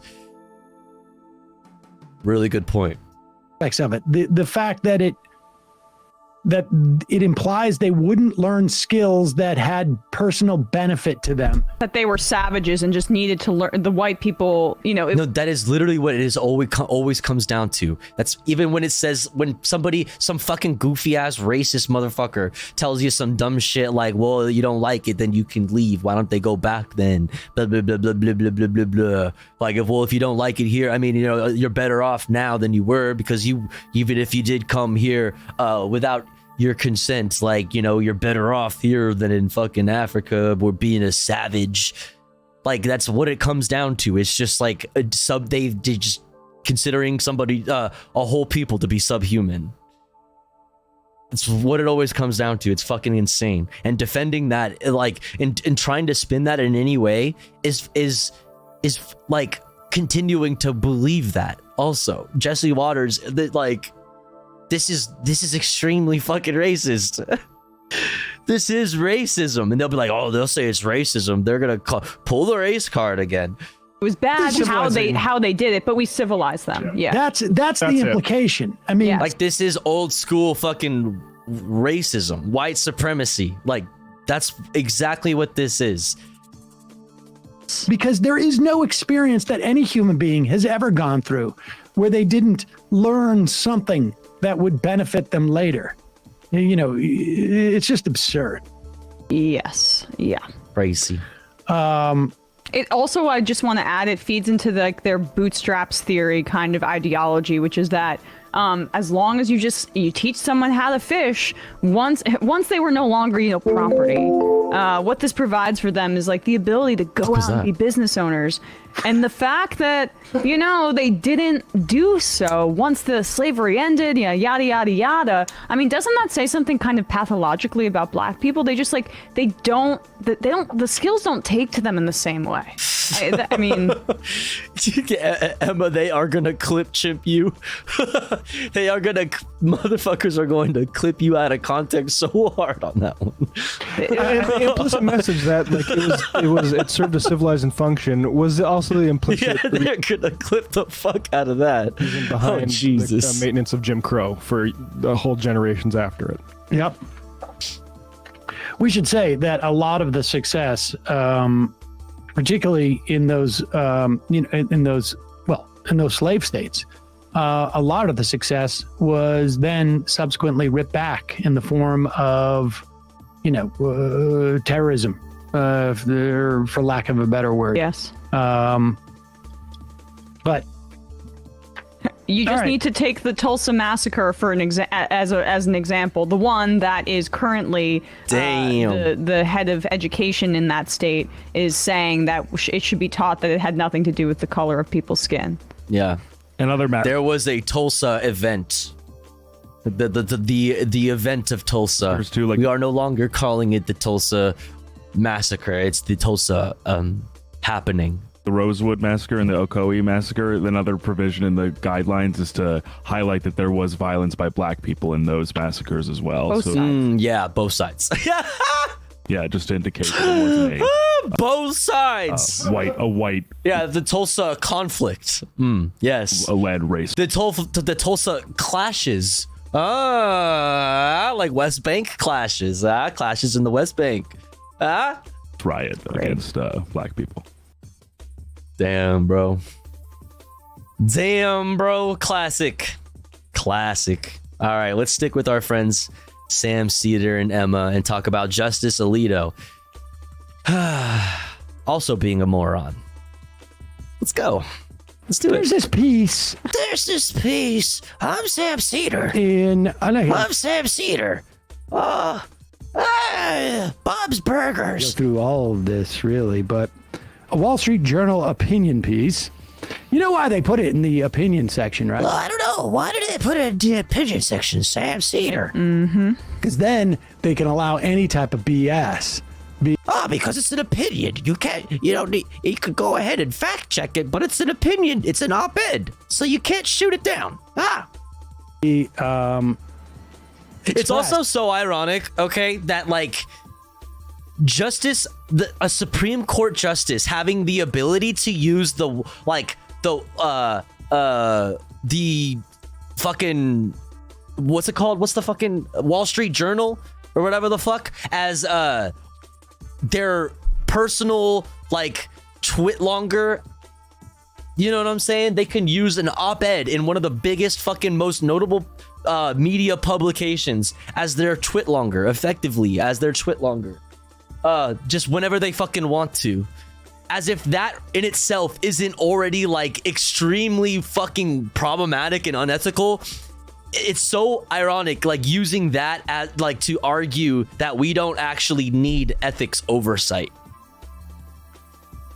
It's bro, you literally just used the Wall Street Journal like it was just your social media, brother. Without having to be held to normal journalistic standards. Although you can just have op-eds in wherever you want. Just op-ed that shit. The biases in there just... Yeah, some people tweet through it. Supreme Court justices op-ed through it. You know what I mean? It's different. It's a club, okay? You're not in it. Yo, Carpe. What's up? Thanks for the raid. I hope you had a great stream. Welcome in. Hit this link. Also, shouts out Carpe Pax. Everybody go follow. Do it now. Do it now. Do it now. Hope you had a good stream. What were y'all up to? Welcome in. Welcome in. Straight news articles also tends to creep out for the Wall Street Journal, but then the Nice and chill things. Hell yeah. Hell yeah. Are like, this just gives you much more leeway. Vile garbage. Now, and there's a reason why it's in the Wall Street Journal opinion section too. This is David Rivkin and James Taranto. They're both. Yeah, I wonder if like what's like Wall Street Journal's interests are in all this. Music, marble, self-care. Love it. Apparatchiks. Sounds like a vibe. As I can tell. And they've basically did an interview with Alito. Let's be clear. This was maybe them pitching this to Alito, Alito pitching it to them, but they're all friends, they're allies. How many different things have showed up in the Wall Street Journal that I think there was like the Wall Street Journal reported back in 2012 when Alito was very mad about John Roberts sort of forging a deal on the ACA. And somehow the Wall Street Journal knew the inner workings of what was going on there. It's so odd. So odd. In fact, I think it was the Wall Street Journal. It was Politico got the Dobbs, but leak. A couple of weeks before the Dobbs leak, and maybe it's a month, I can't remember, there was an editorial in the Wall Street Journal talking about this stuff. It's weird. It's really weird. Well, great reporters. Super weird. I'm sure they're really on top of it. In the editorial section. Anyway, I don't know. What do you do? And Alito said, I marvel at all the nonsense that has been written about me in the last year. Bad chats? Oh, he marvels at it? He marvels at it. They're just like National Review writers. It's so irritating. In the face of a political onslaught, he observes, quote, the traditional idea about how judges and justices should behave is they should be mute, I should say, and leave it to others, especially, quote, the organized bar, to defend them. Wait, they should be mute? What? He's saying this in an interview? Yeah. Oh, well, but he's saying why he's speaking out now. Right. But that's just not happening. And so at a certain point, I've said to myself, nobody else is going to do this, so I have to defend myself. I'm going to step up. Okay? And fight back. All right? Everybody's being mean to me. He went on to not say he was responsible for the leak that apparently they cannot find of his decision that tried to lock in. I'm going to stand up for myself. But whatever. But they didn't investigate any of the justices. They're above that. He was appointed in early 2006 and is now the second most senior associate justice. He has emerged as an important voice on the court with a distinctive interpretive method that is rooted in originalism and textualism. Remember that line, folks, because a distinctive interpretive method basically turns out to be, if it is in the text or if it was part of the original intent and I don't agree with it, I'm going to interpret it in a distinct way that is maybe diametrically opposed to what it says. Yes. Goes on to say, see the student relief, student debt relief shit. The simplest, talks about Thomas being constitutional originalists are so fucking stupid. Fuck that piece of paper. I hate that piece of paper. It's the worst piece of paper ever. The stupid ass, musty ass, old, stinky ass piece of paper. He talks about all his allies there being great. That's awesome. In the end. Can't even be a JPEG. You know what I mean? Can't even be like, we can't even laminate that shit. It's not even laminated. Bro, what the fuck? Fuck that thing. Oh, incidentally, Rivkin, one of the guys who wrote it, has represents appellates in a case that I think is in front of the. I'm not sure. Yeah, and he was a DOJ. Text fetishism. Yeah. And he was a DOJ and Office of Legal Counsel from Reagan and H.W. Bush as well. I'll call it text perversion. The perversion of the meanings of words and like dishonestly spinning or using like uses of specific words in dishonest ways, like Justice Alito and friends did around like the student debt relief. Worked with John Roberts. Justice Alito says he voluntarily follows disclosure statutes that apply to lower court judges and executive branch officials. So do the other justices. Now, of course, no, they don't. Voluntarily follows those disclosure statutes by determining, when he wants to. Yeah. Not always. Yeah, the point is that no, they don't follow it. That's what has been leaked out, is that there have been glaring omissions, particularly by Clarence Thomas, on these disclosure forms. I am a Supreme Court justice, and so I rule what you don't know won't hurt you. Thank you. But he notes that, quote, Congress did not create the Supreme Court. The Constitution did. I can verify that. True. I know this is a controversial view, but I'm willing to say it. He says, no provision in the Constitution gives them the authority to regulate the Supreme Court, period. Now, here's the thing about the Constitution is, and this was a really smart thing that the guys who wrote it did. Mm-hmm. They would number different sections. So you could go to different sections. He's doing a sarcasm right now, chat. That refer to different parts of the government. Yeah. It's almost like, yeah, no, it's crazy. They were smart. You don't have to like word search within the Constitution. It's Command F. Command F. Oh, sorry, Control F or whatever the fuck. They didn't have Control F. It's like, fuck you. Fuck you. Chapters, right? Mac users will not be bullied any longer. Yeah, it's like chapters, but even more fuck you organized. Yeah. Okay. Yeah. So if you Google in Constitution, everybody's being mean to me. You want to get the United States? I'm gonna go to the Wall Street Journal, all right, and write my twit longer about all of you. Good note. And you go down. There's more than one. That's not. We should Article copyright 1 and go. Oh yeah, here's perfect. Okay, Section 2. Okay, here it is. The judicial power shall extend in all cases of law, equity arising in this country, the laws of the United States, treaties made shall be under the authority. Okay, that is in all cases affecting. And it basically says like the jurisdiction. All cases, admiralty, maritime jurisdiction to controversies which the United States shall be a party to controversies between two states, between a state and citizens in other states, between citizens in different states, between citizens of the same state, claiming lands under grants or different. It's talking about jurisdiction. In all cases affecting ambassadors and other public ministers and consuls, and in those states, those in which a state shall be the party, the Supreme Court shall have original jurisdiction. In all other cases mentioned before, the Supreme Court shall have appellate jurisdiction, both as to law and to fact, with such exceptions. Now available on Amazon Books store. Sam Cedar reads the Constitution of the United States of America.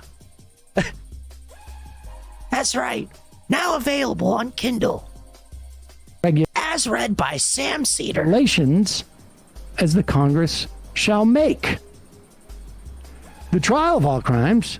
Your Sam sounds like Marge Simpson. Same person. Except in cases of impeachment, shall be by jury, and the trial shall be. How is the impression getting worse? Fuck you, dude. Let's see your Sam Cedar impression, bitch. The fuck? Is that an RFK?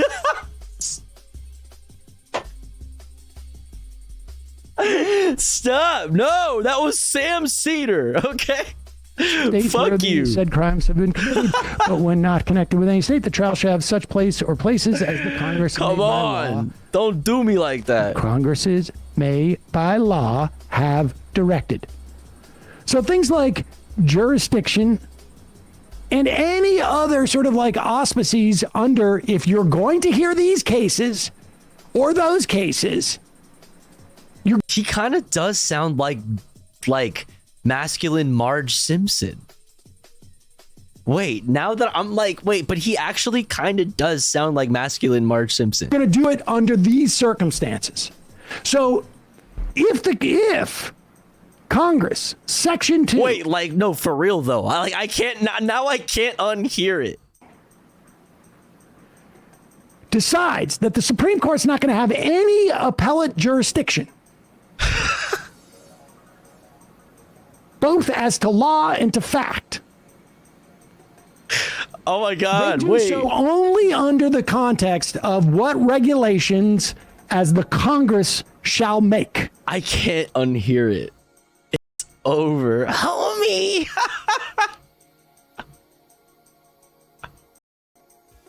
What would Springfield be without her? Welcome to Ms. Mojo. Bro, And shut up. spoilers down the line. Shut up.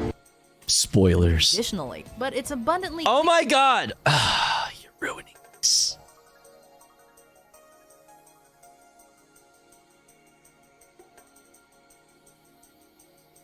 Hello?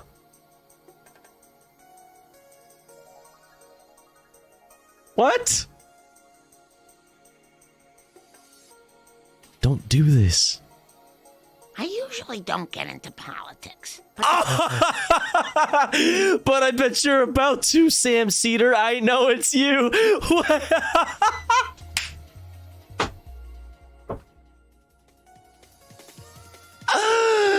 Now, I don't usually get into politics. Shut the fuck up. I know you have a fucking whole ass show about politics, motherfucker. All right? Don't lie to me, motherfucker. I know. And they've made those regulations Wait, too. quit lying. You're going to do it under these circumstances. So if Congress, if Congress. I usually don't get into politics, but the president's senior advisor, Jenna Ellis, just said Kamala Harris sounds like me. Lisa says she doesn't mean it as a compliment. If that's so, as an ordinary suburban housewife, I'm starting to feel a little disrespected. I teach my children not to name call Jenna. I was gonna say I'm pissed off. Wait. What? But I'm afraid they bleep it. Wait, what was this? What the fuck was this? The animated... What? That was so random. That was so fucking random. What the fuck? Section 2. However, I rest my case about the voice, decides that okay? the Supreme Court's not going to have any appellate jurisdiction. Holy shit, I can't unhear it. The lowest point in Simpsons history? Both as to law and to fact. They do so only under the context of what regulations as the Congress shall make. And they've made those regulations too. I mean, the reason that there are 9 Supreme Court justices is because of Congress. They fund the Supreme Court as well. Like that is well within their rights to provide them with ethics standards, because the structure of the Supreme Court is determined statutorily by the legislature. So this originalist freak is wrong about some of the most basic Yo, Celtic, what's up? Good morning. roles that are ascribed to the legislature as it relates to the court. This should be a constitutional crisis, and Same, the Democrats Panda. should meet it like it. And we need to see more Abolish America than just like I don't know, like that. How can a Supreme Court guy say this like without it being a huge You wouldn't abolish a tofu problem for the country, because who else does regulate then, you freak? Like nobody. Can Dick Durbin get off his ass? Yeah, like I mean, well, they for have real. passed in the Senate Judiciary Committee. Has that passed yet? I think it has cleared committee, but I don't know if it's actually going to get to the floor. at least some ethics bills. Was that the Sheldon Whitehouse thing? When was the last time you actually used Colorado?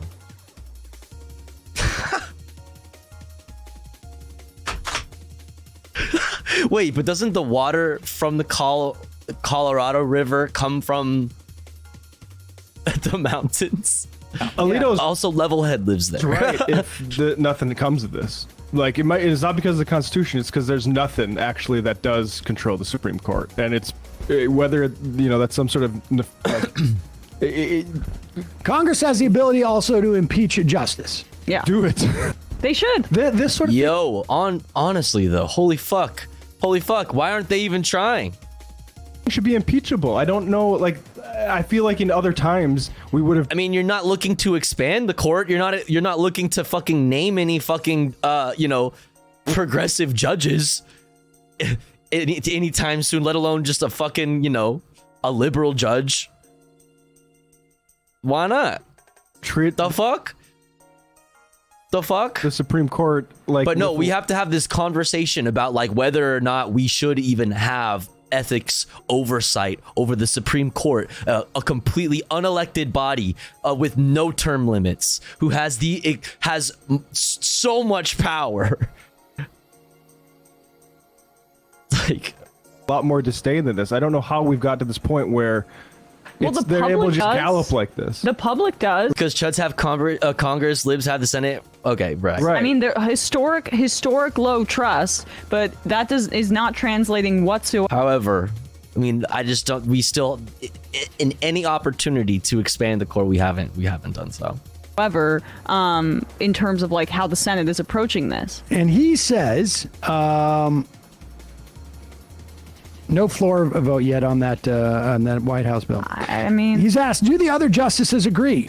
I don't know that any of my colleagues have spoken out about it publicly, so I don't think I should say, but I think it's something we have all thought about. Evidently. I'm happy about the White House thing. I just do think that like the Judiciary Committee has to be like. We shouldn't have just had one day-long hearing about Clarence Thomas and just been like, all right. I mean, the House should be doing more of that without a doubt, like an investigative and they're not thing. Going to. But obviously, it's not going to happen because of Republicans. Yeah. Justice Alito wonders if outright defiance may be in the offing for the first time since the aftermath of Brown v. Education. Now, I want you people to understand. This was written this weekend, right? Okay.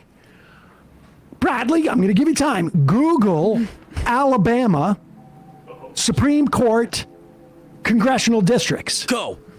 Justice Alito wonders if outright defiance may be in the offing for the first time since the aftermath of Brown v. Board of Education. If we're viewed as illegitimate, then disregard our decisions becomes more acceptable and more popular. So you can have a revival of the massive resistance that occurred in the South after Brown. The idea that saying that the justices need to be subject to some type of ethics is undercutting the power of the Supreme Court when this shit is going on as we speak. Undercutting this power of the Supreme Court. Whatever happened to fucking checks and balances? Supreme Court ruling reject call for a second majority black House district. The idea that he's not mentioning that. Or that he sort of vaguely threatened. Yeah, what the authority of the fucking Supreme Court? The fuck, they're just not listening. Oh my god.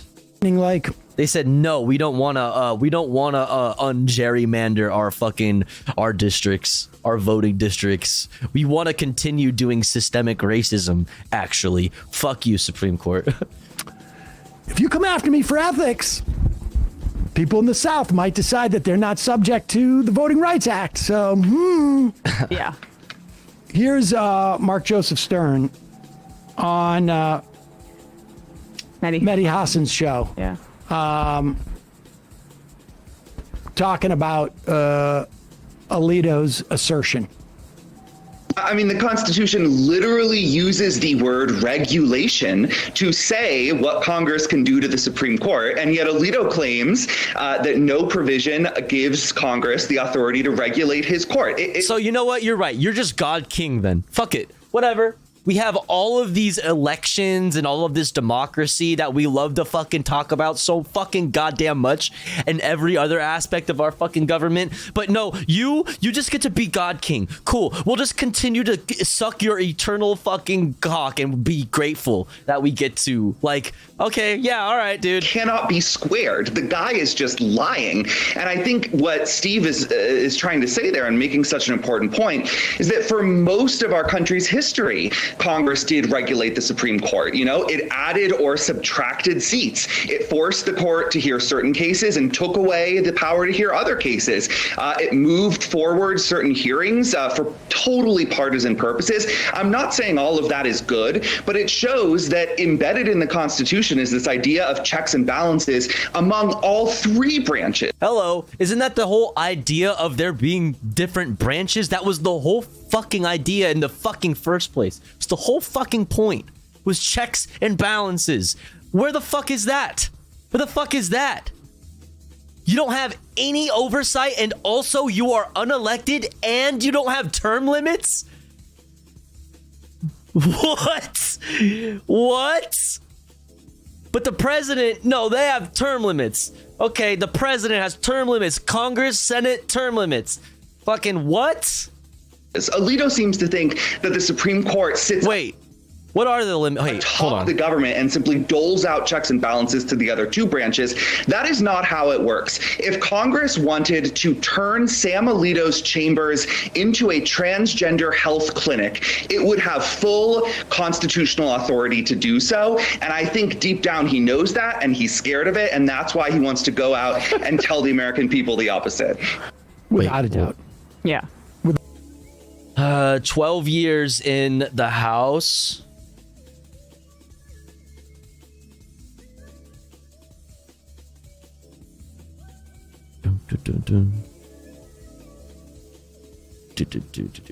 Three 2-year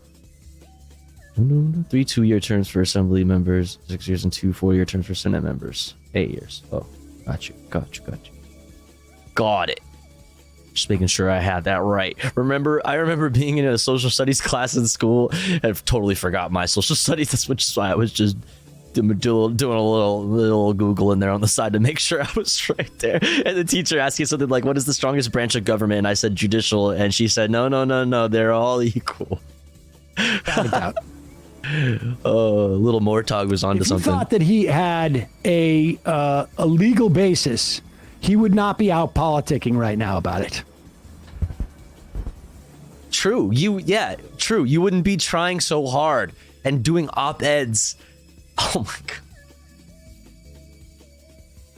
I think that I really don't. I think this is pretty much broadly agreed upon. Like, I think that if you talk to a fucking somebody, even a conservative, if you talk to them about, hey, no other context, here's something I think. I think that Supreme Court should not be unelected and should have fucking term limits. I think that everybody in the American government should be subject to term limits and elections, no matter what. Period. I think most people would be like, yeah, I kind of fuck with that. Wait, what? Yeah, no, that just makes sense. 100%. And it shows how scared they are, which is amazing. Good. Because everybody understands that where the swamp comes from, where the institution comes from, is these people that find themselves in positions of power and then stay there. That's where that exists, and the system that allows that to exist is one without term limits across the board, without being held accountable to elections across the board, subject to auditing, having any kind of oversight. Everybody should have oversight. Yeah. I want them to be scared, because they don't get to, again, be the high priests of the United States in what is ostensibly a democratic republic. There has to be some sort of oversight. There has to be. I mean, if there's not a major, if the Supreme Court looks like it does, 30 years from now, it'd be a massive failure, and like the world. We should train an AI on the language of teenagers and generate legal documents in Zoomer. Then, if a politician can't read it, they have legally fell off and must retire. I support this. I support this 100%. Yeah. I support this. That's like maybe like that's the loophole to being able to get out of the gauntlet. You know what I mean? Like that's like you can challenge it, and if you're able to get out of having to participate in the gauntlet, right?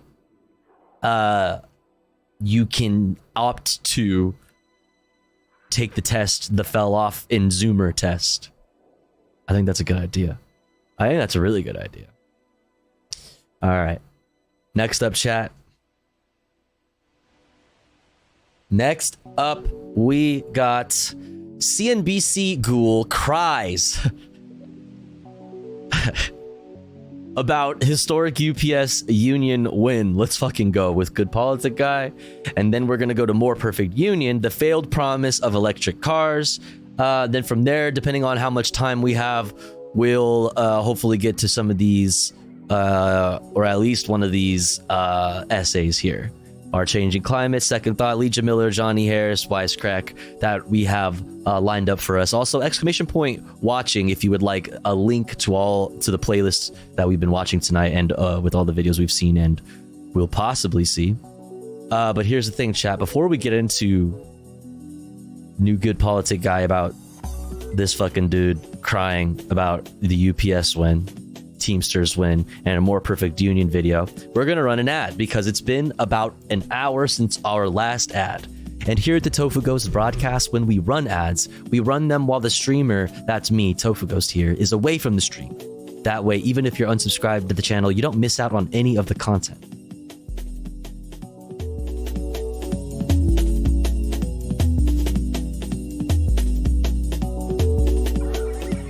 However, if you would like to support the stream, support me, the streamer, and get access to cool Tofu Ghost emotes as well as an ad-free viewing experience, all you gotta do is subscribe for $4.99 or for free with a Twitch Prime by connecting your Amazon Prime account, if you have one, to your Twitch account. Or let's say you're already subscribed to the channel and you're feeling generous and you have the means to, maybe consider gifting a sub to one of our friends in the chat, one of our comrades in the community that may not be able to afford a sub this month. That way they may also be able to enjoy the Tofu Ghost emotes in an ad-free viewing experience. I'll be back in 3 minutes. Don't you go anywhere. I'll be right back.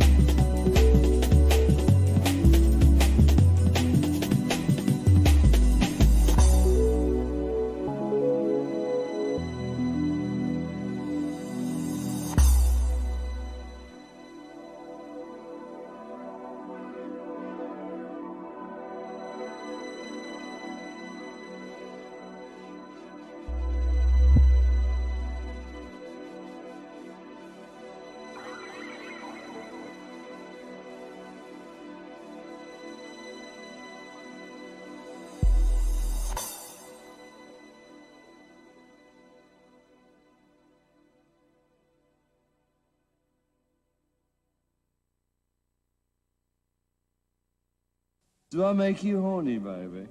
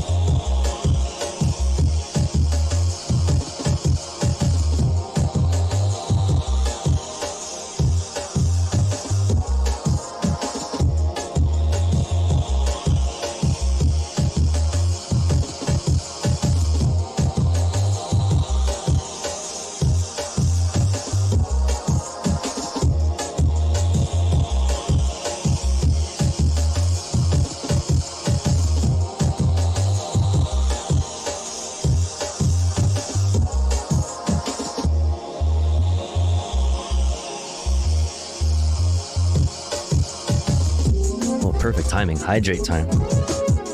Hydrate time.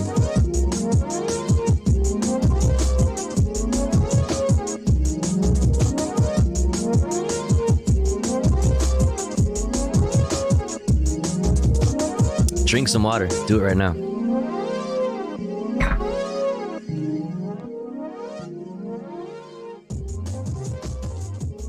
Hydrate or dihydrate. True. You can't make me. Well, that's not very fair because you just made me. Australia is real. Prove it. I'm a bot sent to perpetuate the myth. I believe it. Oh, Tofu, you were saying about like essays reminded me I found this promising baby channel with a Johnny Harris style process discussing the breakdown of French politics. Kind of a how libs are bad video. Well, we do like talking about how libs are bad. Libs are bad, you say? Libs are bad, you say? I'm listening. Channel is bad? Channel is bad. Like under 300 subs and under videos under 3K views, but he's on the ground in France at the riots. Like it's a good video production quality wise. Bum bum bum bum bum bum. Barely informed. French politics are broken and about to get worse. Okay. Oh, is that the guy doing the top 5 croissants in France? What?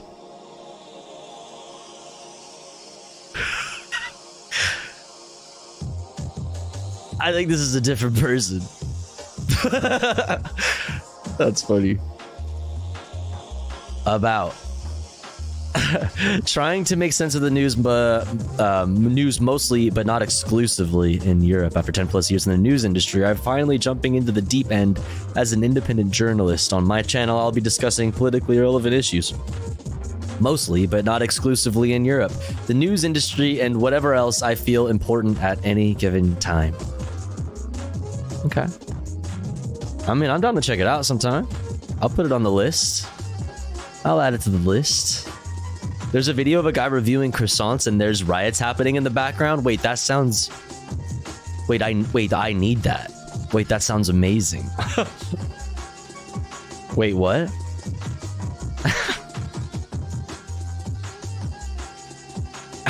We've seen that? Wait, did we watch that here? I don't remember that.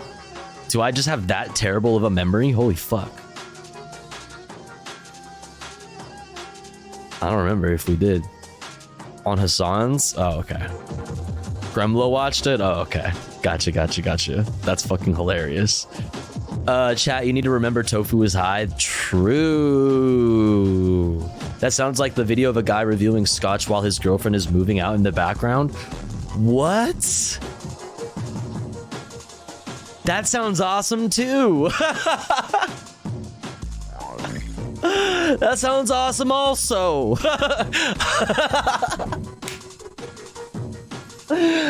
What? I want that one also. Damn. Yo, what's up, Fellini? Best croissant in Paris. What? This is amazing. Oh my god, well, I'll definitely watch this.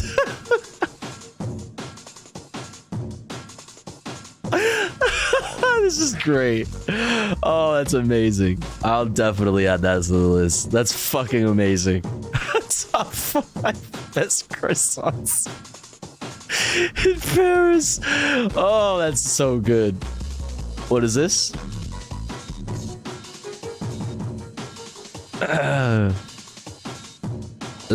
What the fuck is this? One of my all-time favorites, a PD Meaties. Huh? What the fuck is this? I don't know what that is. But I'll definitely put this one on the fucking list here for sure. For sure. Alright, where were we though? Ah, yes. CNBC Ghoul cries about historic UPS win. The wife... Oh! That video! I forgot. Okay. That's amazing. Alright, yeah, okay. Thank you, Girk. That's fucking amazing. Okay, thank you. I forgot. Like Celtic said, I'm high. Bald bearded men in a basement give me the heebie-jeebies, not gonna lie. It reminds me of quartering or something. It's giving quartering vibes. Alright, CNBC Ghoul cries about historic UPS win. Let's check it out. Since you're new to the internet, how English sounds to non-English speakers? We'll check it out. I'll add it to the list. Dum dum dum dum dum dum dum.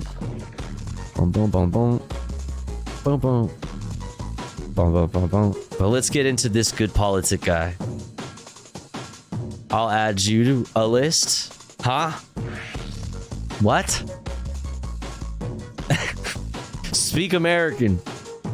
Speak American. Right, so I actually got a little bit of positive news here for you guys on the union front, as we were sort of tracking that potential strike for the UPS workers as the deal that they had on the table with corporate fell through, and it looked like we were sort of heading for the largest strike in American history, which you absolutely love to see. And a lot of these workers were basically just demanding the bare minimum of what they deserve. I'll add your mom to a list. Hey, yo. We're talking about a company that is raking in billions and billions of dollars on an annual basis. The ever-growing comfy content list. Workers were being heavily exploited in every way. Listen, I try really hard. So okay. We do have a resolution to that, at least a tentative resolution that I'm going to tell you about here in a second, because it looks like these UPS workers kind of sort of like dominated in this union strike threat and managed to get some pretty serious concessions. And so before we get to the actual details of the agreement that is put on the table right now, let's just go ahead and check in with one of the worst corporate ghouls on TV right now. This guy,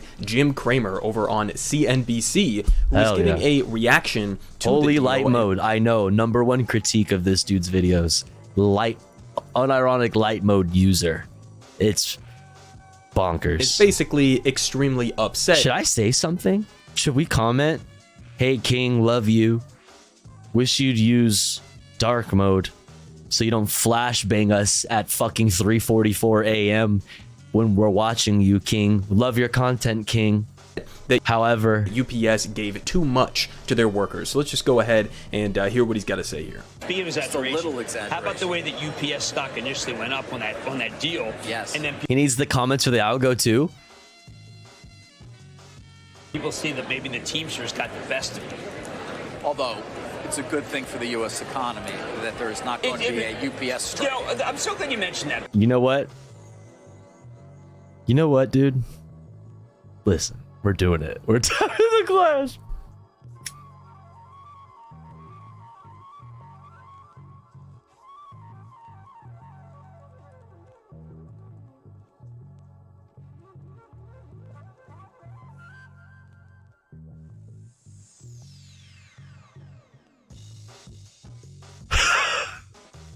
No. Yo, good morning, Seattle, sir. Welcome in. What should I say? The content king. What should I do?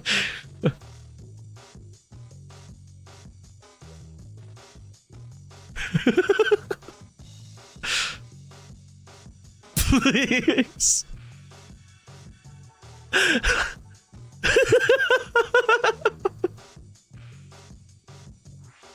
Should I?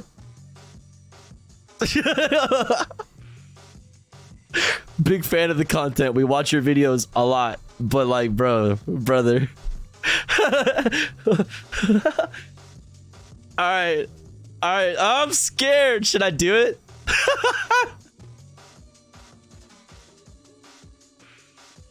Bro, I'm so fucking tired. I tried to scroll.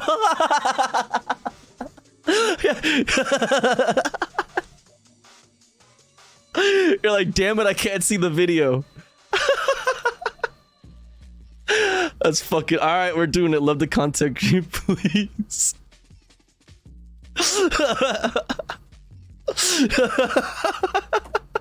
Alright, y'all gotta go. Alright. We're giving constructive criticism. Because I unironically watch Good Politic Guy a lot, and his videos get under 1,000 views. But I like his content. So go over there right now and like the video. Go like the video. Go subscribe. Good content. Underrated, in my opinion, in my humble opinion. I think there could be some, you know, some updates, maybe some fixes here and there, like light mode, abolishing light mode. 1. 2, maybe some music. Maybe like a what's it called? A noise gate, so that we don't hear cars passing by. But I love your politics, and I love the content. Go like and subscribe. Because that was very important for the U.S. I do want to know whether Ford is going to talk about whether there's more of an issue with the UAW. Then Carol Tomei talked about being an issue with Teamsters. Very important to watch that because when you look... With that said, light mode? at the way GM traded, it started going down when Mary Barra... What are you, fucking insane? What are you, crazy? The CEO glossed over... You trying to kill me? ...a union issue. That's a big mistake. Sean Faber... Wait, okay, he's spouting some bullshit. We gotta hear what he's saying. Very important for the... There is not going to be a UPS strike. You know, I'm so glad you mentioned that because that was very important for the U.S. I do want to know whether Ford is going to talk about whether there's more of an issue with the UAW. Then Carol Tomei talked about being an issue with Teamsters. Very important to watch that because when you look at the way GM traded, it started going down when Mary Barra, the CEO, glossed over the union issue. That's a big mistake. Sean Faber reminds me of the 1930s UAW, which we don't want. Bro, stop. Like, fucking union haters don't stop mentioning, like, fucking the random specific stories about unions from the past. Like, as a reason why unions going forward are bad. Like, stop, like, impossible difficulty. Shut the fuck up. Do we not want that? Holy fucking... Okay, see, this audio much louder, or his audio much louder than this. That hurt my brain. I kind of want that, Oh, right? God. Referencing the 1930s, Sorry, much chat. more militant union activity that was going on at the time. I am 100% in favor of bringing that sort of militancy back. But I mean, just look at how he talks about this, just generally. I mean, first of all, it's pretty funny. They're just talking. I mean, obviously, this is what this channel is, this network is sort of for. You know, it's for like financial, interest to go and watch this and see what the latest things are that are happening. But I mean, just talking next to like these stock charts as if like that is how we should analyze the the US economy, whether or not this line on a graph goes up, instead of like, are these workers being taken care of? Are they facing, unreasonable safety hazards? I mean, we could still do lines on graphs if you want. You know what I mean? We could still, if you like graphs a lot, like, don't worry, we can still do that, and we can still measure things, and there can still be things that we want the line to go up for. You know what I mean? There are things that we can want the line to go up for. We're just measuring all of the exact wrong things. All of the exact wrong things. As a part of their jobs, are they able to live sustainable and healthy lives and provide for themselves and their family members, right? I would yeah, like a number of housed people. That line should go up. You know what I mean? To those sort of metrics. Can you afford education? Can you afford healthcare? Can you afford housing and all of that stuff? I would look number of communities that are not food deserts. That line could go up. Look at that stuff much more in terms of like, is our economy actually functioning? Is it a healthy economy? But they sort of just always give these, this analysis where it's just like, does the line amount of people who needs the line raised? Hey, yo! Go up? If yes, then everything is great. And the amount of people who can afford a $500 emergency if they need to, that line could go up. If the line goes down, then everything is absolutely abysmal. And so, of course, he's scared that, the Teamsters managed to get some pretty significant concessions there. And, calling out to these other unions as well, like the UAW, which, as he pointed out there, covers Ford. It seems like with this sort of resurgence of the American labor movement that we have seen over the last couple of years with, Starbucks and a whole bunch of other ones that we've been tracking as well, Amazon getting their first union, it seems like a lot of these wealthy ghouls are sort of like shaking in their boots. And again, you absolutely love to see it. So now I want to move on to the actual concessions that were given to the Teamsters as a part of this negotiation. So they say here, we've changed the game. Teamsters win historic UPS contract. Okay, so they say, today the Teamsters reached the most historic tentative agreement for workers in the history of UPS, protecting and rewarding more than 340,000 UPS Teamsters nationwide. The overwhelmingly lucrative contract raises wages for all workers, creates more full-time jobs, and includes dozens of workplace protections and improvements. The UPS Teamsters National Negotiating Committee unanimously endorsed the 5-year tentative agreement. They say rank-and-file UPS Teamsters sacrificed everything to get this country through a pandemic and enabled UPS to reap record-setting profits. Teamsters Labor moves America. The union went into this fight committed to winning for our members. We demanded the best contract in the history of the UPS, and we got it. And here's where it gets even crazier, right? So they said, this is a statement obviously from the Teamsters president, Sean O'Brien, and he says, UPS has put $30 billion in new money on the table as a direct result of these negotiations. $30 billion in new money as a result of the power of this union here. We've changed the game, battling it out day and night to make sure our members won an agreement that pays strong wages, rewards their labor, and doesn't require a single concession. This contract sets a new standard in the labor movement and raises the bar for all workers. And I'm glad that he added that in there at the end, because obviously, some people may look at this and they'll be like, well, what do I have to do with UPS workers, right? I don't work for UPS. I don't know anybody who works for UPS. How does this actually benefit? More and more people understand how it benefits them, though. More and more people understand this. Well, it actually does, because again, as he points out there, when wages at a place like UPS are lifted up to this significant degree, when they have better working conditions, better benefits, better wages, etc., that lifts the bar for the rest of the economy. Other, corporations that are hiring people, they are going to have to meet new standards, because this is much more of a lucrative kind of place to work because of what this union was able to achieve. So it does, benefit. I mean, and the CEOs of UPS are already putting out statements saying like touting the agreement as if it's like some achievement that they fucking did. They're like, look at us, look at what we're doing for our fucking people, as if they didn't have to get fucking forced to do this by getting threatened by 340,000 fucking Teamsters. Like, yeah, look at us, look at what we did for them. Wow.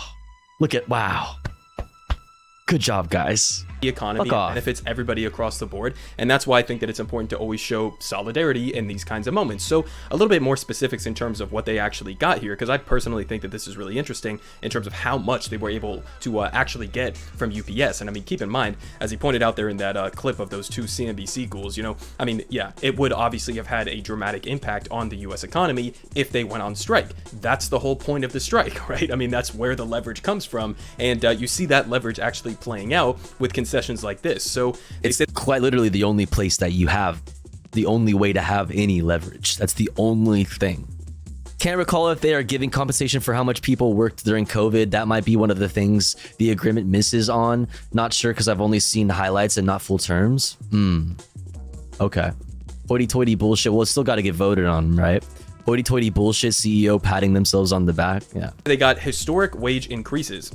Existing full and part-time UPS Teamsters will get $2.75 more per hour in 2023 over the length of the contract. It is so hard being a CEO. You don't know. You don't understand, Diosu.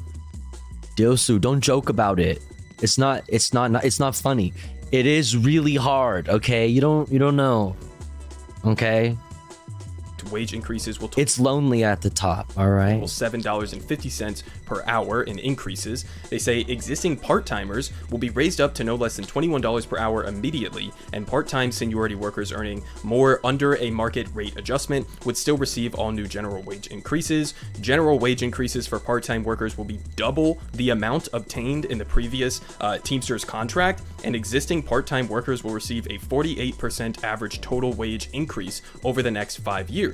Wage increases for full-timers will be kept or will keep UPS Teamsters the highest paid delivery drivers in the nation, improving their average top rate to $49 an hour, which isn't that bad, right? I mean, obviously these guys are doing grueling work and all of that, but they absolutely deserve it. They say safety and health protections, including, and this was a key sticking point here, which is absolutely insane, especially as we're going through a, you know, historic heat wave right now. A lot of these workers didn't even have fucking AC in their trucks. Until they were threatened by the union.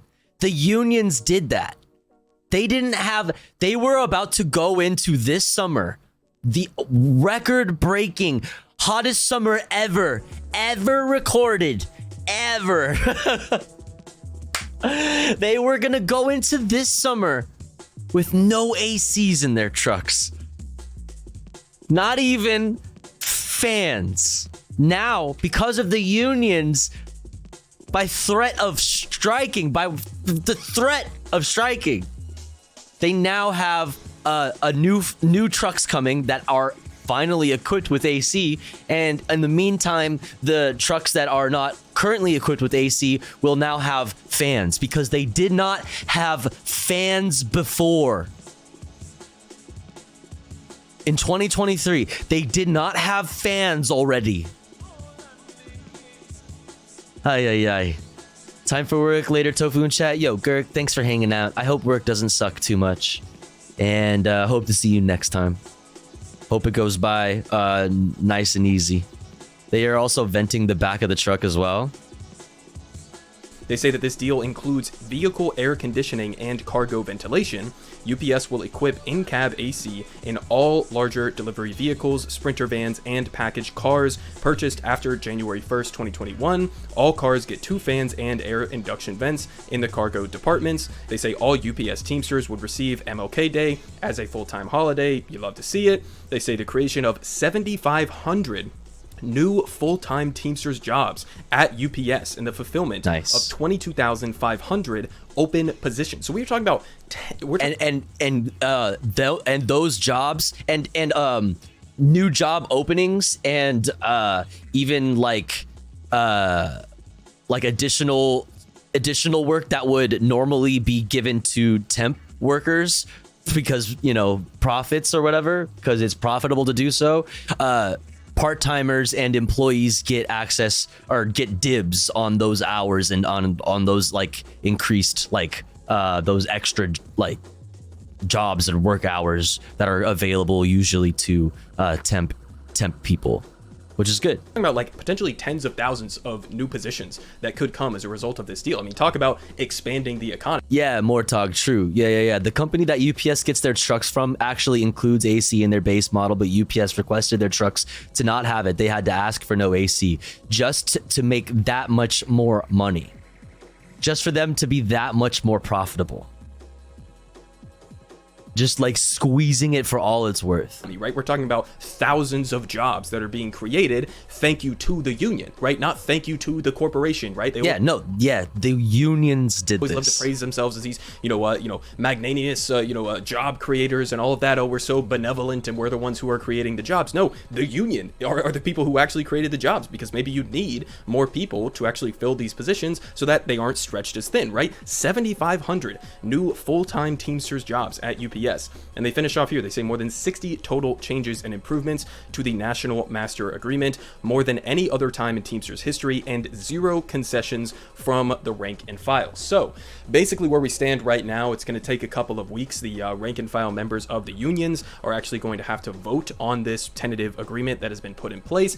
I don't know whether or not they're going to actually accept this. It seems like, based on what they're saying in these statements, that this is as favorable of a deal as you could probably ask for in this kind of a situation. If they end up rejecting it and they go on strike because they don't think that it's enough, fully support and endorse that as well. Because again, I mean, as he pointed out there, these people got us through the pandemic, right? Risking their lives, traveling around, delivering people all of their packages, right? These people work grueling hours. They're having to go on all of these routes, similar to Amazon drivers as well. How many Amazon delivery driver stories did we see of people having to literally like piss in bottles and shit in bags on the job just to meet their quotas and things like that? So it's a grueling job, and they deserve every single penny of this. I mean, they deserve the entirety of that $30 billion of new money over the period of this contract that they ended up getting, and even more. And so, again, solidarity with all of these workers. You love to see it. You love to see wealthy ghouls over on financial networks pissing, coping, and crying, as they are trying to come to grips pissing, with the fact shitting, farting. got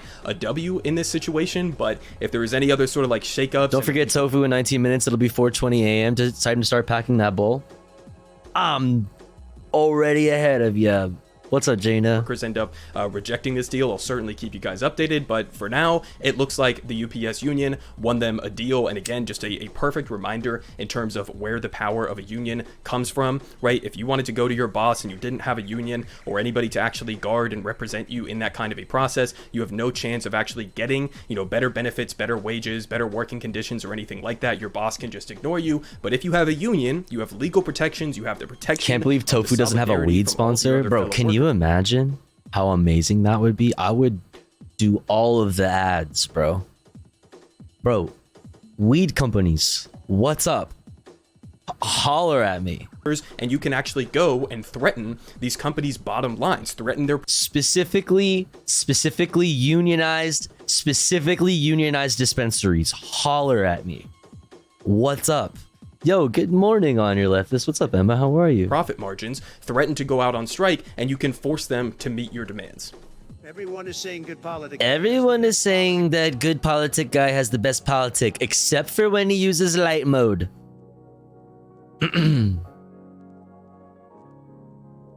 Except for that time. Have you ever had a vehicle in the past 40 years ordered brand new and manufactured with nothing more than a fucking heater in goddamn Texas? Sounds pretty stupid, huh? Now paint that vehicle dark brown. Yeah. Yeah. Right. You had to go out of your way to make it like more unethical. Like it takes extra effort to do that. The things are due for money. Wasn't weed company sponsorships potentially against TOS? Maybe that makes sense. That would make sense. Me and the homies hate light mode. True. Wait, Tofu, I googled. Wait.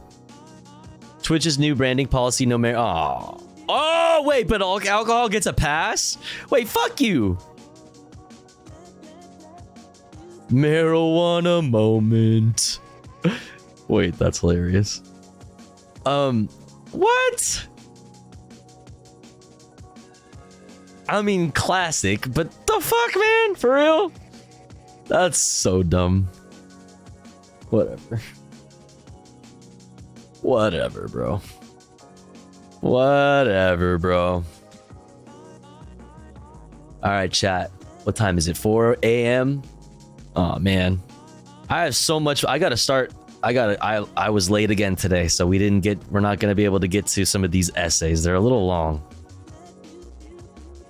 I like to we can't just end on politics, you know what I mean? We gotta do something fun first before we part ways. You know what I mean? Dun, dun, dun, dun, dun, dun, dun, dun, dun, dun, dun, dun, dun. But what should we do? What happened to the fun half? Whoever said half? Ain't nobody ever said half, okay? Now you're asking way too much. Half the broadcast being fun content. The fuck, man? This is a... Whoa. You used to say half? That's cap. No shot I ever said that. Sam Cedar managed to do it. Do I look like Sam Cedar to you? I might be able to do his voice. Actually, I keep getting it. The Sam Cedar voice does get worse every time I do it. It didn't even sound like Marge that time. Fuck. Whatever, bro. Fuck you. What in the Muppets Go to Hell was that? Shut up. All right, it didn't sound human. Well, you. All right, now you're starting to get fucking problematic, sweaty. All right, this is toxic. What you're doing, this is toxic behavior. All right. Welcome to the Tofugo stream. She don't fuck around. You think this is fun? Exactly. Thank you, Midnight Dime. Exactly. When I said comfy vibes only, did you really think I meant non-politics vibes? Motherfucker. Heavily sedated Tickle Me Elmo. I mean, that's kind of me. I feel heavily sedated Tickle Me Elmo, like really, like I like relate to that. I thought it was adorable. Thank you, Tiger Lily. Well, I'm comfy regardless. Thank you, Emma. See, fuck all of the rest of you. Being rude. Being rude. Dun, dun, dun, dun. Speaking of toxic, did you listen to this song? Hassan Piker and Ethan Klein, The Toxic Gossip Train. I will not listen to this. I will not listen to that. I refuse to listen to that. I already know what it sounds like because I just read it out loud. I read those words out loud and I already hear it in my head. It's actually good. No, because dude, it took me so long to get that stupid fucking song out of my stupid fucking head. I don't think you understand how often I would just break out into fucking toxic. Now I'm gonna do it. Now you're gonna make me think about the melody and then I'm gonna start singing it. Tofu is such a banger though. I know that. That's why I don't want to sing it. It's extremely catchy and it's fucked up. It's not okay. Stop. I don't want to sing it anymore. All right? I'm over it. It's too late for you now. No. I just want to watch comfy, something comfy. Let's watch those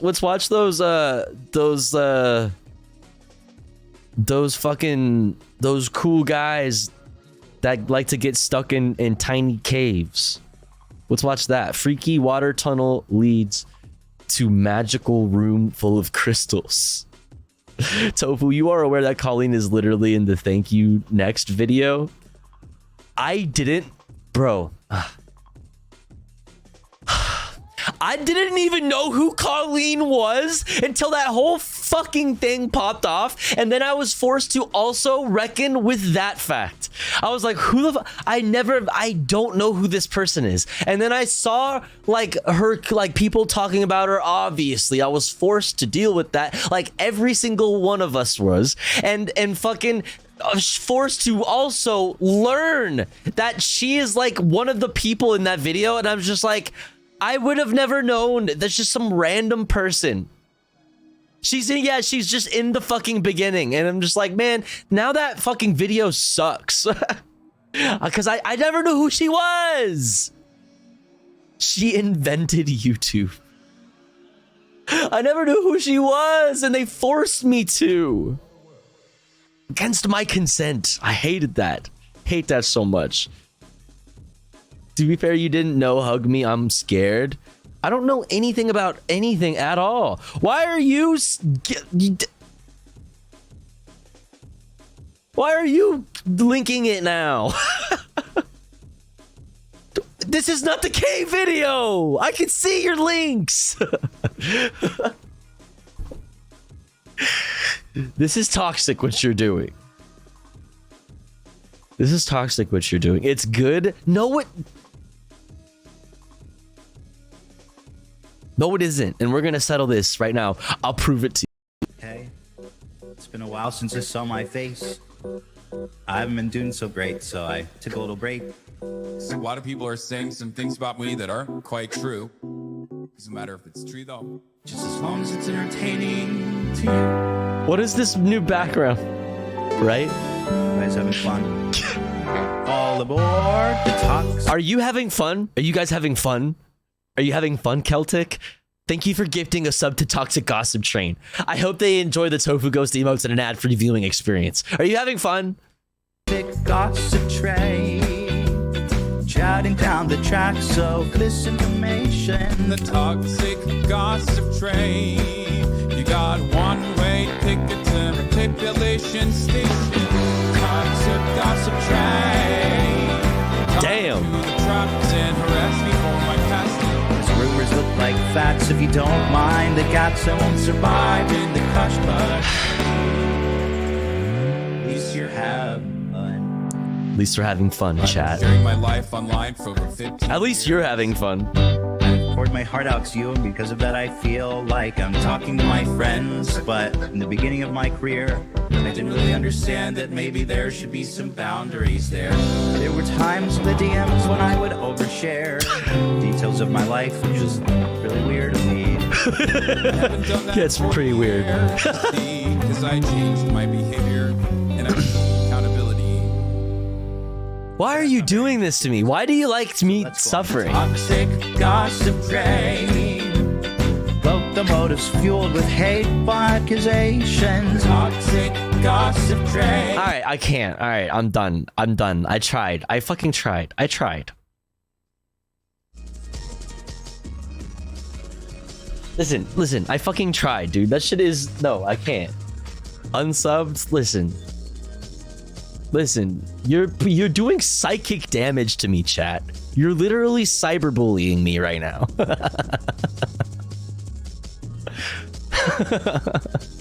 You're literally cyberbullying me. Stop cyberbullying me. Fuck. Motherfucker. L plus ratio plus your amulet is cursed? Whatever, dude. Freaky water tunnel leads to magic room full of crystals. Okay. So we're at this ledge here, and Cole claims that this is a cave, and he's sending me in, probably to explore something that's not even a cave. Well, I mean, you know. New Hype Train song? No shot. Shut up, Midnight Time. Fuck out of here. Never. I'll stop streaming before the day that I fucking do that as a Hype Train. Thank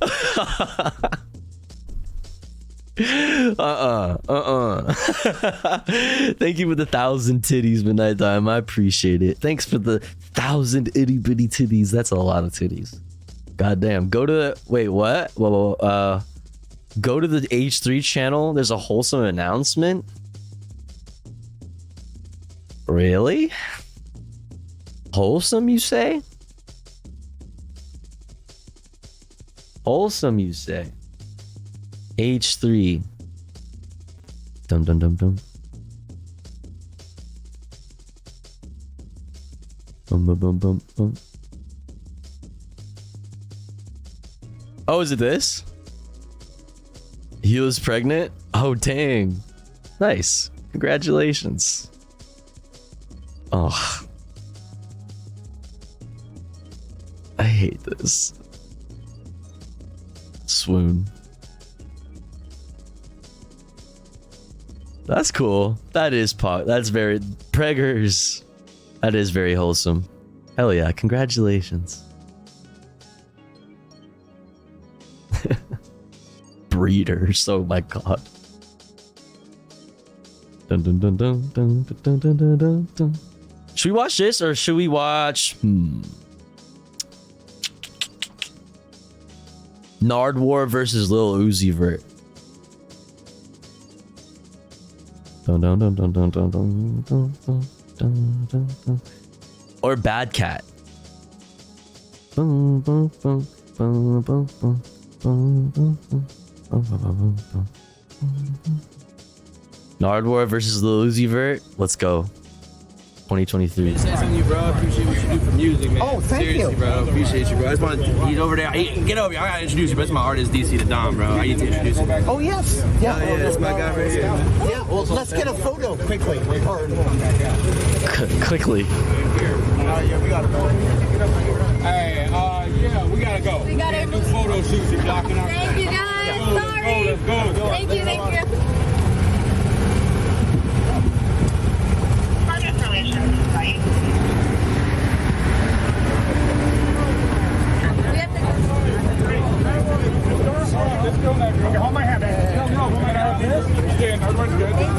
Nardwuar is good. No, what the fuck?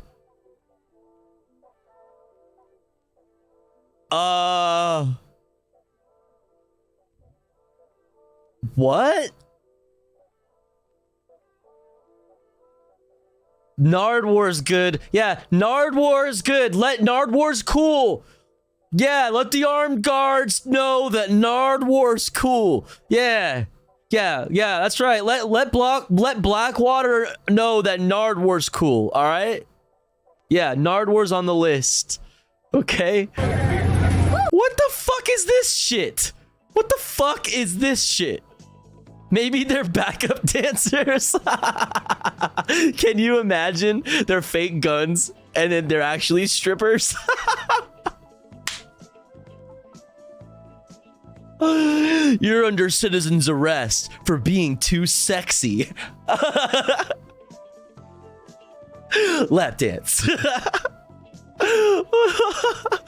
What the fuck is this? Why are these guys here? What fucking... Nardwuar interviews Lil Uzi Vert at Lyrical Lemonade's Summer Smash in Bridgeview, Illinois. This is the security at the Lyrical Lemonade Festival. This is the security? Holy fucking shit, dude. Well, you're gonna get some good stuff here. After we're trying to talk to him right after. What? So it's either gonna happen or it's not gonna happen. I will give you. I'll leave the car right here. Yeah, I guess Ski Mask. I did an interview with him, and he kindly said, "Hey, do you want to come on stage?" There's the guy, the Lyrical Lemonade guy. Hey. Ski Mask invited me on stage, says Nardwuar. Oh yeah, he performed after it was Beyonce too. Oh my god, I hope there's... He said...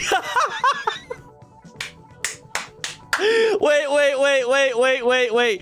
Bro walks up to him and says, "Oh my god, you're Nardwuar." And he's like, "Doo-to-the-loo-to." I love him so much. Protect him at all costs. Honestly, I'm glad the military's protecting him. He needs to be protected. He's a gem. Oh my god. Doo-to-the-loo-to. It's really you. He said, "Doo-to-the-loo-to."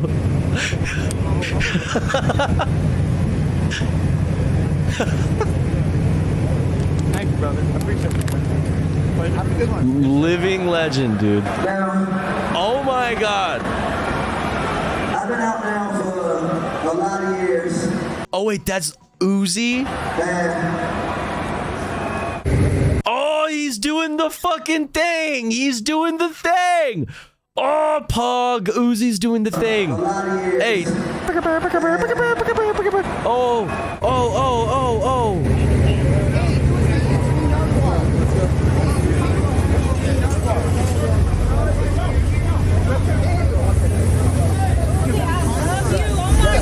got time. Yeah, is this a good place? Yeah. Yeah, sorry about this. It's okay. Hey, let's step to the side. Come on. Yeah. Wow. Hell yeah. Nardwar. Nardwar. Nardwar. Who are you? Leslie Chow. See what little was he heard? Leslie Chow. After performing an amazing set at Cole Bennett's Summer Smash. Amazing. And I have a gift for you right off the bat, Uzi, because you sampled me in a futsal shuffle. Yes, I did. And I made this 45 That's what he was doing. He was doing the futsal shuffle. of that one song. I made 2 records, one for me and one for you. And it's your actual futsal 45.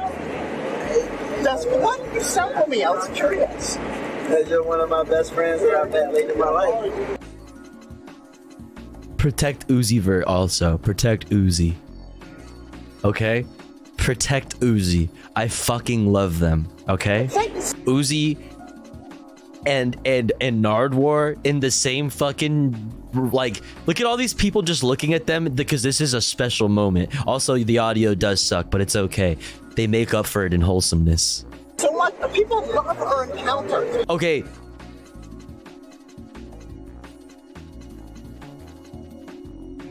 That is the cutest fucking thing I've ever seen in my fucking life, and I need this. I need this I need a print of this. What the fuck? I need a print of this, and I want it hanged up in my house. I want to hang it up in my house. This is fucking awesome. People love our encounter movie. Like, for instance, check out after seeing our. Can we have an emote? That's actually not a terrible idea. That is actually not a terrible idea. That's actually not a terrible idea. My best friends that I've met late in my life. Thank you so much. People love our encounter. People love our encounter movie. Like, for instance, check out after seeing one of our interviews, somebody actually, Katem, did the So cute. It's incredible, like from a dumb, stupid interview, like a record, and then you turn it over. Look at this illustration as well. That's so sick. Like me interviewing you. Like people love our encounters. Yeah. And True, actually, this is true. the Yo, when Uzi said, I really felt that. You know what I'm saying? thing. The last interview, how would you describe that? You're Uzi, a raw zombie poster.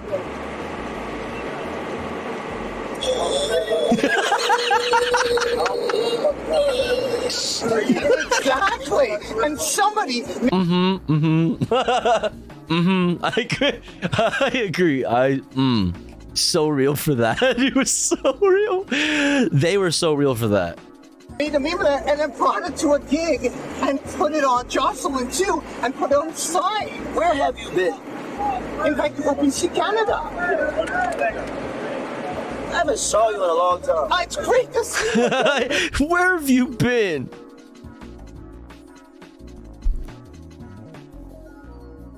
I'm gonna cry. They're so cute. I love them. I love them. Get you somebody, chat. Get you somebody that looks at you the way Lil Uzi Vert looks at Nardwar.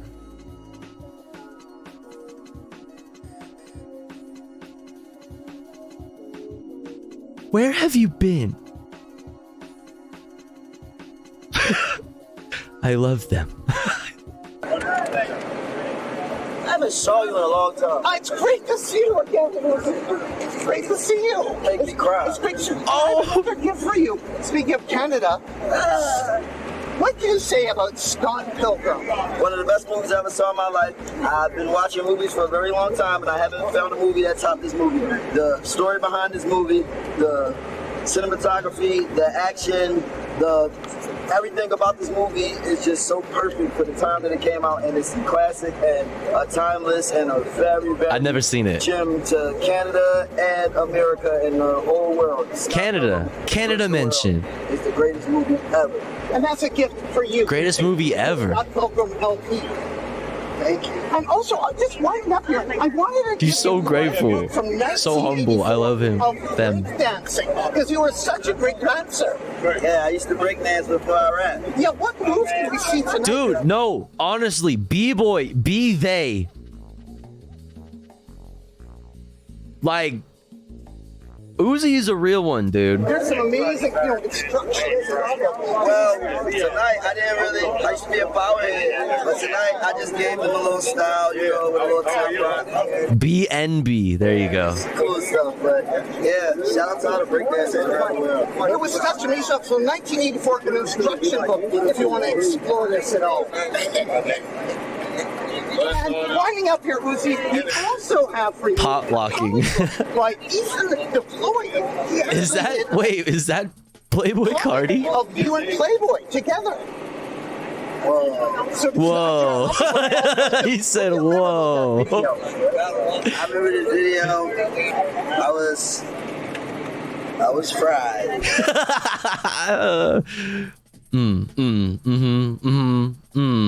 And I remember we both showed up late, but two different types of late. And Two it was a good video. different types of lake. Yeah.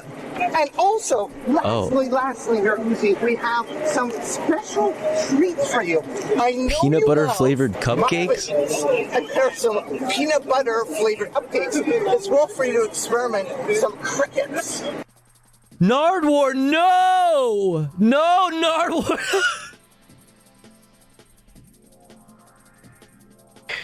No! Don't give them crickets! Why did you give them crickets, Nardwar? Why did you do that?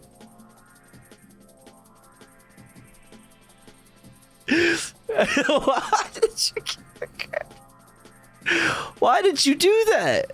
Peanut butter flavored cupcakes as well for you to experiment with some crickets. I've seen you kind of have a few bugs. I'm on a bug diet. I've been on a bug diet all year. No. Wait. Really? What, dude?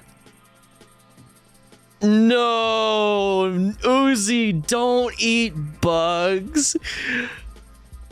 What?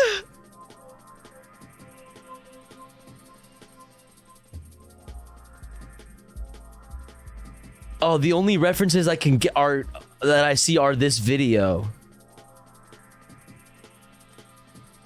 Lil Uzi Vert eats cockroach in Thailand?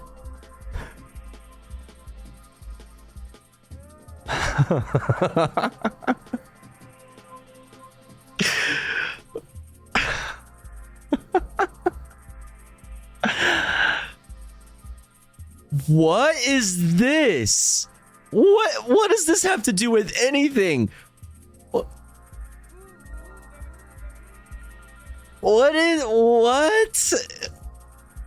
Okay, I hate this.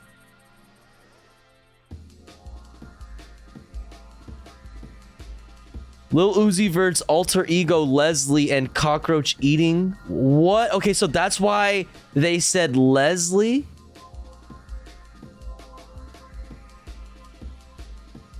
Exploring Lil Uzi Vert's new alter ego Leslie.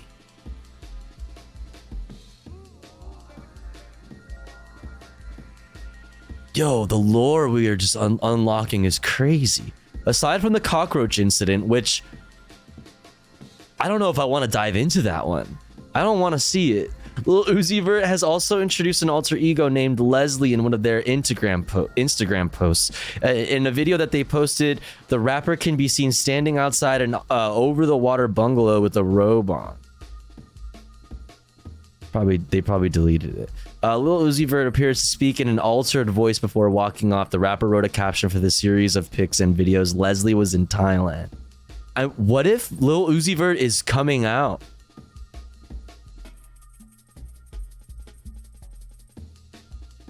Or something. I mean, we already know NB, you know, they the emperor, but this is a whole new level. Fans that have been, oops, no, go back. Fans have been quick to share their thoughts on Lil Uzi Vert's new look. Many have mocked the rapper's emo punk perm with pink highlights and their new alter ego. Slay. Lil Uzi Vert showing off new upside down cross tongue tattoo. Holy. Legend. They. When he said they assumed it, when they said it, I assumed Leslie was just their given name. Damn! Legendary. What's up, Skirt? Sorry, that was loud as fuck. Damn, legend. Okay. So does cricket. Okay, but for real though, the bug shit chat, you know how I feel about that, all right? Don't do that. All right? Don't do that. Eat tofu like a normal fucking person, all right? Okay, I gotta go. Thank you for the morning vibes. Yo, Emma, thanks for hanging out. Always good to see you. And also, everybody go follow Emma. Do it now. Do it now. Do it now. Do it now. I have a few bugs. I'm on a bug diet. I've been on a bug diet all year. So does crickets, but they're also check out larvettes. Mexican spiked larvettes. And then Bro, Nardwar, why are you fucking doing this? Satan, another guy. That's what I like. People love her encounters Uzi. Thanks so much for taking the time for me. Look, actual Pokemon. Okay, that's fucking amazing.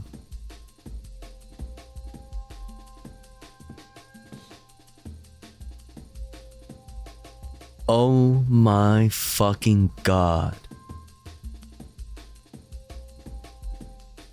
It's beautiful. Weakness Brittany. I don't understand. Tag team rule: when your tag team is knocked out, your opponent takes 3 prize cards. Dude, it's been so many years since I've played. That's his ex? Alright, that's weird. This is cute though.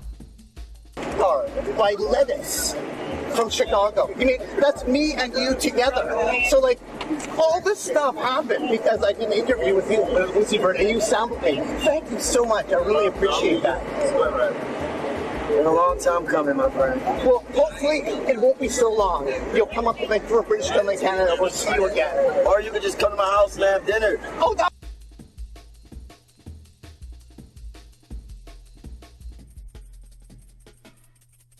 Oh. Wholesome friend hangout session unlocked. Oh. Dinner with my friends. Oh, that's so cute. You'll come up to Vancouver, British Columbia, Canada. We'll see you again. Or you could just come to my house and have dinner. Oh, that'd be amazing. Yeah. That'd be amazing. Yeah. How do I get in touch? I'll give you my number. Then I can teach you how to play Call of Duty. Oh my god, wait. This keeps getting better. Wait, dude. Oh my god.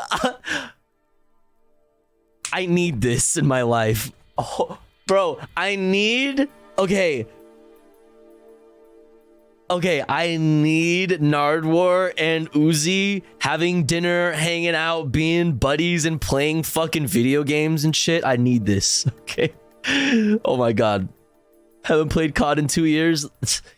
I've been known to, you know, get into a war crime or two here and there, you know?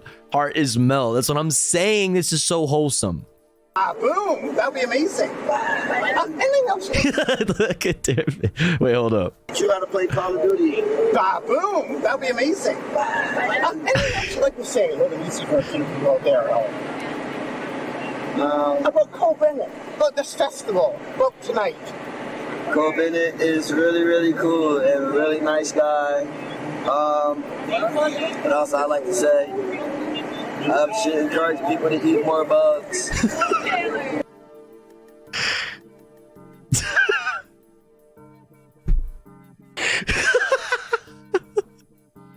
Stop. No, I can't condone this. I do not condone this. I disavow.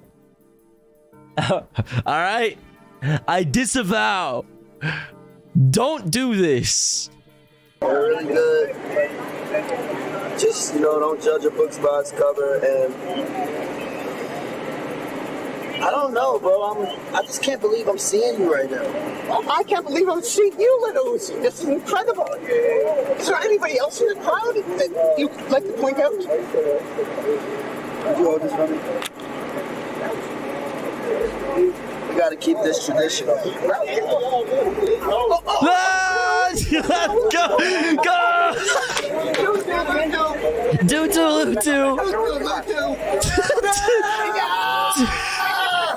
You ready to clear it? You clearing? Yep. Uzi first. Summer Smash.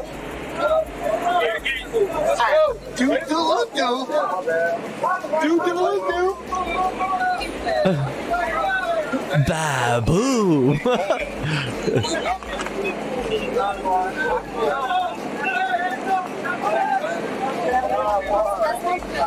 Most wholesome shit ever. Nardwar.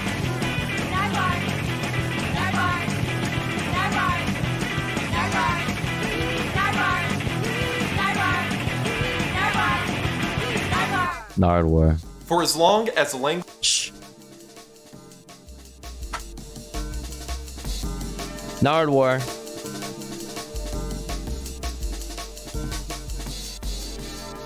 Nardwar. All right, chat. Listen. Are you listening?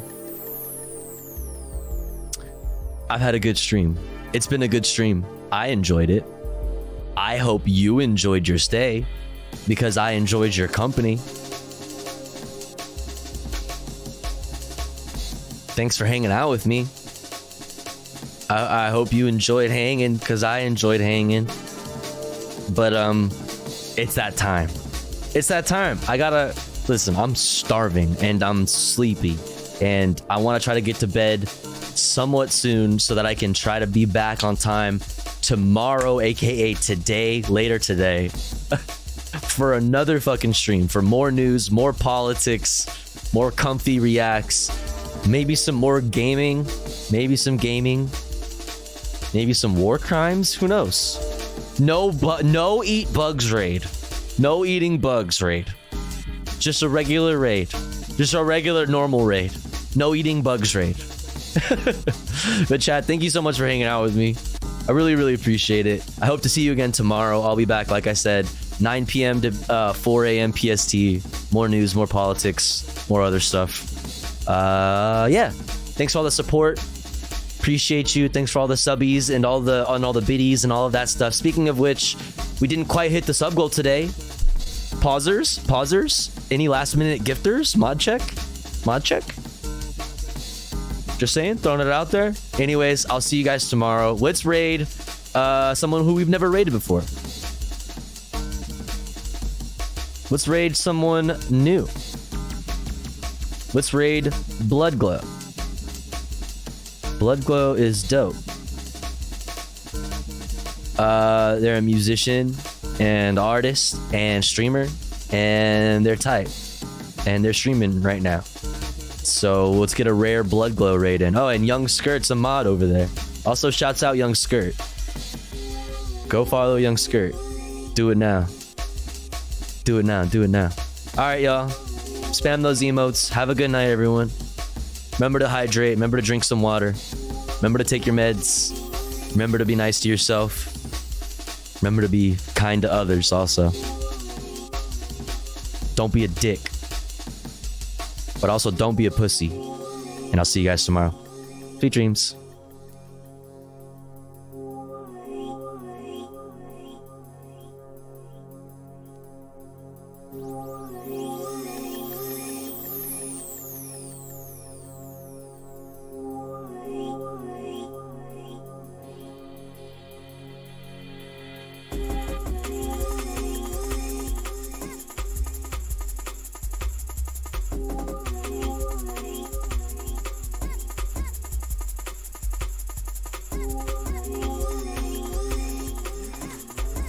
And it'll be like a whole different color.